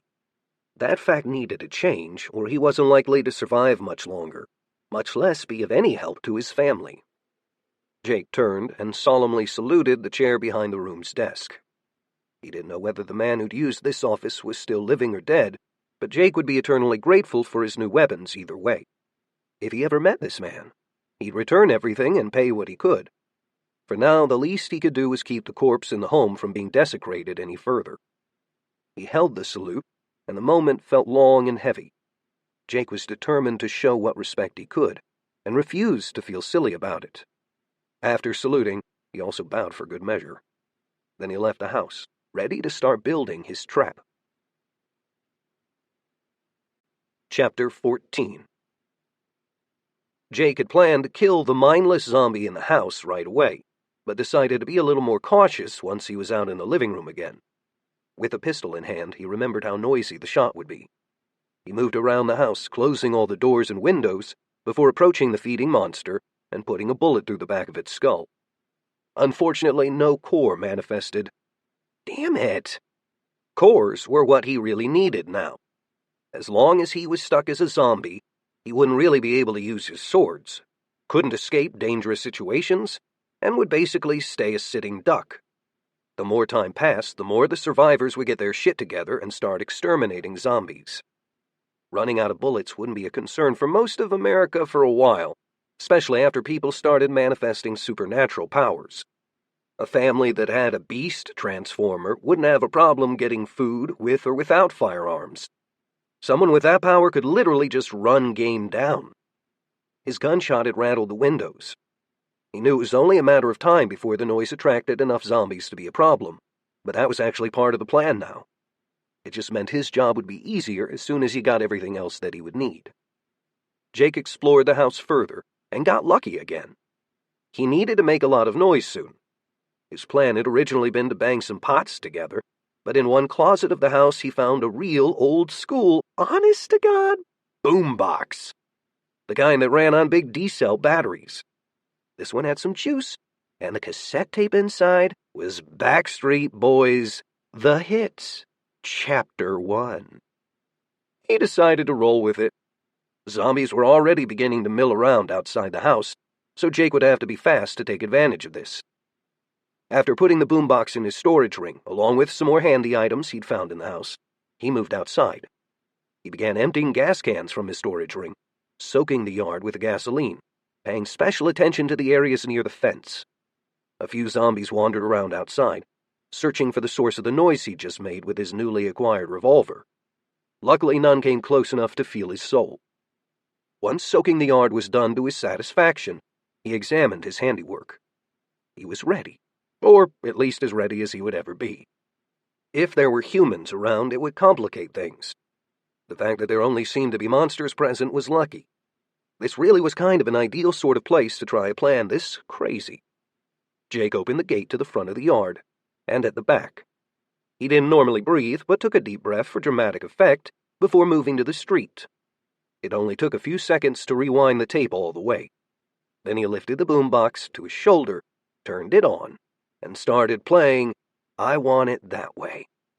He cranked up the sound to max. Zombies moaned everywhere, signaling an alert. Jake walked as fast as he could. The 90s-era pop being blasted from his shoulder would definitely grab a lot of undead attention in this neighborhood. He just needed to make sure that none of them got too close. Running zombies would exist in the future, and there were likely even a few now, but they'd be rare. Right now, Jake couldn't really run, and he wasn't as fast as he would be if he were still alive. Luckily, he'd begun his strange, monster-based cultivation path. He was just fast enough to stay ahead of the growing horde. By the time everybody, Backstreet's Back, started playing, he had a large crowd of zombies following him, shuffling as fast as they could. He counted at least 24, maybe 3. Jake kept an eye on his surroundings. He couldn't afford to be boxed in, and any zombies that got too close might moan a different alarm. Even though the zombies were following him, they weren't trying to actually trap him, yet. As long as they just continued to follow, his plan would keep working. Everything would be many, many times harder if the zombies were in kill mode. Then he saw the first-level zombie Goliath. In his first life, when he'd led the grasshopper mice, Landry had called them Voltron zombies. Zombie Goliaths were made up of several bodies, all melted and twisted together to create a zombie giant. First-level Goliaths were made up of around 3 to 7 corpses. This one looked like it had material from 6, making it a larger first-level Goliath. If it were fully visible, Jake knew it wouldn't look like it could walk very fast, but he also knew that could be deceptive. Goliath zombies were capable of moving in spurts of quick, destructive power. Their normal cruising speed was low, but each limb was longer, bigger than a normal human, sometimes made up of an entire body. They were several times faster than a normal zombie, and could even step directly over obstacles like fences. Jake immediately killed the Backstreet Boys song. Now he knew at least one reason why this part of town looked to have been totally abandoned. A zombie Goliath was hard to kill with conventional weapons, even for a coordinated group with a plan. This one had been wandering close to the noise Jake was making, but hadn't quite pinpointed him yet. Probably because it wasn't sensing anything living. Jake was just another zombie. He kept moving. Jake had made a loop and was a little more than halfway back to the trap he'd set. Maybe he could still make this work. Jake slowed down and tried acting like just another zombie. One that just happened to be carrying a boombox on his shoulder. His nerves were frayed by the time he made it back to the yard he'd soaked in gasoline. After a moment of thought, he stowed the boombox and added some more gas around the yard. With a heavy heart, he even splashed a few gallons on the house, then a few surrounding houses too. The zombie Goliath was a danger and an opportunity wrapped into one. Once he thought he was going to be as ready as he'd ever be, he moved back to the way he'd come. This step was close to what he planned to do before, but he was just getting more of a head start and making the trap bigger now. Jake took the boombox out of his storage ring and turned it on again. Before long, "As Long as You Love Me" began playing, and all the zombies within earshot changed the pitch of their moans. He immediately spotted movement above a nearby roof down the block as the zombie Goliath began to ponderously turn. The zombies that had been on the street or nearby were already wandering closer. All the zombies in the immediate area had moved to one side of his trap now, so he would keep the back gate open. Jake crossed the yard, closed the other gate, secured it, and used some wire to bind it shut. Then he put the boombox in some bushes a few feet away from the outside of the fence. He needed it far enough away to attract the zombies as long as possible, but close enough that when he sprang the trap, the boombox would die relatively quickly. One curious thing about zombies was how they only seemed to have survival instincts while actively hunting. Right now, the state the zombies were in was high alert, but not exactly hunting. They hadn't smelled or seen any of the living yet. In this state, they would happily just stand in a fire. Zombies were one of the only monsters that could behave so differently situationally. Granted, some monsters could be incredibly unpredictable. Zombies were very predictable, just weird. The first few zombies had already shuffled into the yard before the first-level Goliath was obviously approaching, which was lucky. Jake kept slowly moving away. He walked across the street in the shadow of a porch where his gasoline trail ended, the end of his makeshift fuse. The trap yard was full of zombies now. They tried moving toward the sound of the boombox. Some were jammed up against the fence. If they were actively hunting, they would have been struggling to get over or through the basic fence, but they weren't. Instead, they just kept moaning and shuffling around, packing tighter and tighter against the side of the fence nearest to the music. Then the zombie Goliath was only a few steps away. Jake took a barbecue lighter out of his storage ring. A normal lighter would have been too hard to use as a zombie, but this one just required pulling the trigger.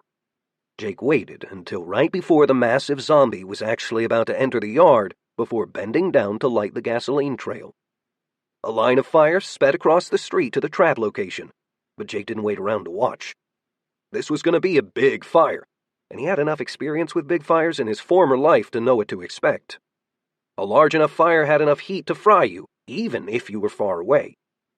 When he'd poured gasoline everywhere, he'd also managed to spill some on himself, and he really didn't want to turn into an undead torch. He glanced back while he was making his exit and grinned as best he could. The boombox wasn't working anymore, and all the monsters in the yard were just standing there, even the giant Goliath zombie. Now he just had to wait. It seemed a shame he would have to wait so long for the fire to do its thing, but there was no helping it. Jake didn't have to completely waste time, though. He wandered until he found a house with a pool. The little half fence around it was unlocked. He grabbed a couple of bricks from the garden before slipping into the deep end of the pool as quietly as possible. After he was in the water, he placed the bricks on his lap, assumed a cross-legged sitting position, and began to meditate. He cycled his energy, working on strengthening his fledgling meridians. The work was slow, and if he'd been alive, it would have been agonizing. This technique had been a secret his master had taught him. It was dangerous, and had been one of the only reasons he'd been able to practice cultivation, despite how he'd polluted his spirit using different kinds of power. What he was doing now, using the cycling technique his master had taught him long ago, was only supposed to be done for a few seconds at a time. Even then it could make a cultivating practitioner bleed from the eyes and ears, or even rupture their organs. 4 winds of heaven's spirit purification was not for the faint of heart. Jake had only managed to use it for 10 seconds a day before when he'd been alive, and it got harder every second it was practiced. A full 15 seconds might have killed him. But now Jake was dead and didn't need to worry about any of that. He kept cycling and didn't even feel any pain. Jake had learned 3 cycling techniques from his master, and he'd only ever been able to use 2 of them. He'd never even been able to try the third. His foundation hadn't been strong enough. He'd been stuck using the luster of jade technique most of the time, and had barely ever touched the 4-wind spirit purification technique. He'd assumed he might have never been able to use the heavenly dragon defiance cultivation technique. In fact, his teacher had even told him that the heavenly dragon defiance technique would probably be beyond him forever. When Jake had asked why he'd had to learn it, his master had smacked him on the forehead. That had been his only answer. Maybe his master had seen the future and knew that one day Jake might need it. But it was also possible the old man had just been random and unpleasant. At the bottom of the pool, Jake felt the power of the heavenly 4 winds purification. It was completely different being able to cultivate this way for a significant amount of time versus only 10 seconds. When he reached a good place to stop meditating, he hadn't gotten any stronger, but knew he had prepared his body to harness future energy exponentially better. He dumped the bricks off of his lap. When he walked out of the pool, he realized there'd been another benefit as well. He could move easier now, almost as well as a normal human man. Wow. How well would this work if he could move normally to begin with? He marveled at his new physical abilities, and felt even more shocked when he realized that he could feel a little bit of the supernatural senses he'd begun to manifest in his first life. How is this possible so quickly? He wondered. What the hell was this cycling technique that his teacher had taught him? The entire block was a smoking wreck. A few fires still burned. Jake's conscience ached. Even if everyone in this neighborhood had died, he'd never feel good about destroying the memories and homes of others. It seemed the fire had spread, too. He'd only planned to torch a few houses, but at least a dozen had been destroyed, probably more like twice that. As he walked down the street, the smoke would have choked him, or even made him pass out if he still had to breathe. He arrived at ground zero, where he'd set his trap, and shook his head. He'd destroyed the one zombie in the house with the sword collection out of respect for the man who'd left it there, but then he turned and wrecked the entire neighborhood. His newly awakened spiritual sense allowed him to locate all of the monster cores in the ash and rubble. He felt a strange resonance in his spirit that he'd never experienced before, even in his past life, when he'd had a stronger cultivation base. Though he'd never experienced it personally, he knew what it had to be. He'd witnessed his teacher use a form of levitation, and he described it like this. The sound of distant engines was faint but growing louder. He figured that people had come to investigate the big-ass fire that had just sprung up in Tifton Monster Central. This meant he needed to get the hell out of Dodge. Fast. Jake flexed his new senses, and monster cores rose out of the rubble, rushing toward him like bits of waste circling a drain. He opened his ring and deposited all of the cores inside. Counting them all could wait until later. He turned and moved away at top speed, even triggering a flash step. Sounds of engines and even gunfire were getting louder now. The zombies were probably slowing down whoever was coming, but that would make Jake more of a target too. Lying down by the side of the road and acting double dead wasn't even an option. Just like the horror movie staple, real zombies play dead sometimes to ambush the living. These survivors likely wouldn't just pass him by. Jake triggered another flash step and barely caught himself at the end of it before being dumped forward onto his face. He moaned a curse. The pool he'd hung out in before was in a dangerous direction. Hiding in water seemed Jake's easiest, most logical option to stay hidden, though. He needed to find a new place to lay low. Jake fled the burning neighborhood until he found a retention pond. Perfect, he thought. It seemed like since he'd become a zombie, he'd ended up hiding in water a lot. In this case, the water didn't only offer protection, but could make the next step in his plan easier. The muddy, dirty pond wasn't very deep, but it would work. Luckily, sitting a certain way while cycling wasn't necessary, just made it easier, helping to center the mind. Once he was in the middle of the pond, he sat and dug his hands into the mud to anchor himself. He lay back in the water, letting it completely cover and hide him. And finally, having achieved at least some small measure of security, he checked on the monster cores he'd scored. Wow! He had scored 24 normal zombie cores, the Goliath zombie core, and even somehow got a ghoul core. One must have been lurking or feeding in one of the surrounding houses. This changed everything. All of Jake's meticulous advancement planning was obsolete now. Jake carefully examined the cores in his storage ring again and shook his head. He had a choice to make. If he went with his original plan, he could use up his zombie cores and begin an advancement path that would eventually change him to a half-zombie, which was basically a human who was immune to zombie bites, and a few other quirks. Given enough more time and work, this route would lead to being more or less human again. And being human again would be great, not least of which because it'd be a great way to show Ahriman that he can go fuck himself. But what if it wasn't his best option? Not only would being more or less human not actually get him to Macon faster than another alternative, what if by being human again, he'd possibly be screwing himself? Ahriman aside, the fact that he could actually use the 4 winds of heaven purification cycling technique now was kind of a big deal, and it was only because he was undead that he was able to do it without destroying himself.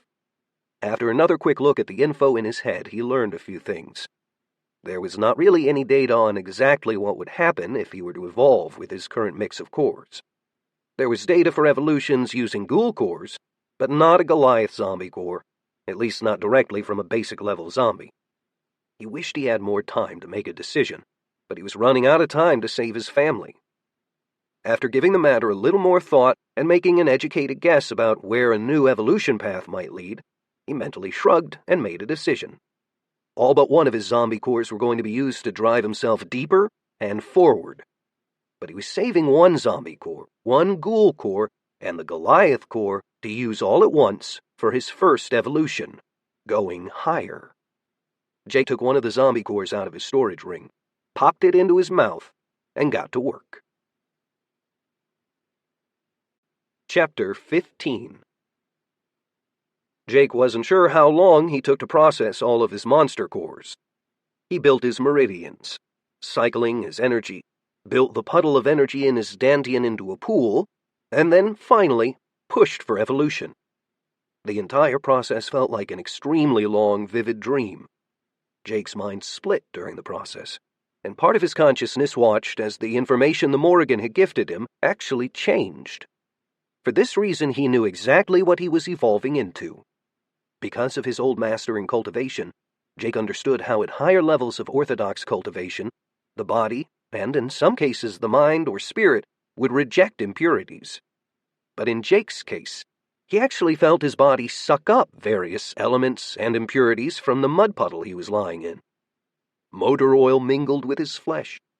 Traces of asphalt strengthened his bone. His senses probed the lazily swirling water around his body, and he felt the incredible soup of elements that were making his current evolution possible. He suddenly knew things now, like the fact that Tifton, Georgia had been established in the late 1800s.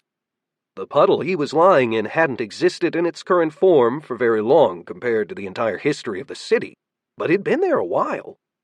Blood from accidents, dead animals, saliva from the innocent and from murderers, cigarettes that had been thrown out of windows. Traces of all of it had settled in this retention pond over time. Finally, when Jake knew the process was finished, He slowly sat up in the water and saw the world for the first time out of new eyes. It was nighttime, but he could see perfectly, all the colors vivid, the shadows warm and inviting. Jake was no longer a zombie. He was a shadow ghoul, and for all he knew, he was the first of his kind. No other entries of shadow ghoul existed in the data that the Morrigan had given him. As a monster, Jake instinctively knew his abilities and some of his limitations. He was a bit smaller than a normal ghoul, about the same size he'd been as a human. As a shadow ghoul, he was not quite as strong as the standard variety. Jake was still much stronger than a human being now, though. He had much better sight than a standard ghoul, which meant that he had close to standard human vision during the day. Unlike a normal ghoul, he could not regenerate his body nearly as quickly. But now, he could smell better, hear better, and even taste the air. His senses were far, far better than the average ghoul's, and he could phase. For about 2 seconds every couple of minutes, Jake could actually move sideways, like between dimensions. He didn't know how it worked, but it did. Jake could move fast, and even supply himself energy by eating. He hadn't seen himself in a mirror yet, but knew how he'd look, though. The knowledge was part of him. Regular ghouls were frightening-looking, demonic, but Jake was downright disturbing now. His body gave off a thin black smoke.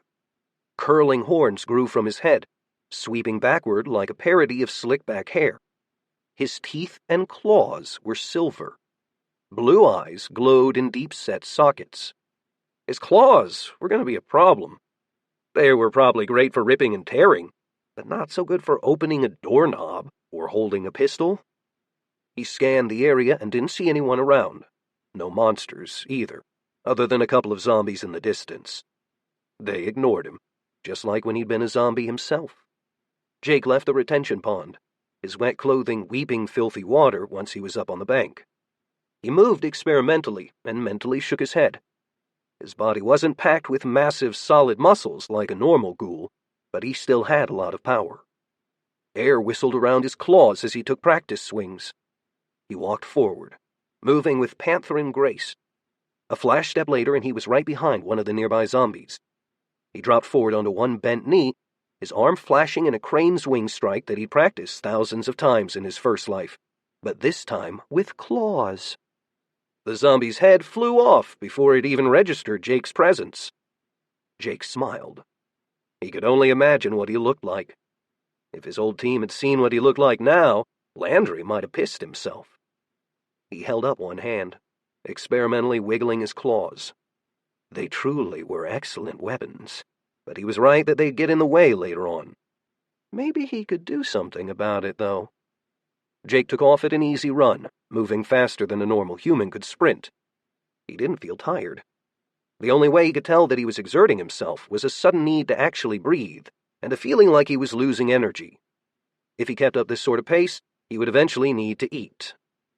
There were a few things to do now, like find a workshop to modify his claws, but Jake was feeling good. He was no longer all but defenseless. In fact, through some good fortune, he'd managed to jump up in power quite a bit. Sure, he looked demonic now, and he still couldn't speak very well. His mouth wasn't really made for it.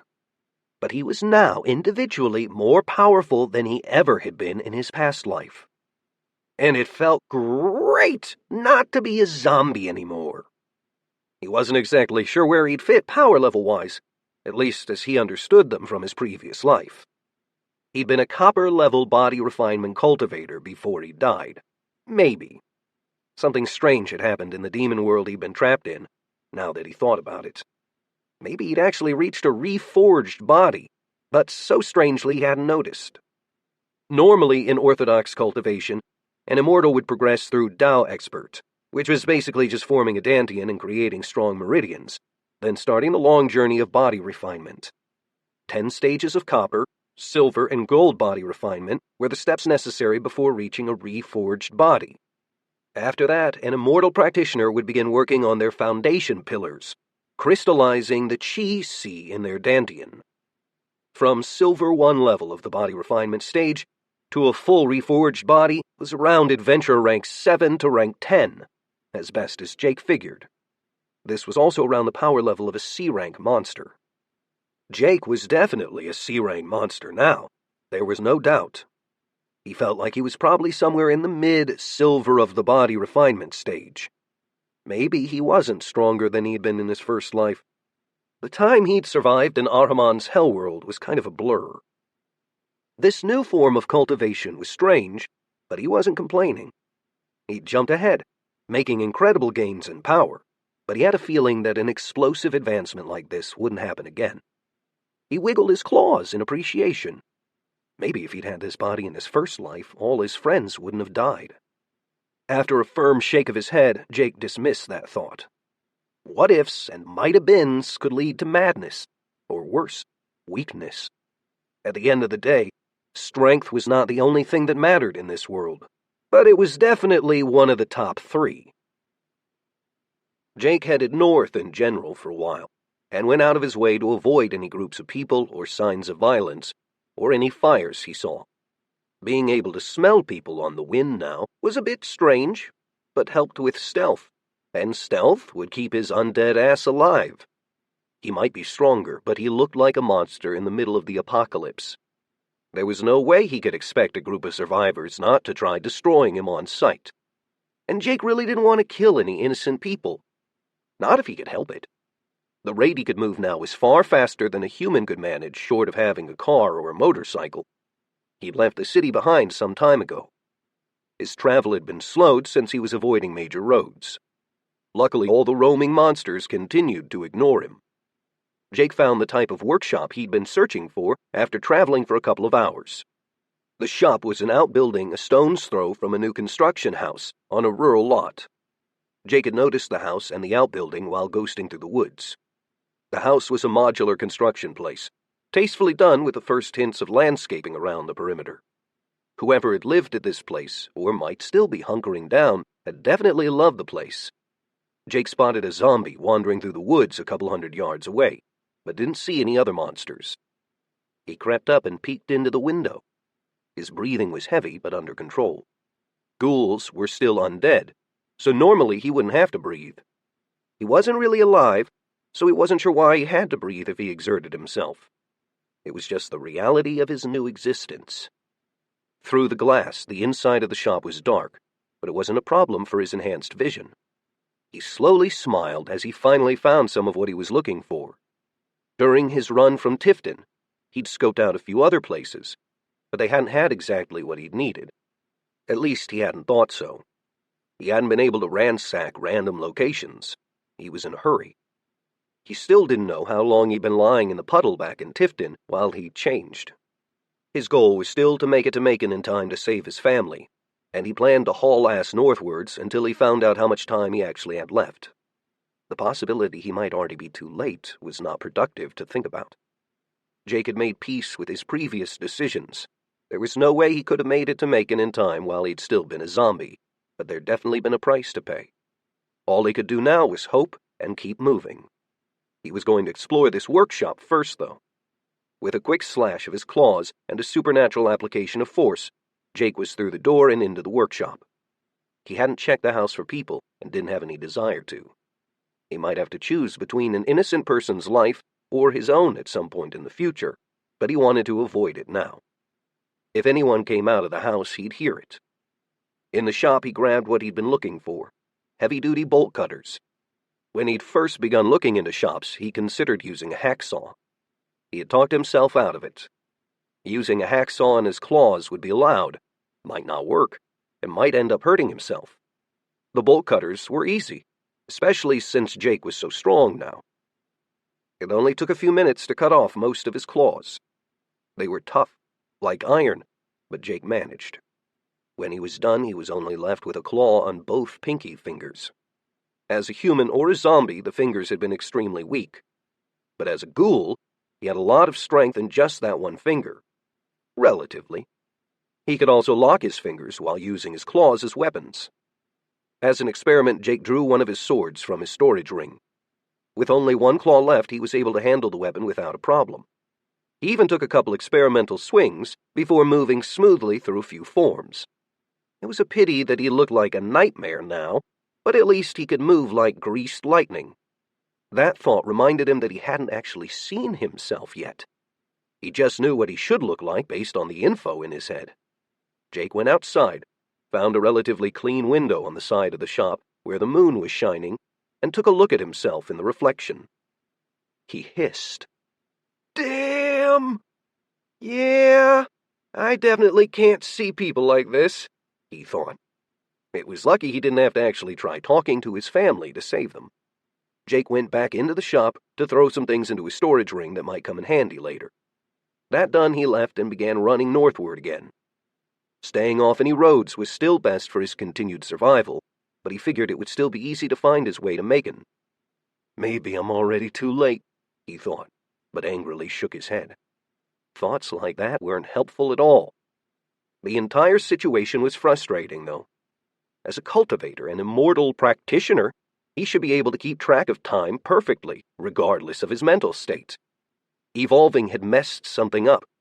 It felt like a mental rope had slipped out of his grasp or something.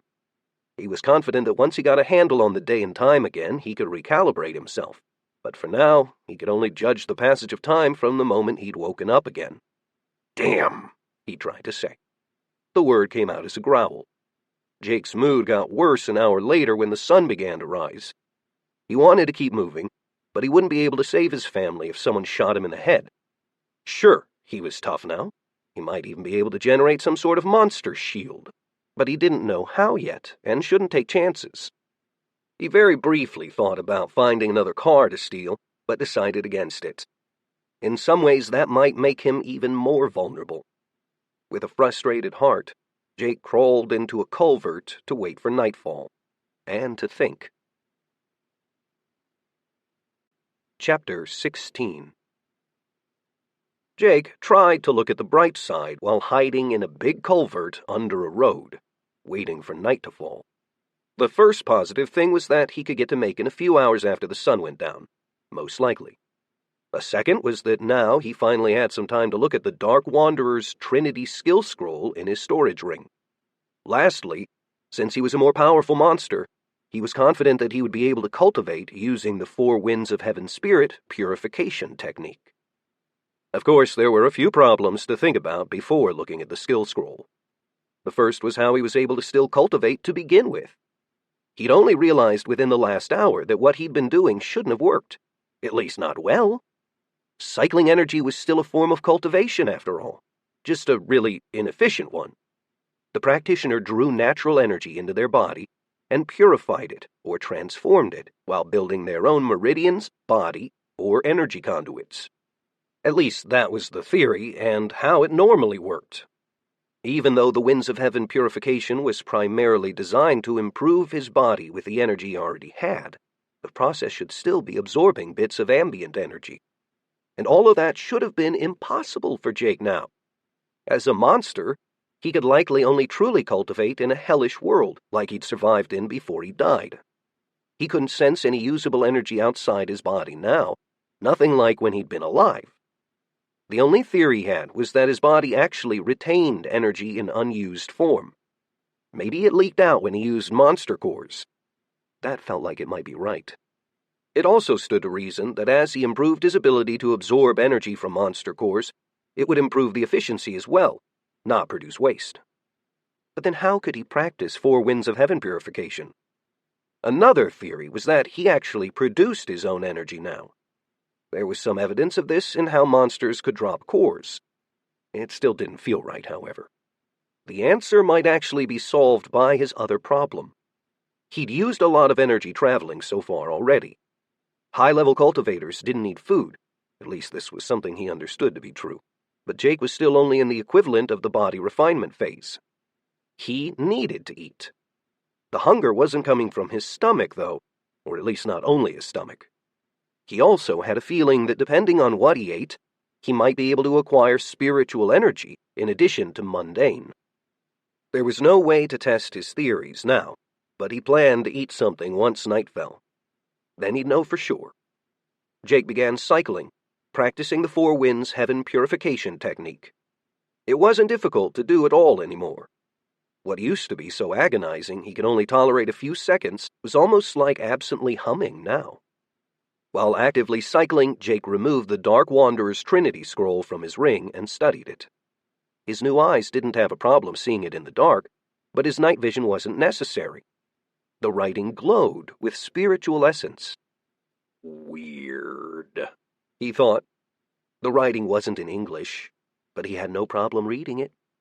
This was a mystery until he remembered he was still a cultivator of sorts now.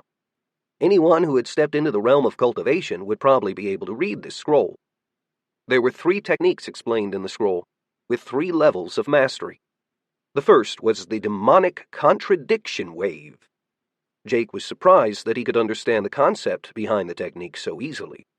It seemed like at its core, it was a ranged attack that worked by layering 2 opposed powers over each other in an overlapping cross shape.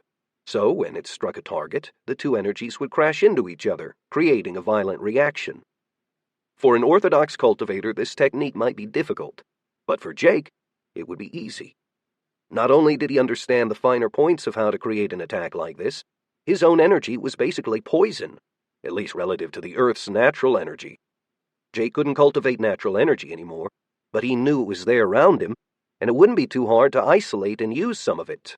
Just awkward. It would take practice.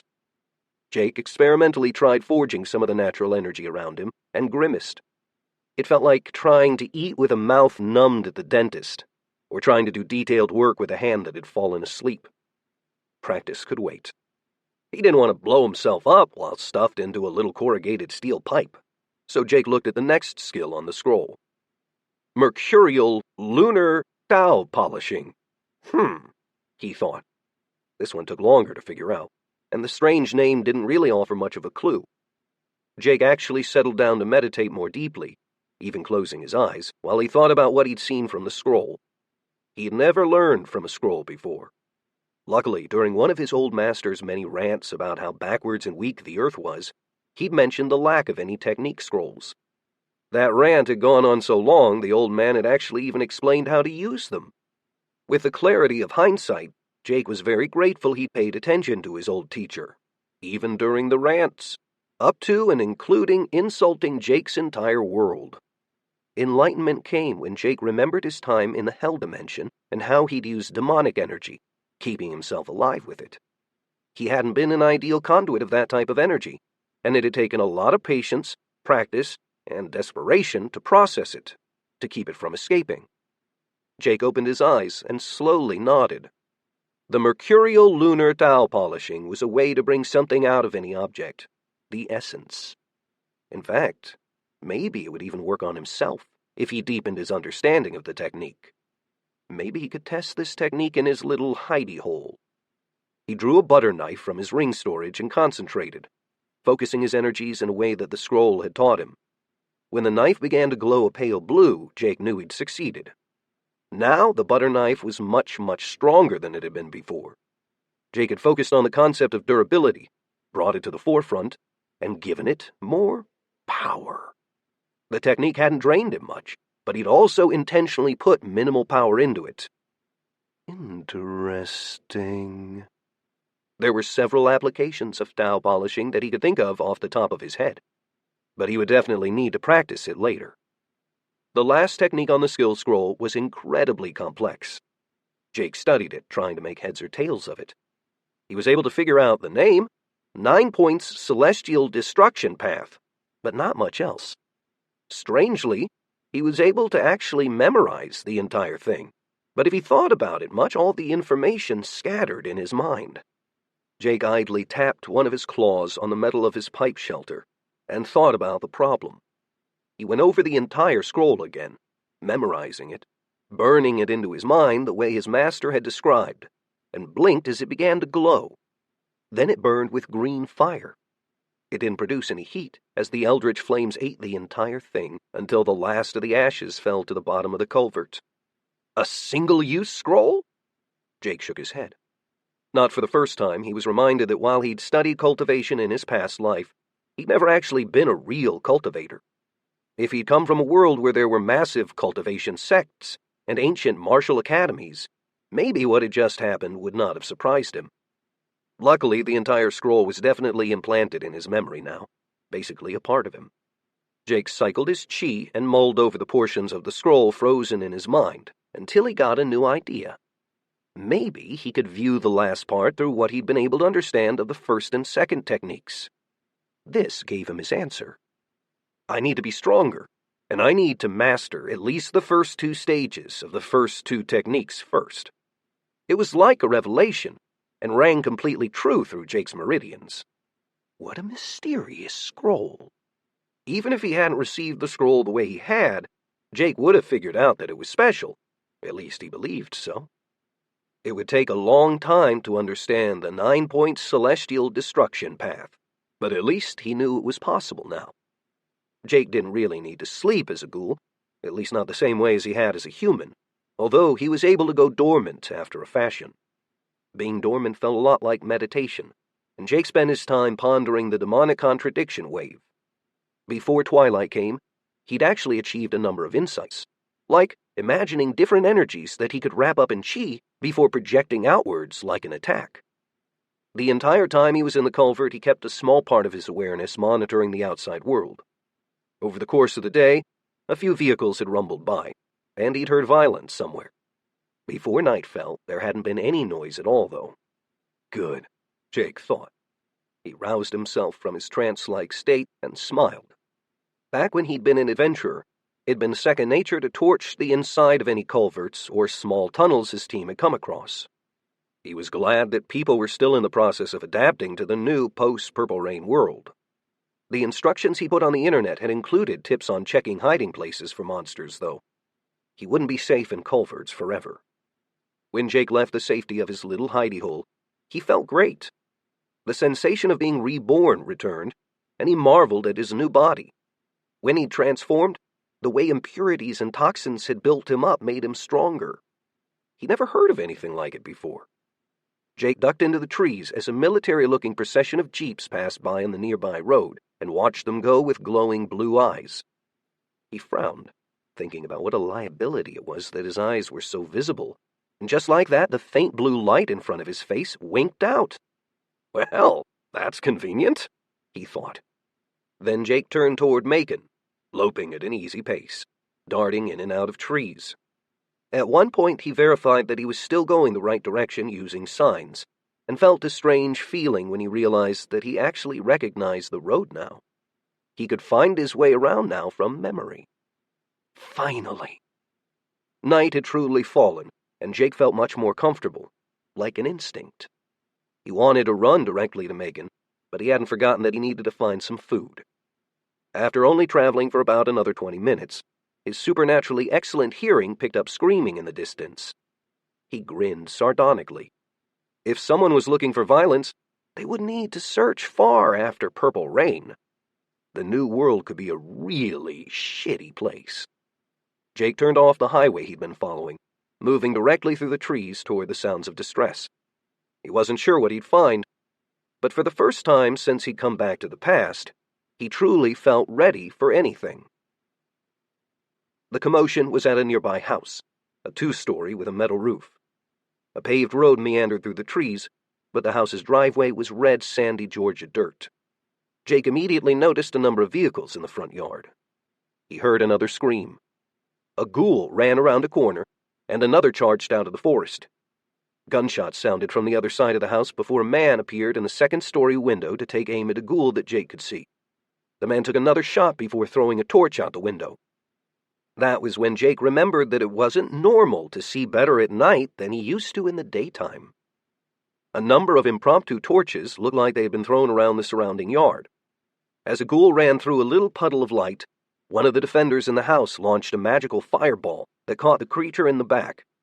It screamed and ran off into the night. Jake gave it even odds whether it'd be back or not. Ghouls had a regeneration ability as long as they could feed, so it might be able to. You had to kill a ghoul in one shot, or at least before they could escape. Unlike zombies, they could feel pain and had survival instincts. Of course, if enough blood had been spilled, they could frenzy, like sharks. but it didn't seem like that was the case here. Yet. A new fireball of a slightly different color flew out of another window, missing a ghoul. Jake tried to lift eyebrows that he didn't have anymore. It still hadn't been too long since Purple Rain. How was there already a group of adventurers throwing magic around? A mage here and there wouldn't be uncommon by this point, but at least 2 in one building, and both using attack magic? Whoever was screaming in the house hadn't stopped. Jake crept closer and hid behind a truck before scooting underneath it. He assumed that this way none of the other ghouls running around would come close enough to sense his soul and go apeshit. Hopefully. Now that he was closer to the house, he could more easily see what was going on, and even hear voices.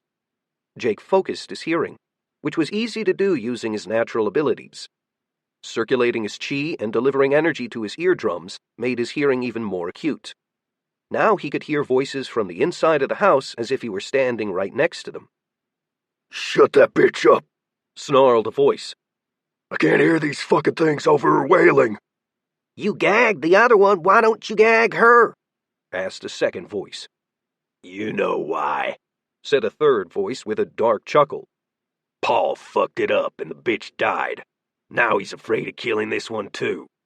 If we're gonna keep her alive, maybe we shouldn't stuff her mouth too full of socks like we did to her mom, eh?" "Wait, the mom's dead?" asked the second voice. "Yeah," said the third. "Too bad. I know you thought she had a great rack. If you think it's a waste, I definitely agree. Holding up here wasn't a bad idea, and the added entertainment would have been nice. I guess Paul doesn't understand that women need to breathe." "Shut the fuck up," snarled the first voice, presumably Paul. "Maybe you should spend more time shooting the fucking monsters outside instead of running your mouth, Al." "I just lit one up a few seconds ago," complained the third voice. "Yeah, nice shot, Al," said the second voice. "Glad at least one of us can hit anything with magic. Saves bullets. Now that we're shooting, we're also making enough noise to raise the dead." The third voice muttered, "Maybe literally. Haven't seen zombies for a while. Can't believe I actually like them the best now. Slow and stupid." "Maybe we shouldn't be saving bullets right now, Tom," the voice Jake recognized as Paul said. His voice was tight. "Those fucking things are all over the place outside. If enough of them push against the barrier on the first floor, they might be able to get in. Since you can't hit the broadside of a fucking barn with magic, maybe you should switch to your rifle, eh?" "No, it'll be fine," the second voice, Tom, said. A bit of heat crept into his voice. "Look, Paul, I'm getting pretty fed up with your fucking attitude. I don't know how much of this toot is you or the pipe, but you need to chill the fuck out. You shouldn't have been using before nightfall anyway, and the only reason this plan is even gonna work is because I put up the barrier downstairs, right? Everybody else in the world's out there being monster food, and we were gonna be sitting pretty in this rich asshole's house. We had food, weapons, and we even had some girls to play with. And now, like usual, you're bitching. Is anything ever good enough, Paul?" "In case you hadn't noticed, there are monsters running around outside like rats," Paul snarled. "And yeah, you set up that barrier, but these fucking things were probably attracted to all the blood downstairs." "Whatever. Bodies are heavy," said Tom. "Putting them outside would have just made it more likely the monsters would show up. Besides, we can just wait until morning and get rid of the bodies then. Until then, we just have to last the night, and these fucking things can't climb up the house. The barrier goes past the walls. This is just target practice right now." "Have you seen how far these fucking things can jump?" Paul asked. "Yes," Tom said, drawing the word out. "But we chose this place because there aren't any trees close enough to be a threat. We pushed the trucks away that weren't ours and parked ours far away too. Fuckers can't jump up. You know this. These things are just ghouls, right? That's what all the info about the monsters said. It's not like they can fly. We're fine." "Yeah, that's true. If not for all that shit from Lord Grimm or whatever, I wouldn't have magic right now." Al chuckled. Since he was right about magic and everything else, he's probably right about the ghouls. Jake's heart sank. In an instant, he processed all the implications of what he'd just heard. He thought he was saving people before, that by posting his advice online right after Purple Rain, he'd be helping people. But he'd never considered that he'd be effectively arming scum like this. It'd been so long since most murderous assholes had been killed off or laid low in his first life, their existence just hadn't been forefront in his mind. He felt a massive wave of guilt. It was very possible he'd switch the greatest threat to normal people from being monsters to other people. He couldn't believe his oversight, not least of which because what had happened to his family hadn't been done by monsters, at least not the inhuman kind. Jake watched as one of the ghouls tried to climb up the house, claws extended for the edge of the roof. The creature was blown back in a shower of sparks, and it hissed at the building. Around that same time, Jake smelled what had attracted the ghouls, an odor of blood and death from inside the building. Paul cursed. One just tried to get on the roof! Your side, Al! On it! Jake spotted a seedy-looking man appear in the window above and launch a fireball at the frustrated ghoul. He missed, but the monster hightailed it for the relative safety of the tree line at the edge of the property. Meanwhile, the screaming hadn't really stopped from inside. Paul snarled, That fucking bitch is attracting them! Fine, I'll do it myself. There was stomping in the house. That guy's a real asshole, Al muttered. After a brief pause, he said, You think I should go instead? You didn't want to do it before. What, have you suddenly grown a conscience? Tom's voice sounded tired, with an edge of something dark. You didn't have a problem a few hours ago when we killed her dad and her brother. Paul's a shit stain, but he has a point. The barrier seems to work, but I can't even hear myself think, and there are plenty more girls out there. This one isn't special, he hollered. Hey, Paul! Just knock her out, all right? That's what I'm gonna do! Paul shouted from the lower level. Then there was a dull thud, and the screaming stopped. Stupid little whiner, muttered Paul. Jake was surprised he could hear him clearly. Look what you made me do. Fuck. The man's footsteps moved back up the stairs. Jake's eyes narrowed. The fact that scum like this had used the information he'd shared with the world offended him. Something like rage, but cold as ice, grew in his stomach. Thoughts of rushing the house grew. His arms quivered. Wait, there's a barrier, he thought. He dimly realized that the smell of blood was making it hard to think. Jake cycled his energy, clearing his head. The rage began to fade, but resolution replaced it. He was going to kill these guys. That was for sure now. But if he brainlessly attacked and bounced off the barriers like the common ghouls, he might get hit by a fireball. His phasing ability might work, but he wasn't sure if it would bypass the protection. If he was right about how the barrier had been formed, the raiders had used a fetish and magical circle inside the house. This would produce a powerful, if short-lived, magical energy field. Such a thing could only be constructed from a solid threshold, and only if someone who lived there, an owner of the home's threshold, was there for its construction. Jake had included instructions on how to construct magic protection to help people survive. His logic had been that people could get a barrier ready to go and spring it if it was an emergency. A family living in a home would be able to reestablish their threshold every day. Of course, that wouldn't be enough to keep ghouls out indefinitely. They could come through the roof if they were able to get on top of it. But it sounded like these assholes had been going house to house, helping themselves to whatever they wanted, and setting up a barrier at night before moving on. Even if a family set up a barrier to protect themselves, guys like this could still prey on their fellow man. A magic barrier wouldn't stop a bullet, for instance. In fact, in Jake's first life, smarter monsters had eventually figured out they could throw weapons or even burn out families that were only protected by simple ritual magic. Part of Jake's new body kept trying to distract him with the scent of blood and dead meat from inside the house, but he ignored it.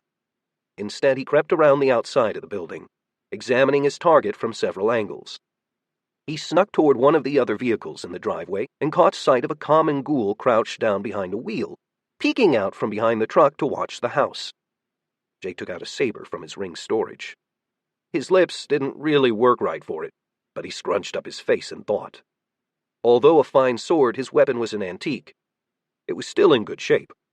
If Jake were an officer in the early 1900s, this sword still would have been great. It might not fare so well being used against monsters, though. Jake remembered the modern saber he had in his storage, but decided to try something out instead. He'd used mercurial lunar dowel polishing on a butter knife before, but what about this sword? After a quick circulation of his chi, Jake infused the sword with vital energies, making it supernaturally tough. The creature didn't sense anything amiss until Jake was already mid-swing. With only a faint shimmer through the darkness, the blow was quick, clean, and more humane than the ghoul probably deserved. Jake immediately dropped the mercurial lunar dowel polishing from the blade. Even a faint glow might give his position away. Jake was about to turn back and study the house himself when he felt his hunger intensify. The ghoul's body was looking delicious, but not in a way that Jake was used to. He didn't want to eat the thing, not exactly. Instead, he moved toward it in a half-trance. Letting instinct guide him, he held out a hand. The smoke-like substance that always rose from his body moved forward to the monster's corpse and drew back, pulling something with it. Another shade made of smoke, its darkness a different shade. It seemed to struggle. Jake could sense energy coming from the cloud. When the strange floating mass got close enough, his body suddenly sucked it in through his mouth and forehead. Jake felt a really strange sensation of power hitting his dantian at the same time as his stomach felt like he'd eaten a meal. What the hell? He thought. Jake quickly crouched down as close to the truck as he could get in case his little experiment had made a light show. Then he examined how he felt. Whatever he'd just done wouldn't be a substitute for finding monster cores, but it had felt similar. He got the feeling that he could still eat conventionally. Jake wasn't hungry anymore, though. Weird. Jake didn't have a lot of time to think about this new development. A nearby ghoul in the forest was staring at him, and he got the impression that it was curious. Even if Jake felt like another monster to them, what he'd just done had definitely not been normal ghoul stuff. The thugs in the house were still stomping around, taking pot shots at the monsters outside. Jake felt like he should still be enraged, and wondered why he wasn't feeling that way. He was still definitely going to kill them, but the flash of passionate anger he'd experienced before was just an ember now. Deep down, he knew he was just probably irreversibly damaged from 2 completely fucked up lifetimes. But whether he killed these assholes calmly or through righteous vengeance, dead would be dead. Thinking about shit like that is just more evidence that you're messed up now, Jake, he tried to say. His hisses carried through the night. What was that? One of the assholes upstairs went to a nearby window. Jake thought it'd been Al. The guy had been lanky with face tattoos. Jake stayed very, very still until the man passed. The moment the coast was clear, Jake moved toward the house, keeping as quiet as possible and moving slowly, smoothly. He glanced back to make sure none of the other ghouls were angling toward him to check him out. The coast was still clear. Jake felt some of his sharp teeth with his pointed tongue.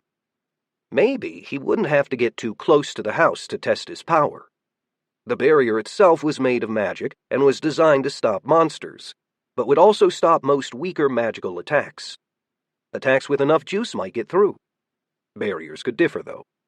The really powerful ones could even stop mundane attacks, just like the protection of high-ranking monsters. But this barrier was basic. It was still enough to repel monsters, though. If Jake tried to flash step into it, the effect on his body could be bad, like hitting concrete. But his natural ability was to become completely incorporeal. Actually, how could he test it? It wasn't like there was a way to project energy through the barrier. A man moved upstairs, and Jake froze again. The 3 in the house were bickering again, and a fireball shot out from the other side of the house before the crack of a firearm split the night again.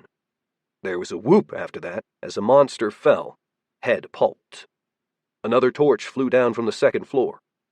Most of the common ghouls were keeping their distance now. Jake got a great idea.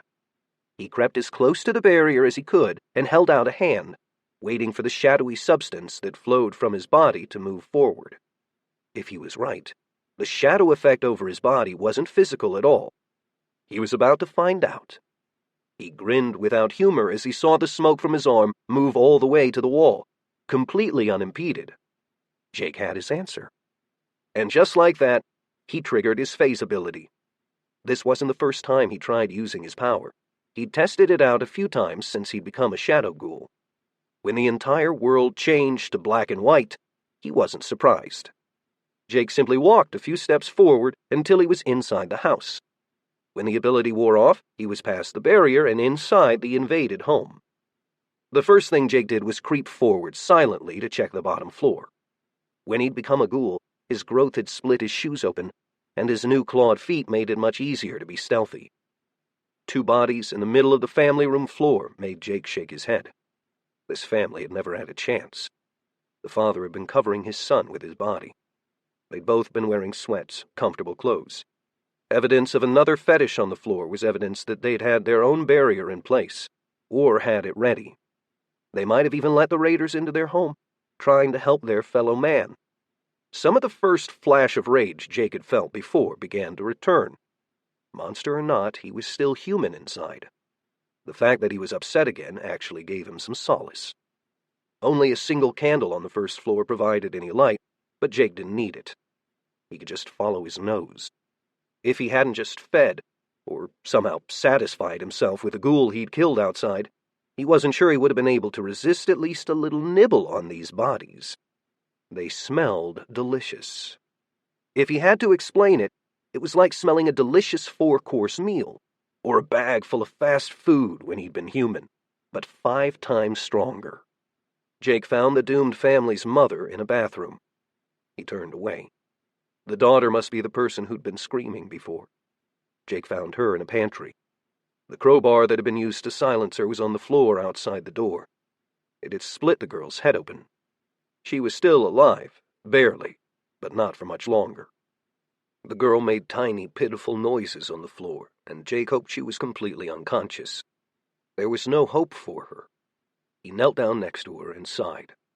Then he put a hand on her forehead and tried to send a pulse of comforting energy through his palm. Peace felt like a foreign concept to him at this point, but he tried his best. He'd heard of healers doing things like this in the world of Murim. Whether he'd succeeded, he didn't know, but this was all he could do for the girl. He broke her neck before moving to the foot of the stairs. More gunfire sounded from the second floor, and the men were arguing again. Jake eyed the stairs and remembered the one man going up and down the house. It'd been noisy. Jake was fast, but he didn't have a lot of experience fighting as a monster yet and wanted to play it smart. Luckily, an opportunity presented itself a moment later as one of the raiders shot again. Jake flash-stepped directly up the stairs, landing with only a tiny thump, which was covered by the concussion of the gun blast. He quickly scanned the area. The room he stood in was basically a landing area on top of the stairs, and a single hallway ran down the second floor of the house. One of the raiders was standing in a doorway, looking down the hallway, facing away from Jake. He pounced on one man as his hand briefly went around the man's throat before he drew his remaining pinky claw across his neck. Jake slammed the man's head into the ground, hard enough to make the entire floor quake. One of the remaining 2 men who was standing down the hallway, Jake thought it was Paul, began to turn with a gun in his hand. He was way too slow. Jake's lunge carried him all the way to the dirty-looking raider. He used all of his supernatural strength to hit him with an open palm to the sternum. Bones broke, and the man practically rocketed away, bursting through a window to fall backwards into the night. Snarls and hisses sounded from outside almost immediately. If maybe Paul wasn't dead already, the ghouls out there would make sure he got that way soon. The last would-be professional raider came out of a room with a hand leveled. Jake flash-stepped forward in a dive, like he'd learned to do to pass Gatata's challenges. A fireball flashed over his head as he ducked into a roll, then collided with the man's shins. The attack hadn't been very elegant, but it worked. When the 2 of them went rolling onto the floor, Jake was on the filthy man in a flash. Before he could form conscious thought, his teeth had already found the man's neck and torn it out. Jake spit the flesh out of his mouth and coughed. Disgusting. It was unfortunate to admit that this was not the weirdest thing that he'd ever experienced. Human blood covered the front of his chest. The fireball had hit a wall behind him and set it on fire. It was relatively small now, but spreading fast. If Jake had really wanted to, he might have figured out a way to put the fire out, but this location was a stop, not a destination. He rifled through the pockets of the two corpses on the upper floor. Both had cell phones. Some backpacks in one of the rooms must have been their stuff. They must have had power banks because the phones were working. Whether they were actually connecting to anything was another question entirely. Both phones were locked, but one of them had a face recognition key. Jake had found this phone on the first corpse and discovered the thin man really had been Al. The corpse was heavy in a way only corpses were, but Jake managed easily with his enhanced strength. After he propped very dead Al up against the wall, Jake grabbed the dead man's hair and held his face up. Then he keyed the phone for face recognition. The phone came unlocked. Jake removed a stylus from his storage ring and sent a message to everyone on Al's contact list. This man Al is dead. I killed him. He was a murderer, a thief, and a rapist. If you follow this path, if I find you, I will kill you too. Any tools I've given you, I will know how to defeat. Do not misuse my advice. Tell everyone. Be wary. Help your fellow man. Remember that monsters are the enemy. If you become one, you will be dealt with. Heavenly Grim. The name Heavenly Grim had just sort of happened. He didn't like the name Old Grim, and his teacher used to talk about the heavens a lot, including Heavenly Tribulation. This name sounded cooler to Jake, and still had Grim in it. After a pause, Jake took a picture of the corpses, the burning house, and willed his eyes to start glowing blue again for a selfie. He showed his teeth during the picture, and after that was done, felt the flash of grim amusement. If text messages still worked, his selfie was going to get someone's attention for sure. He uploaded the message and pictures to a few social media sites that the man had been perma-logged into as well. The internet was slow, but seemed to be working, for now. Whether it'd stay up for a few more minutes or a few more days was anyone's guess. Then Jake signed into his own accounts he'd made before and posted a few more places online. He had to hurry before the flames got too hot. The very last thing he did, save for the end because he'd been dreading it, was to glance in the upper corner of the screen to note the date and time. As soon as he saw it, he released a breath he hadn't been holding.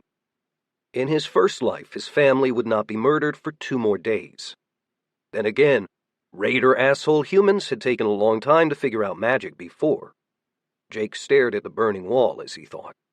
Now that he thought about it, he could probably put the fire out whenever he wanted, but he would leave part of it. This house should follow its family. In fact, maybe he could help it along. He cycled his energy and pulled some of the fire away from the wall, putting its essence into a tube of force crafted by his will. Then he did the same with the oxygen around him. Jake made an X in the air and pointed, launching his first demonic contradiction wave at the window he'd kicked a man through a few minutes before. With a roar and a flash, that portion of the wall disappeared. The house bucked, and Jake almost fell on his undead ass. Wow, he thought. He was going to need to practice a lot. It was hard to form the attack in the first place right now, and he was going to need a lot of experience to get the mixtures of opposing elements right. Part of Jake was desperately relieved that he was still going to be in time to save his family, but there was a growing disquiet growing in the back of his mind. If a trio of violent fuckfaces like this were rampaging in the middle of nowhere, what were the cities like? His mind kept returning to that question. It was time to go. Jake only paused to grab some fallen weapons and a handful of other things, threw them in his storage ring, and ran to the other side of the house. He opened the window, made sure he didn't see any ghouls that were too close, and jumped to the ground. Then he took off running. He'd already planned to get to Macon tonight, but a sense of urgency had gripped him. Please be okay. Please be okay, he thought to himself, a silent mantra. Mom, Dad, Dina. Behind him, the sad, broken home began to burn in earnest. It would be a funeral pyre for the unfortunate family that had been in the wrong place at the wrong time. Chapter 17. A strange feeling of dread began growing in Jake's chest as he neared Macon. His instincts seemed to be at odds with what he was actually seeing, though. The world actually felt a lot less ravaged than at this point in his first life. There were still a few pockets of destruction and chaos. He ran past one in the night, a travel stop by the side of the highway that had been the site of a battle, right up until some of the pumps had caught fire. Jake could easily figure out what had happened just by scanning the burning, hellish scene as he passed. There must have still been resources available because groups of armed people were still at the scene, shooting anything that got near, monster or human. Desperate people do desperate things. Jake loped along at an easy pace, probably faster than he could have managed at a dead sprint when he'd been human. Avoiding other monsters was easy in the dark, and human survivors had learned to stick to lighted areas at night, or better yet, to not come out at all. During his run to Macon, Jake only paused to kill and drain another ghoul. He also took the opportunity to remove the custom sword from his storage ring and attach its sheath to his belt. After some thought, he decided not to take any of his firearms out of the ring. They were easier to remove than a sword if he needed them, and he felt less confident about making sure they didn't get lost as he ran. When he got really close to Macon, only a few minutes away, he caught sight of something that made him frown in concern. He might not have spotted it before getting his incredible night vision, but there was definitely a head poking up over the trees. A giant, a rank C monster.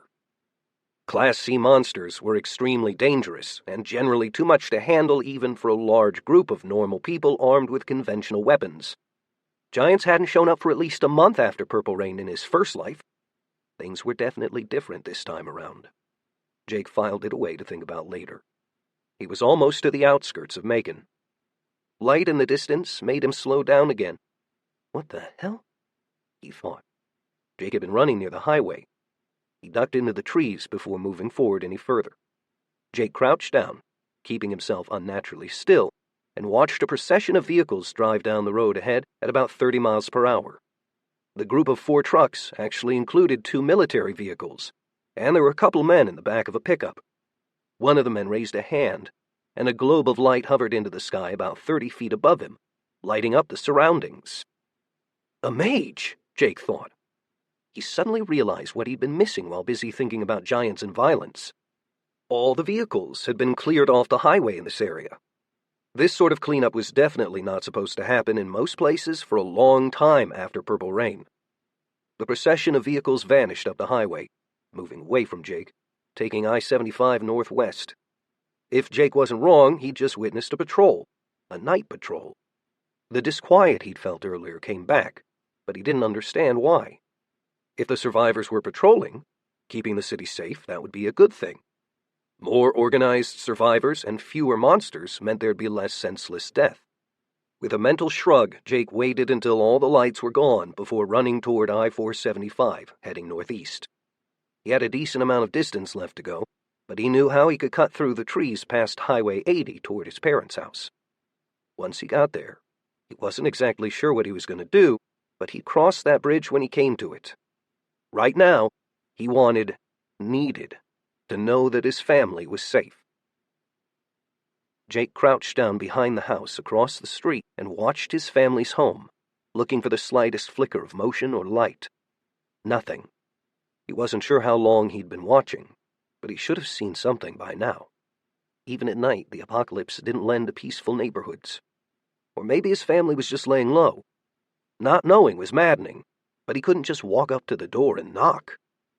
The entire area seemed to be deserted, but unlike the residential neighborhood he'd set on fire back in Tifton, this one wasn't crawling with monsters. In fact, he'd only seen a couple zombies the entire time he'd been in Macon so far. Effort was definitely being made to clear the city and keep it safe. So why wasn't his family home? Or were they hiding? Jake finally moved forward across the street. He hadn't wanted to break and enter, not least of which because he would give his family a heart attack if they were home. Or worse, catch a bullet. He suddenly paused, foot in the air. Stupid Jake, he thought, and wondered what was wrong with his mind. Something must really be bothering him. There was no need to actually break the door down. Besides, he'd changed his mind about knocking. He should announce himself before escalating. Jake just made a fist and heavily knocked on the door before flash stepping back across the street to hide. Nothing happened. Nothing at all. Well, so much for that, he thought. The street was motionless, unusually quiet for the apocalypse. There was some distant gunfire and other noises like shouting in the distance, but not much. The night was extremely dark, too. Other than a dim glow in the distance from something burning, there weren't any light sources that Jake could see. This area seemed to have lost power, and nobody was running a generator or solar. His parents didn't exactly live in the ritziest part of town, so the lack of solar power didn't surprise him that much, nor did the fact that all the little lawn solar lights were missing from yards. That sort of thing had happened during his first lifetime, too. Survivors had scavenged all the solar lights they could find to help make certain areas more secure at night, at least until people had figured out easier and more powerful ways to light the darkness. Jake remembered the mage in the back of the patrol earlier. Maybe people here already have figured some things out, he amended. He moved to the side of the house that had the kitchen window, activated his phasing ability, and just walked through the wall. Inside, the house was dark. Nobody was hiding. The building was truly empty. Jake would be able to sense if there was anyone nearby. He was pretty sure, especially his family. The building wasn't very big, so Jake was able to search the place relatively quickly. It didn't take long to realize that all the extra food and weapons were gone. The front door was locked. He finally found the note that had been left on the kitchen counter after thoroughly checking for clues one last time. "Figures it would have been right under my nose when I first came in," he tried to say. His annoyed growl drifted across the kitchen. The note was from his mother. "Jake, we went to the Andersons' house. The city has been split up into 3 groups, or gangs, and our neighborhood is being patrolled by people that call themselves the Macon Protectors. They give us a bad vibe, so we left the house for the time being. Your sister says not to worry about you, but I can't help it sometimes. She also said we should take your warnings seriously, and we have. I hope you're okay. Come find us at the Andersons if you see this. Love, Mom." God damn it, Jake tried to say. He pulled out one of the chairs at the kitchen table to sit and think. He knew where the Andersons' house was, but in his first life, where they lived in Macon had been extremely dangerous from the get-go. It had just gotten more dangerous over time, too. Among the messages he'd sent online when he'd been a zombie, he'd also created one for his family. He'd sent it to his sister, actually, since his parents weren't the most tech-savvy people on the planet. Aldina had definitely seen the message. She must have. There was no other way for his mother to assume he might stop by. In his first life, he'd been on the other side of the country. The problem was, now they weren't here for him to protect. When he'd sent his message, he actually hadn't known what exactly to say. Other than some simple direction and a note that he was on the way, he'd included a link to all of the advice he'd posted elsewhere about surviving in the changed world. Maybe it was a stretch, but he assumed that his family had read it. He could just glance around and see that they'd taken most of the useful items from the house when they'd left. Taking most of it would have been common sense, but he could see the salt shaker sitting conspicuously empty on the kitchen island. Jake tapped his long, sharp pinky nail on the table as he thought. His family not being here was a potentially very bad turn of events. Jake wanted to feel positive and optimistic about it, but the feeling in the pit of his stomach just wouldn't go away. Part of him wanted to take off, run into the night straight to the Andersons' house. He'd learned from his old life that planning ahead often saved time, though. What if he ran into trouble or had to turn back altogether? The city looked different than he'd expected. In his first life, there hadn't been a Macon Protectors group or any gang with that name. There had been a few large gangs, including Screaming Demons and Night Rangers. Maybe they still existed and were growing in power. He couldn't be sure.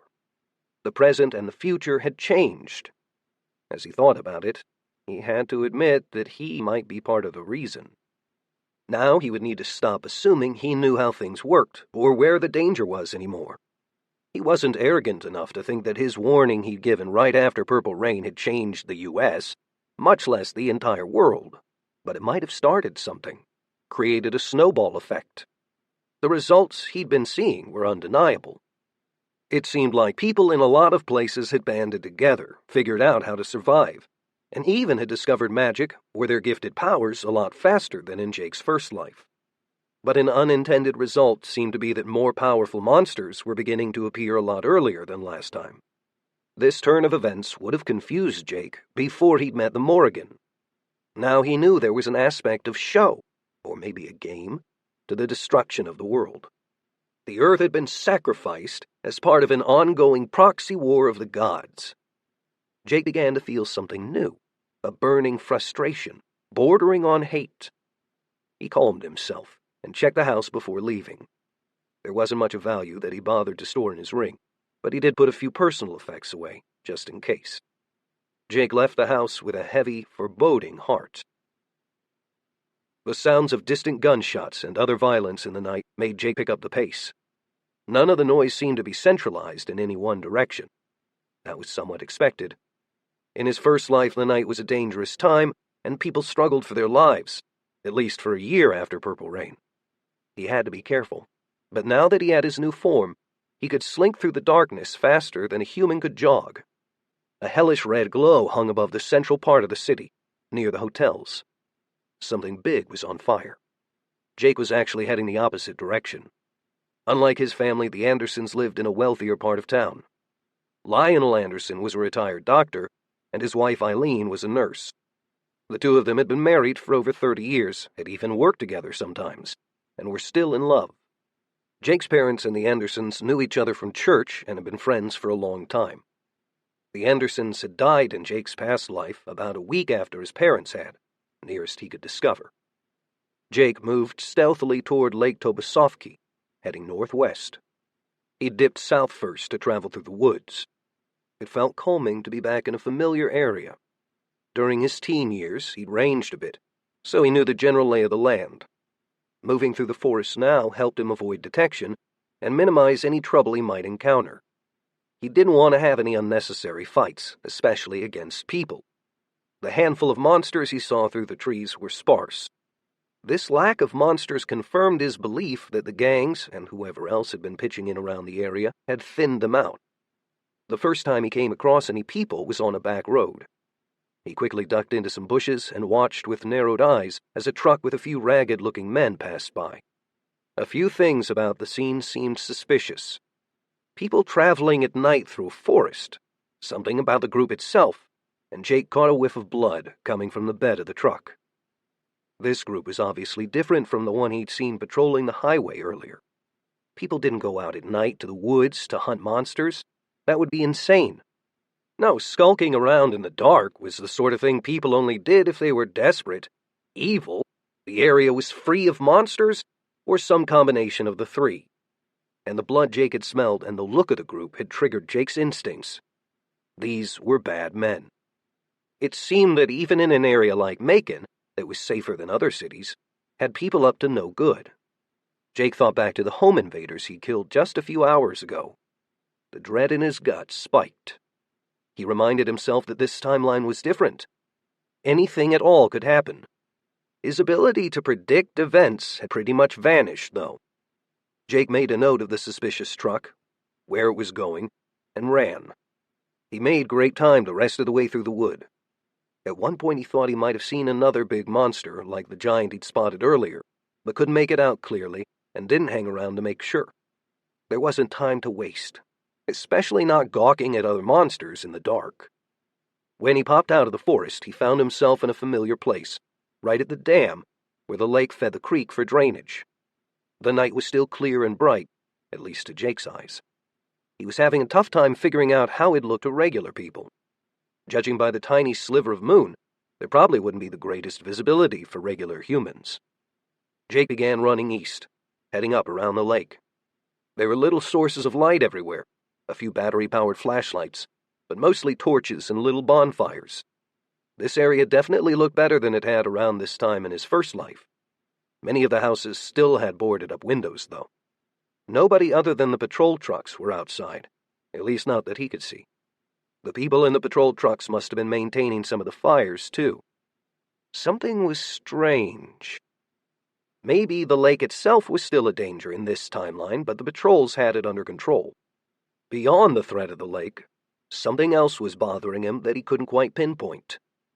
He eyed his surroundings with a critical eye and began to get another sinking feeling, especially after passing a burnt-out shell of a house and seeing another that was still hot and smoking, coals glowing in the night.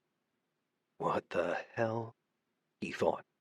Jake dodged another patrol before hitting Mosley-Dixon Road and headed downhill toward the other side of the lake. He was getting close. Nothing seemed to move in the Andersons' neighborhood. Jake could hear distant screaming and crying, too far away to be of immediate concern for him. Still, a feeling of violence hung in the air. As he watched from behind a tree, a couple of dark vans pulled out from behind a house farther down the street and took off like bats out of hell. The Andersons' house was closer to where he was hiding. A trickle of smoke was rising from it. Jake hadn't seen it at first, even with his enhanced night sight, because of the surrounding dark. His nose picked up the smell of a small fire now, though. The mailbox had been mowed flat, and the lawn was torn up by tire treads. Blood was on the ground. Jake's sensitive nose told him that all of the commotion had likely taken place minutes ago, definitely no longer than half an hour. Oh no, thought Jake. He threw all caution to the wind and rushed to the Andersons' house. The door had been kicked down. No, he thought. Jake drew his custom saber and pulled his dark, cracked lips back as he went from room to room. He found the bodies of Mr. and Mrs. Anderson first. Lionel Anderson had a shovel. He still gripped it in his large, dark-skinned hands in death. His gray and white speckled hair had been burned. He'd obviously gone down fighting.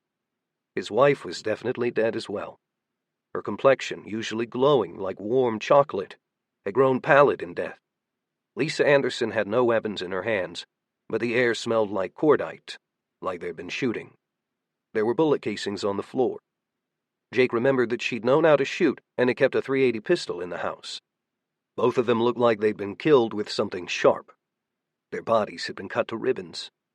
There was some evidence of blunt force impact, too, and Mr. Anderson had a big burn on his arm in addition to the first one Jake had seen on his head.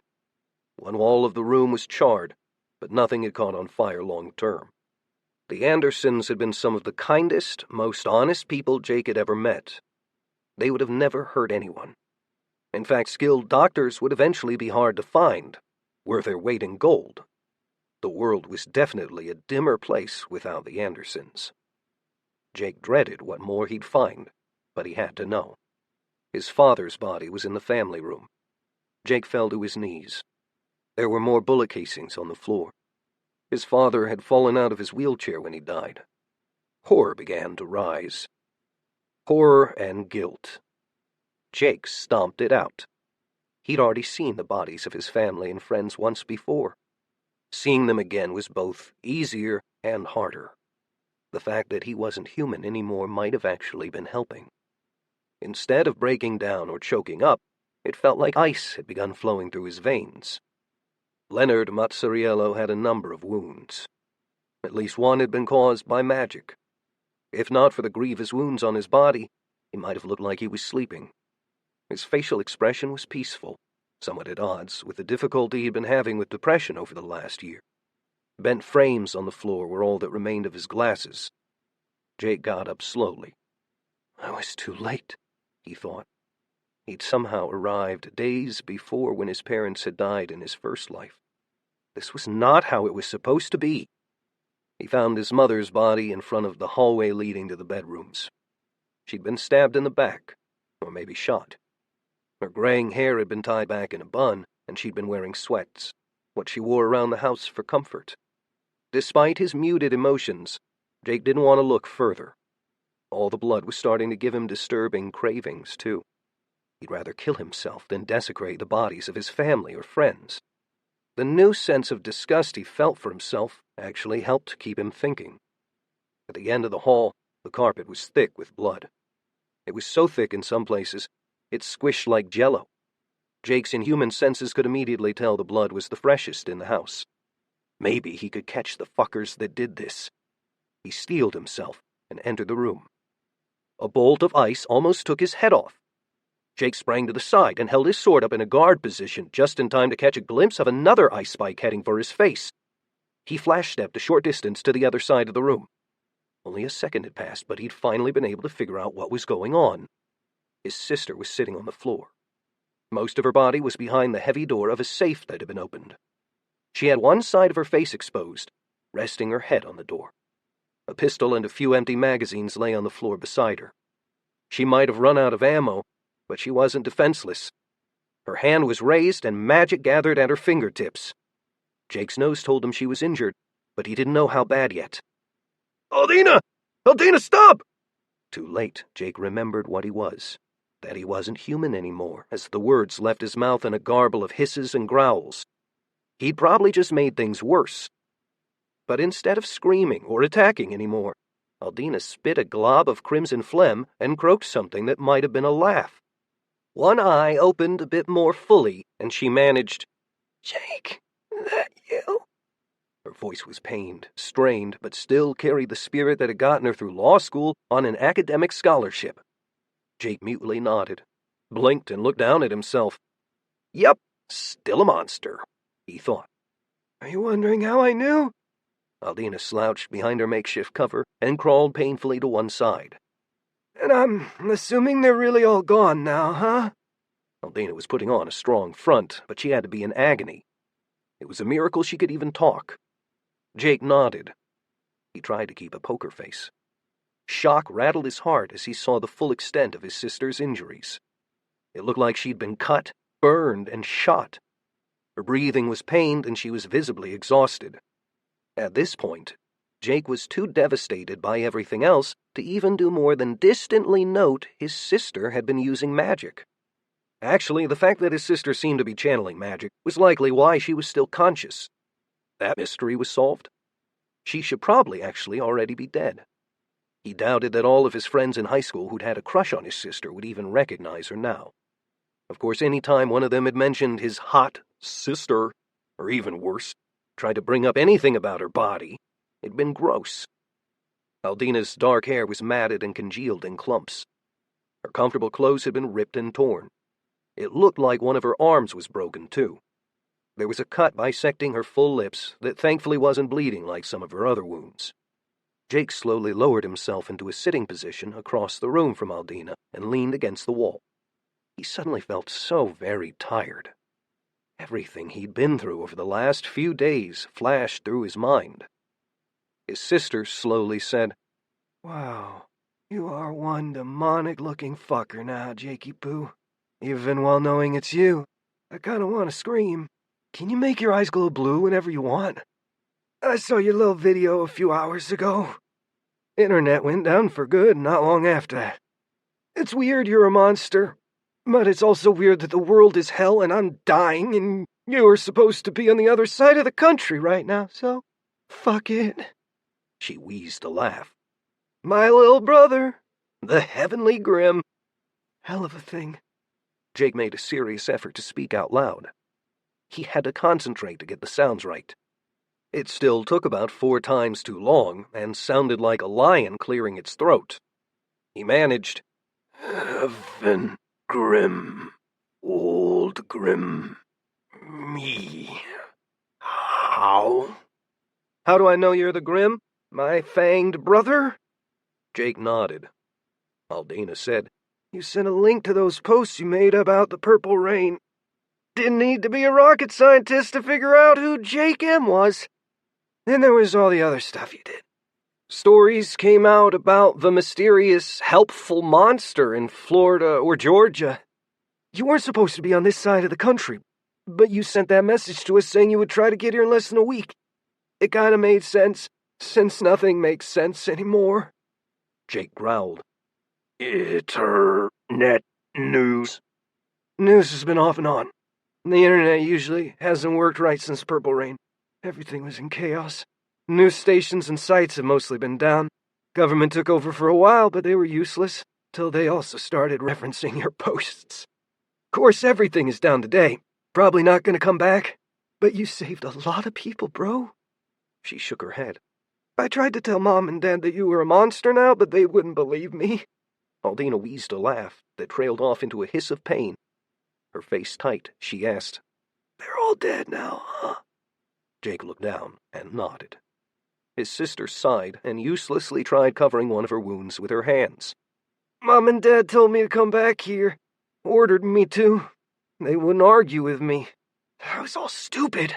The Andersons' mom, dad, they had guns, but the Warhounds had at least one mage and some guy in super thick armor. Pretty sure I killed one, maybe two. They pulled one of the bodies back, didn't leave them on the ground. I hit a few more with ice spikes whenever they poked their heads around the corner. I was holding up in here, but it was only a matter of time before they got me. At least I was too wounded to rape if they did. Maybe that's why Mom and Dad made me come back here myself. Fire. Yeah, no real arson, just some fire magic. If they'd been keen to burn the house down instead of steal our shit, I wouldn't have lasted this long. Of course, the only reason they left was the post-apoc kings showed up. Or maybe the screaming demons. Probably pissed someone was taking shit in their territory. Big fight outside. I stayed in here. Not much choice. She gestured at her broken body. Things made perfect sense for Jake now. The post-apoc kings, the screaming demons, night rangers, and the warhounds had existed in his first life. In fact, the screaming demons had killed his family the first time around, too. He didn't allow himself to fall into the enormous ocean of despair he felt opening beneath him. Some of the arcane senses he developed in his first life must have been tied to his soul, because he could feel that his sister was running out of mana. She didn't have much more time. You... magic? He grunted. Yeah, I'm a mage. Thanks to you. I took your instructions seriously. Followed them to see if I had any power I could awaken. Turned out I did. Studying magic for a few days was a hell of a lot easier than cramming in school. But yeah, I can use magic. A lot of people can probably say the same. You're kind of famous among some people who are still alive. I've heard that some nuts out there are even worshipping you. Wild, huh? She coughed a laugh that faded as she held one of her injuries that began to weep fresh blood. I really don't have much time left, Jake. Little demon bro. I wish I could hear that story. How you got to be this. She gestured with one bloody hand. Jake couldn't do anything other than helplessly watch her. Aldina smiled with crimson-covered teeth and said, I'd ask for a hug, but you suck at hugging, and you look like the devil. Do me a favor instead, would you? Jake cocked his head, and she continued. Kill every last one of those bastards that did this. Her voice turned ragged, savage. Get them all. Don't show any mercy. Destroy everything they care about. Even kill their fucking dogs.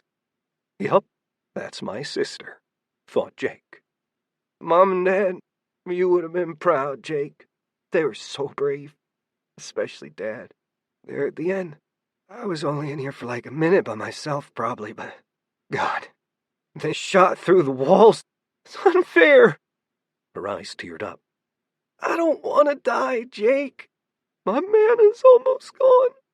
I'm starting to feel cold. Sleepy. That's bad. Jake mutely nodded. I think I'm gonna let the mana go and take a nap now. This sucks. You can suck my blood, or eat me, or whatever it is you do these days. As long as you go kill the tampons that did this to us. They were here for resources. They tried talking, but I guess it was taking too long because they just attacked out of nowhere. If Mr. Anderson didn't have such a good door, that would have been it right there. Jake watched his sister Dina lie down on the blood-soaked floor. She closed her eyes. Jake, Her voice trailed off. Jake's stomach turned to stone. He saw something rising from his sister's body, like a mist, and on impulse he rotated his chi. With the energy running through his body, he was able to see what it was better, like an outline. It could only be one thing. Why am I seeing Dina's soul? Jake thought. It was hard to think through his grief, but he answered his own question. His sister was a mage, maybe a novice, but she obviously had talent, and she also had access to mana. She would have had to touch her own soul to attain this much power, and she would know how to give it away. His sister had meant what she'd said. She'd offered her power to Jake if he needed it to get revenge for their family. Aldina always had been the strongest Mazzariello. She was the one who'd helped their dad start to get over some of his deepest lows after being diagnosed with Lou Gehrig's disease. Jake's eyes narrowed. He refused to let his sister die. There wasn't much he could do about her body, but maybe he could still do something for her in the future. He stretched out his fledgling senses and gathered up Aldina's soul. This was something he shouldn't have been able to accomplish at his level of cultivation, but he did it anyway. Once he gently secured Aldina's spirit, he guided it into his ring of holding for safekeeping. Up until this point, Jake had been as passive as possible and had avoided killing people. All of that had just changed. Now, it was game on. Everything had just become very, very personal between him and some looting shit stains out there. They had his family's blood on their hands. Jake growled low in his chest as he left the ruined, shot-up house. He didn't look down at his parents' corpses again.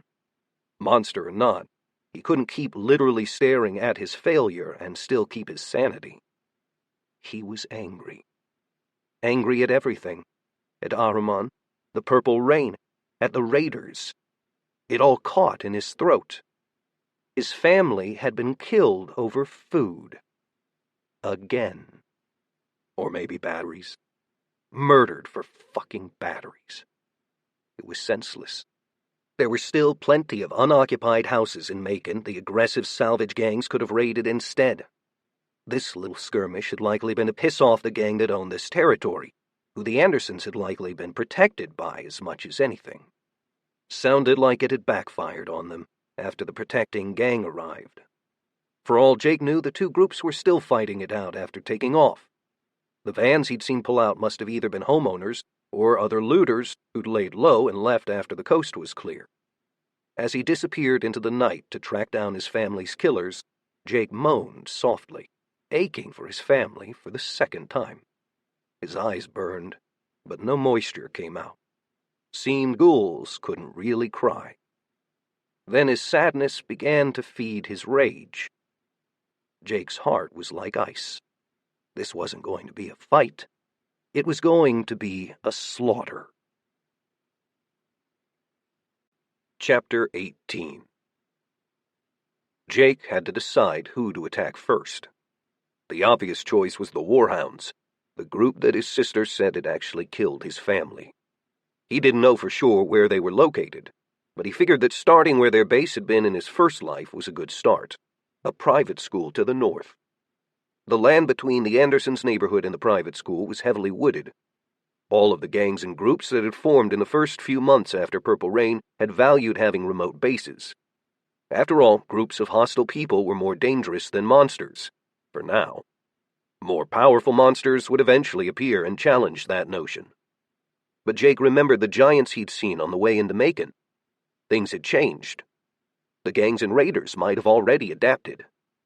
His mind worked as he raced through the forest, chest full of fire. It felt like ever since he'd come back to the past and been turned into a monster, he'd been walking on eggshells, trying to be a good person. He had been dreading any conflict with humans. The sense that he hadn't really wanted to get involved in this timeline had been a constant nagging limitation he put on himself. But all of that had changed. Trees flashed past, and Jake only paused to kill and drain a ghoul he happened across. His entire attitude had changed. He had killed before in his new ghoul form, but now it felt more natural, like he'd finally accepted his situation and his new body. Jake was not human anymore.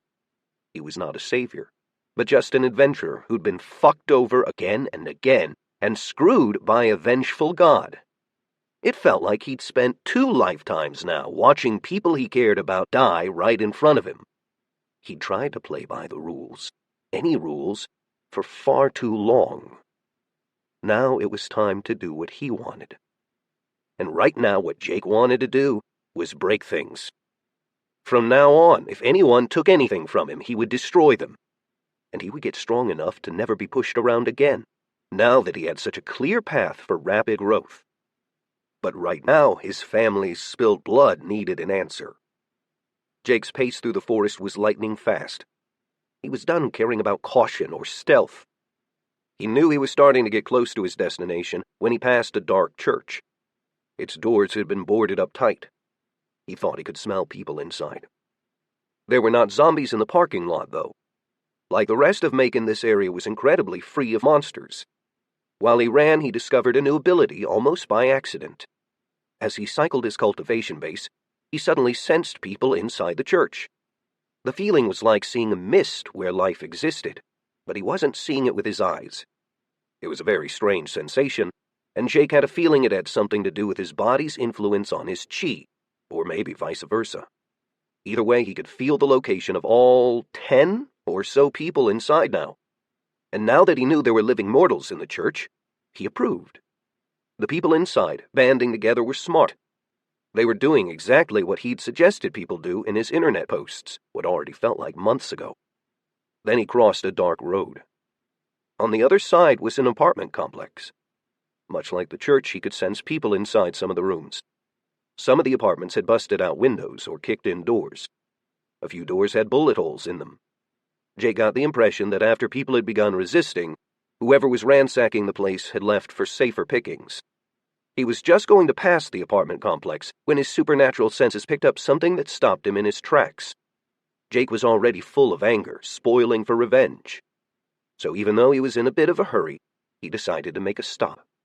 What he was feeling was on the second floor of a corner building in the complex. At first he thought about scaling the side of the apartment building. Maybe go through a window. But then he remembered that he was a shadow ghoul now. There were more direct methods of breaking and entering. It was interesting that the longer he stayed a monster, the more clearly he could feel natural, mystic thresholds around homes. His parents' home and the Andersons' home had been open to him, and he hadn't been affected. He could feel weak resistance now.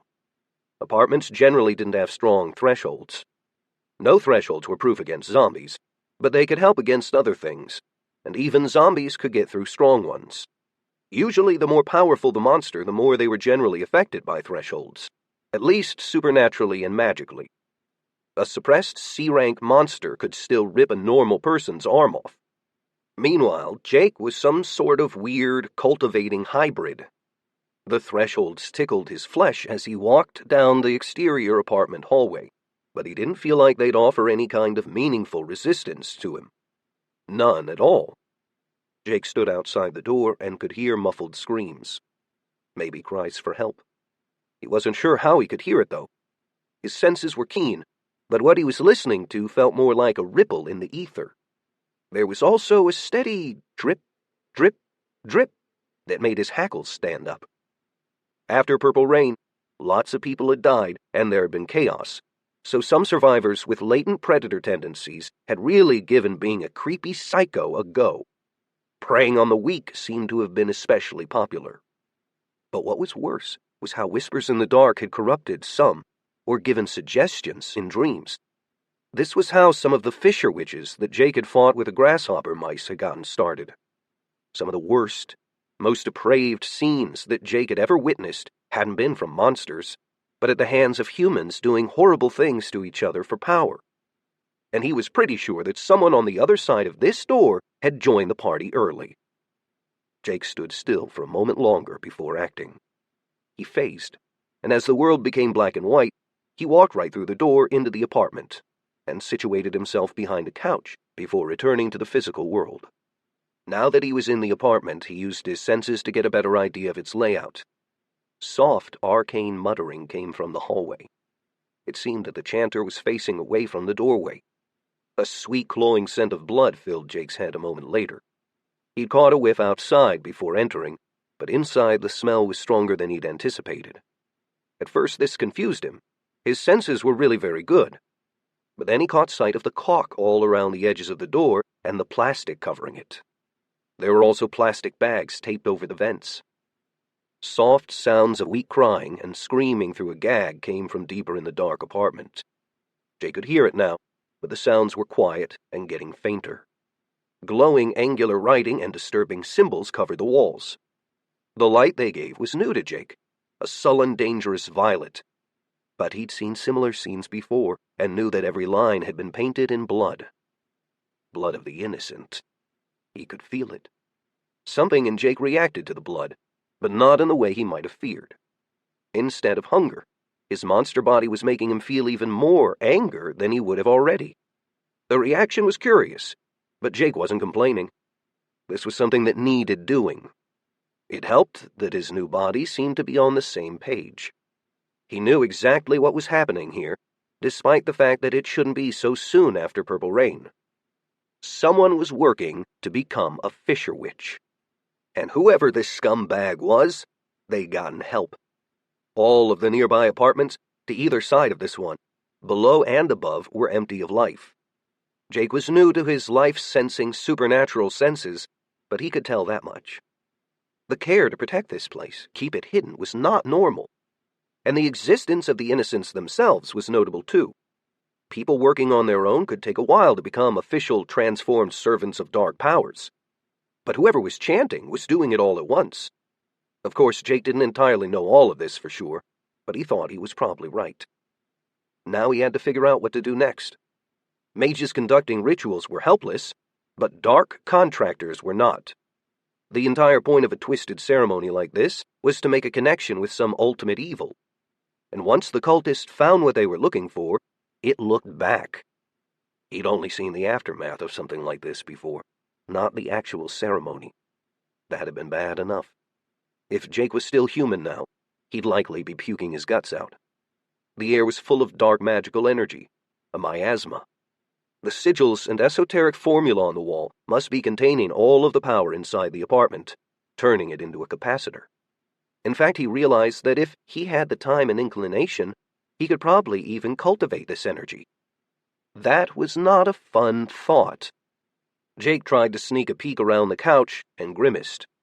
This Evil Inc. onboarding event was definitely in full swing. He was still thinking about what to do, maybe phase into a deeper room in the house, when he heard a raspy voice announce, "I know you are there. Come out." While the voice spoke, the muttering and chanting in the background continued. Well, shit. There are at least two of them. Despite Jake's anger, his blood felt like ice. He was here to exterminate, and he was willing to do whatever he had to in order to accomplish that goal. He slowly stood up without making any aggressive moves. What stood before him was a big, expensive-looking doll, the kind that older ladies who smelled like baby powder would like to spoil little girls with at the mall before Purple Rain. Its eyes glowed the same color as the evil script on the wall. While it wasn't holding any weapons, Jake's mage senses that he still somehow had could recognize that magic field around the thing. It was protected, and the energy functioned like a loaded gun, too. All of its magic mojo was currently pointed at Jake. Behind the doll, he could catch sight of a feverishly working and chanting old man, wearing nothing but dirty, tighty-whitey underwear. The man was using a paintbrush on the walls, dipping it into a paint-rolling tray. Jake could smell the fresh blood from where he was standing. Now that he could see the entire room, Jake understood how the walls of mystic script, basically a giant spell working, had been created. There were several broken circles of chalk scattered around the room's veneer floor, big ones.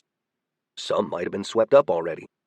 Jake was able to quickly recognize how the wannabe Fisher Witch was standing within an ominous, energized circle. The man had put one side of the circle directly against the wall. Now that Jake was watching it work, he understood how it all functioned. The blood on the paintbrush didn't break the circle, as the chanting cultist basically channeled evil energy inside into his glowing script. Jake wished he'd known this information in his first life. How Fisher Witches were actually created had still mostly been a mystery even when he died. There were different ways for a human to become a Fisher Witch, and the leftovers of rooms like this one had been found before. But if any adventurers had witnessed the process in Jake's first life, they hadn't lived to tell the story. In fact, there had been extra bodies at some locations that hadn't belonged to the sacrifices. Probably some poor bastard that had wandered into the ceremony. The existence of those bodies, sometimes obviously having died right before the Fisher Witch was born, was how Jake had assumed there would be a guardian present. And the reason he knew the work itself could kill was because there had been evidence of that, too. The animated doll was menacing, just standing there. Its eyes glowed brighter in surprise, as it said, "You aren't human." but I feel a human soul. It narrowed its glowing eyes before slowly nodding. Yes, that is a fine specimen. I do not recognize it. You are obviously not human in form, but I sense a human soul. A servant of one of my master's siblings, I presume. Before Jake met the Morrigan, he would have had no idea what the fuck this thing was talking about. However, now he could only thank God for fortunate misunderstandings. Jake had already accepted the fact that he was standing in a dark apartment, glowing with evil energy, talking to a creepy, powerful, animated doll, while some psycho painted on the wall with fresh blood and children suffered in another room. He would have liked to just attack, but doing so without the element of surprise would be stupid. It was possible he could try a demonic contradiction wave attack, but he hadn't practiced with it. Such a volatile attack would not be a good option either. If it didn't work, he'd be giving himself away. If it worked too well, he could end up blowing up himself or the sacrifices. In fact, there was so much energy buzzing around the apartment, he might blow up the entire block. Now was time to do some improvised acting. He remembered how the Morrigan had understood his moans as a zombie, so he didn't try to speak clearly, just growled, "You were on my master's territory. I was sent to find out what you were doing." The doll cocked its head. I find that hard to believe, as my master took over this territory without any opposition. Jake thought quickly, and basically just repeated back what he just heard. There was a change? Yes, my master originally had control of the land this world calls Mexico. However, some of his brethren have allowed him to settle here and invest his power more quickly. You should know this. You are a child of the night, and we're the body of a powerful creature of darkness. The doll's eyes flashed, and Jake felt a strange, probing feeling. Ah, your soul is practically dripping with demonic energy, but I cannot place it. How curious. There is something blocking my vision. You are lucky indeed. If I were to destroy you now, I would likely get no answers for my lord. So instead we can continue to talk. The doll's face didn't move, but Jake could tell it was smirking. Its unmoving face between golden locks was quite a contrast with the glowing eyes. How it communicated expressions so well was a mystery. Mexico, Jake thought. He remembered several things at once, and the situation grew much more real and more dangerous for him. He'd been a stupid zombie at the time, but now he could remember what the Morrigan had told him more clearly. She'd actually given him a freebie. What had she said? That the catastrophe in Mexico would not happen in the same place again. That's right. She'd said it would happen near the place of his birth. Georgia. Holy shit, thought Jake. The light mystic touch of the animated doll had been enough for him to know beyond a shadow of a doubt that this thing could destroy him in a straight fight. But Jake had years of adventuring experience. When a good, honest brawl was out of the question, it was time to be sneaky and ruthless. What do all evil creatures have in common? Selfishness, thought Jake. Okay, that's half the puzzle. But this doll obviously doesn't believe me that I didn't know what it was up to, and it's not attacking. Why would it think I've really come? Then he got an idea. Now he had a half-formed plan of how to act and how to take advantage of the situation. You are almost finished with this ceremony, I presume? The doll's eyes flared again, and its voice dripped amusement as it said, I have no reason to answer that question. State your business and be honest about it, or I will be forced to destroy you, or at least the vessel you're using. I will do my best to attack you through your link, if I do. And that told Jake everything he needed to know, the last piece of the puzzle. He hoped. Chapter 19. Jake briefly recapped everything he'd reasoned about the situation. All right, he thought. This thing thinks I'm a powerful evil mage, maybe even a god's champion. Hell, it's probably a champion. It is most likely working for Tlaloc, the god responsible for the disaster and enslavement of most of Mexico in my past. The real reason it isn't attacking me is likely because it doesn't want to damage the spell working on the walls. Jake had noticed the glowing lines behind him immediately. They actually ran past the couch he'd been hiding behind, so it had likely been pushed around a few times as the muttering lunatic worked. This meant the spell was in the line of fire if the doll opened fire, magically speaking. Jake continued thinking. Since it doesn't believe I'm here ignorantly, it must think I'm after information, or to sabotage. I haven't actually attacked the working, though, and I obviously could, so it must think I'm either afraid or only after information. Maybe I can use that. In fact, it must be sure that I came in here for information. If I'd only wanted to destroy the working and disrupt this ceremony, I could have burned down the building. After all, it thinks I'm an evil god's errand boy. That would mean I wouldn't give a shit about killing the sacrifices or a handful of people that are still hiding around here. No! Wait. Actually, maybe it thinks I'm here for personal reasons. I am way more powerful than most other monsters running around so far after Purple Rain. Just like it is. Yeah, that might be it. His mind whirred as his plan began to take more solid shape. I know through Morrigan that evil gods work against each other, and their champions probably do too. This thing believes it is more powerful than me, and likely is, but it's cautious and doesn't want the working to fail. It's obviously here as a facilitator, or bodyguard. Maybe it'll be punished if this Fisher Witch isn't born. Jake could remember how everything had played out in Mexico, how vampire hell had come to Earth. He thought, I can make a guess about why this Fisher Witch is being made. The portal hasn't been opened yet, and they need to build the troops up first. So again, why is the doll talking to me? The answer hit him almost immediately after he'd organized his thoughts. To stall for time. Definitely. Jake mentally nodded. He'd been a mage for a while in his past life, and he was pretty sure the working was almost finished. So the doll will probably go balls out and try to destroy me after the Fisher Witch is born.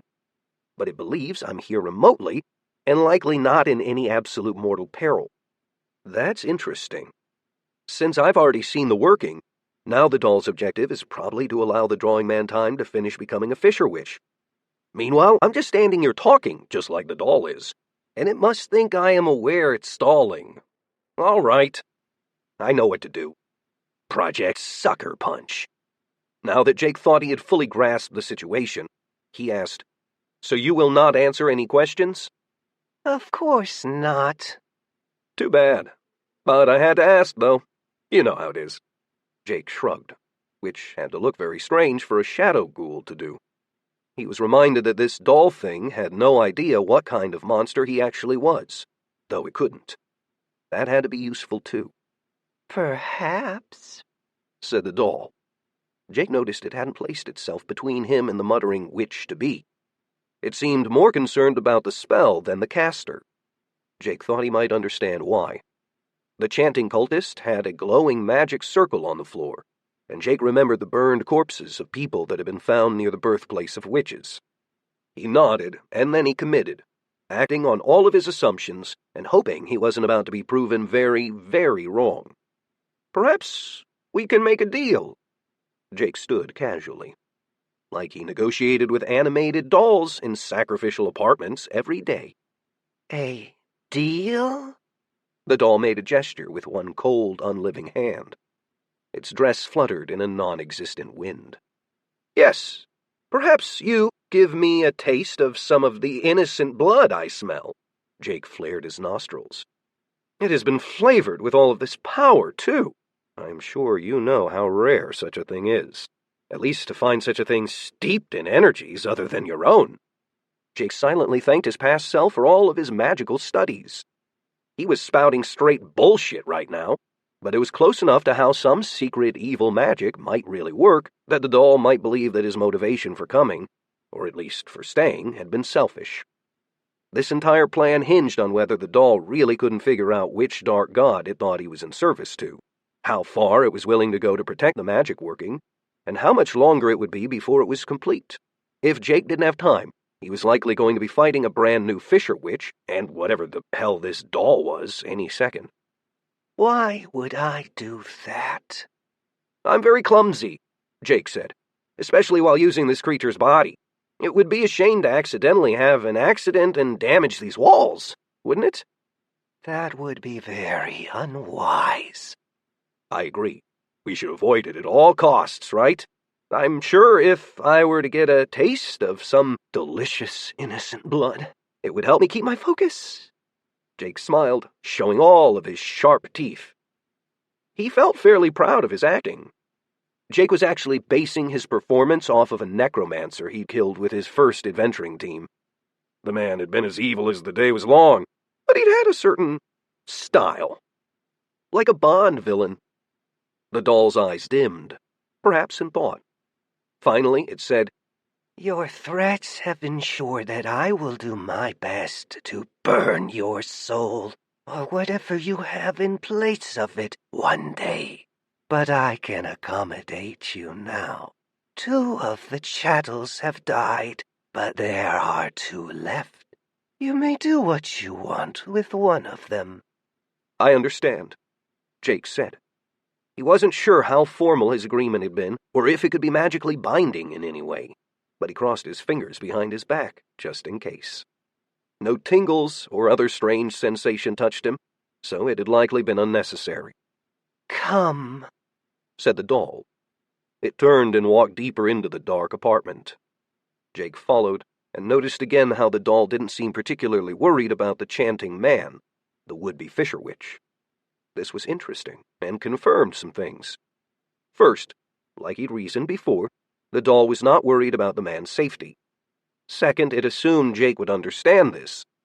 And as Jake passed, the man didn't even glance at Jake, just kept writing in blood on the glowing wall. As the doll led the way down the hall, Jake was tempted to ask its name, but decided not to. Names were a big deal in the supernatural world, and he'd noticed that the doll hadn't asked his name either. There was a chance that not asking might seem suspicious, but it might be even more suspicious if he did. The hallway walls had been completely covered in glowing spell script. Evil energy permeated the air. If Jake had still been a mage, the pressure of the surrounding magical miasma would not have allowed him to cast a single spell, or even start one. Now that he was closer, his magical sight let him see the defensive barriers around the doll's body in detail. They were good. About halfway down the hall, Jake cycled his cultivation base and used his life-sensing ability, experimenting on a hunch. His theory was correct. This close to the doll, he could actually sense where the mage controlling it had attached a soul point. It was a dark, ugly mark, but still glowed with a tiny hint of life. Jake wasted no time. He drew his saber, applied mercurial lunar dowel polishing, and slashed the glimmering blade precisely at the point he'd identified. The doll's defenses offered some resistance, but Jake had abandoned magic in his first life for cultivation precisely because the energy it afforded was so much more potent. For instance, Flash Step could penetrate right through most magical barriers, and he'd assumed mercurial lunar dowel polishing, a stronger, deeper technique, would allow his blade to do the same. It turned out he was right. As Jake's saber sheared through the doll's arm, precisely severing the mystic link, it screamed. For just a moment, a giant shadow loomed in the hallway, a hulking monstrosity behind the doll. It turned and glared at Jake with 3 baleful eyes, full of violent promise, before it faded, and the doll collapsed. He wasn't dumb enough to let his guard down, however. Jake spun his cultivation base and concentrated, searching the rest of the apartment with his senses. From the outside, it had been hard to tell, but now he was sure. The doll had been telling the truth about the remaining human lives. But Jake sensed something else, too. The apartment wasn't very large, and the hallway was narrow. His saber had been great as an ambush weapon, but now Jake put it away. He could feel something behind the door at the end of the hall, maybe a bathroom. Suddenly, he was painfully aware that the chanting, painting cultist circle was almost directly behind him. If he were pushed into it, that would be bad. Jake rolled his neck and loosened his shoulders before taking a few more steps forward. And predictably, the door at the end of the hall exploded. Jake barely got a glimpse of burning purple eyes before a creature was almost on top of him. If he'd been a human, he would have flinched away from it. But Jake wasn't human anymore. He was far stronger than he had been in his past life, stronger than any of the grasshopper mice. Now he was a shadow ghoul, and the vampire rushing at him was outclassed. Jake was at least a low C-rank monster. Basic vampires were E-rank, or maybe very low D-rank. Of course, there were two of them, which made things a little more interesting. Jake didn't retreat. He stepped forward. As the first vampire screeched and reached with clawed hands for Jake's face and neck, he snapped his rigid hands out to pop the creature's arms wide. Then, as it continued forward to bite him, Jake raised one arm, cracking the creature in the jaw with an elbow. And as the vampire stumbled back, Jake lunged forward to bite its throat. The move wasn't something he really had to think about. It was instinctive now. He tore the other monster's throat out with a savage yank of his head and kicked it back down the hallway where it collided with its fellow. Then he spit and pulled a revolver out of his storage ring. He aimed and unloaded 4 .38 Special plus P rounds, courtesy of his revolver from Tifton, into the two thrashing monsters as they practically tore at each other, both tangled and trying to rise. Jake's bullets slammed into the two creatures, penetrating both. The surrounding apartments had been emptied. If he overpenetrated downward, it wouldn't hit innocents, hopefully. He studied the vampires as he moved forward to end things. They were definitely both very low ranking. Each of them sort of looked like a cross between a zombie, a ghoul, and a human, but with some reptilian facial features. Jake had only seen a vampire once in his previous lifetime, and it hadn't been alive. They were proving just as hard to kill as he'd heard. The one he'd mauled was bleeding heavily from multiple wounds, but was also still struggling to get up. It would have already, if not for the other one. Jake knew mundane wounds would eventually put down a vampire for good, but it could take a while without cutting their heads off, and he didn't want to get that close quite yet. The things were designed to last through damage so they could kill, drink blood, and heal themselves. Most of their mythical weaknesses were grounded in reality. Unfortunately, he didn't have time to make any steaks, and didn't have garlic. But Jake smiled as he pulled a small bottle of holy water out of his storage ring. It was one of 3 he'd swiped from his parents' house before he'd left. They'd had it left over from something at church. Part of him was curious whether it was real, but he decided to give it a shot anyway. So after he carefully took the lid off, he threw the whole thing on the struggling vampires. Both creatures had been hissing and spitting, but the moment the water touched, they screamed. A terrible, bone-vibrating sound. Their efforts to get up became frantic. One of them, the unbitten one, actually managed, running at Jake on all 4s, but it was blind in agony and didn't even dodge as Jake planted his heel in its face. Bones crunched, and the thing flew down the hallway. Where the holy water had sprayed the walls, the evil energy flowing through the glowing script actually recoiled away. It felt like the entire apartment trembled before the script seemed to push through again, slowly going back to how it had looked before. The vampires moaned as they died, but Jake didn't believe in leaving things to chance. He wanted to make sure the nasty things were down for good. He drew his saber again and used powerful, economical motions to cut the creatures' heads off. Then he hesitated. Should he rescue the captives now, or kill the cultist? His original plan had been to rescue the children he'd sensed first, but if he had to fight a Fisher Witch in the next few minutes, he likely wouldn't be able to protect them. If he died or had to escape, they would die. He turned and deliberately walked toward the chanting cultist after sheathing his saber again. The walls were beginning to glow brighter.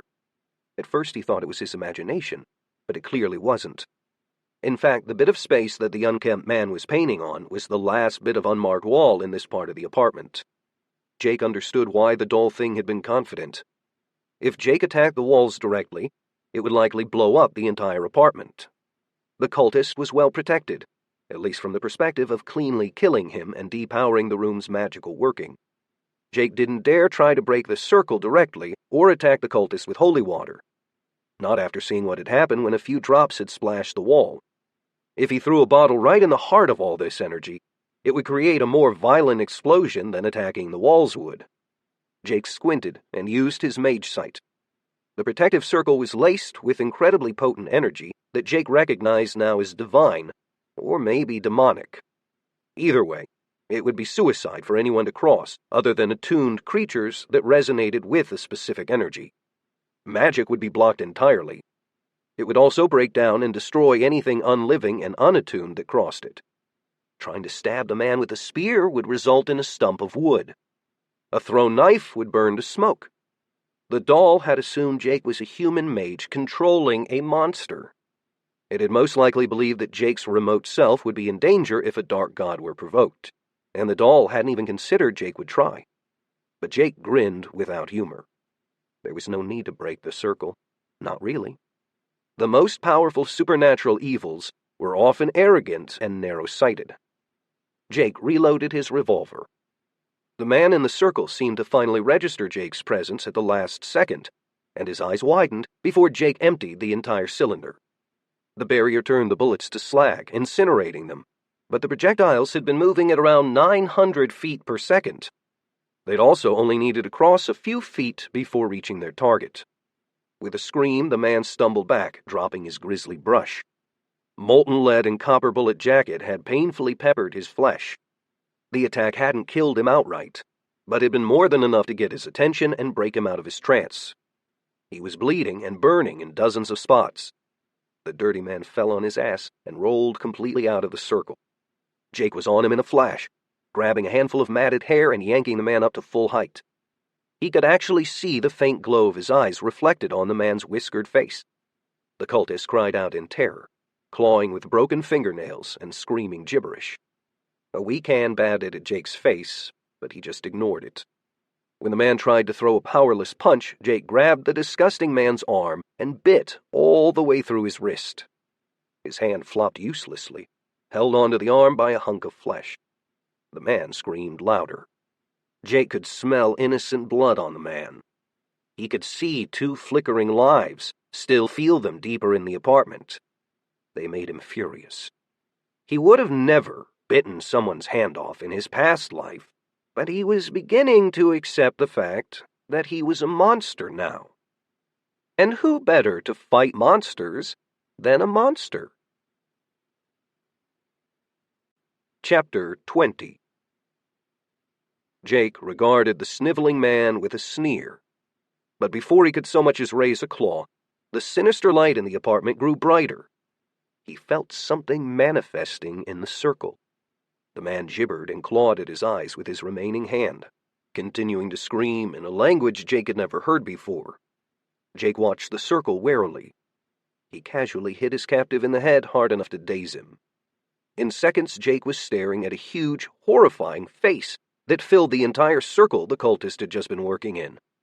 Goggle eyes, filled with malice, sat above a fanged mouth. Jake felt an incredible amount of pressure, even from a tiny sending like this that had been contained in a magic circle. He kept a strong front, but every fiber of his being recoiled. Jake felt extremely grateful that the evil energy in the apartment itself apparently hadn't been strong enough for the god to manifest in.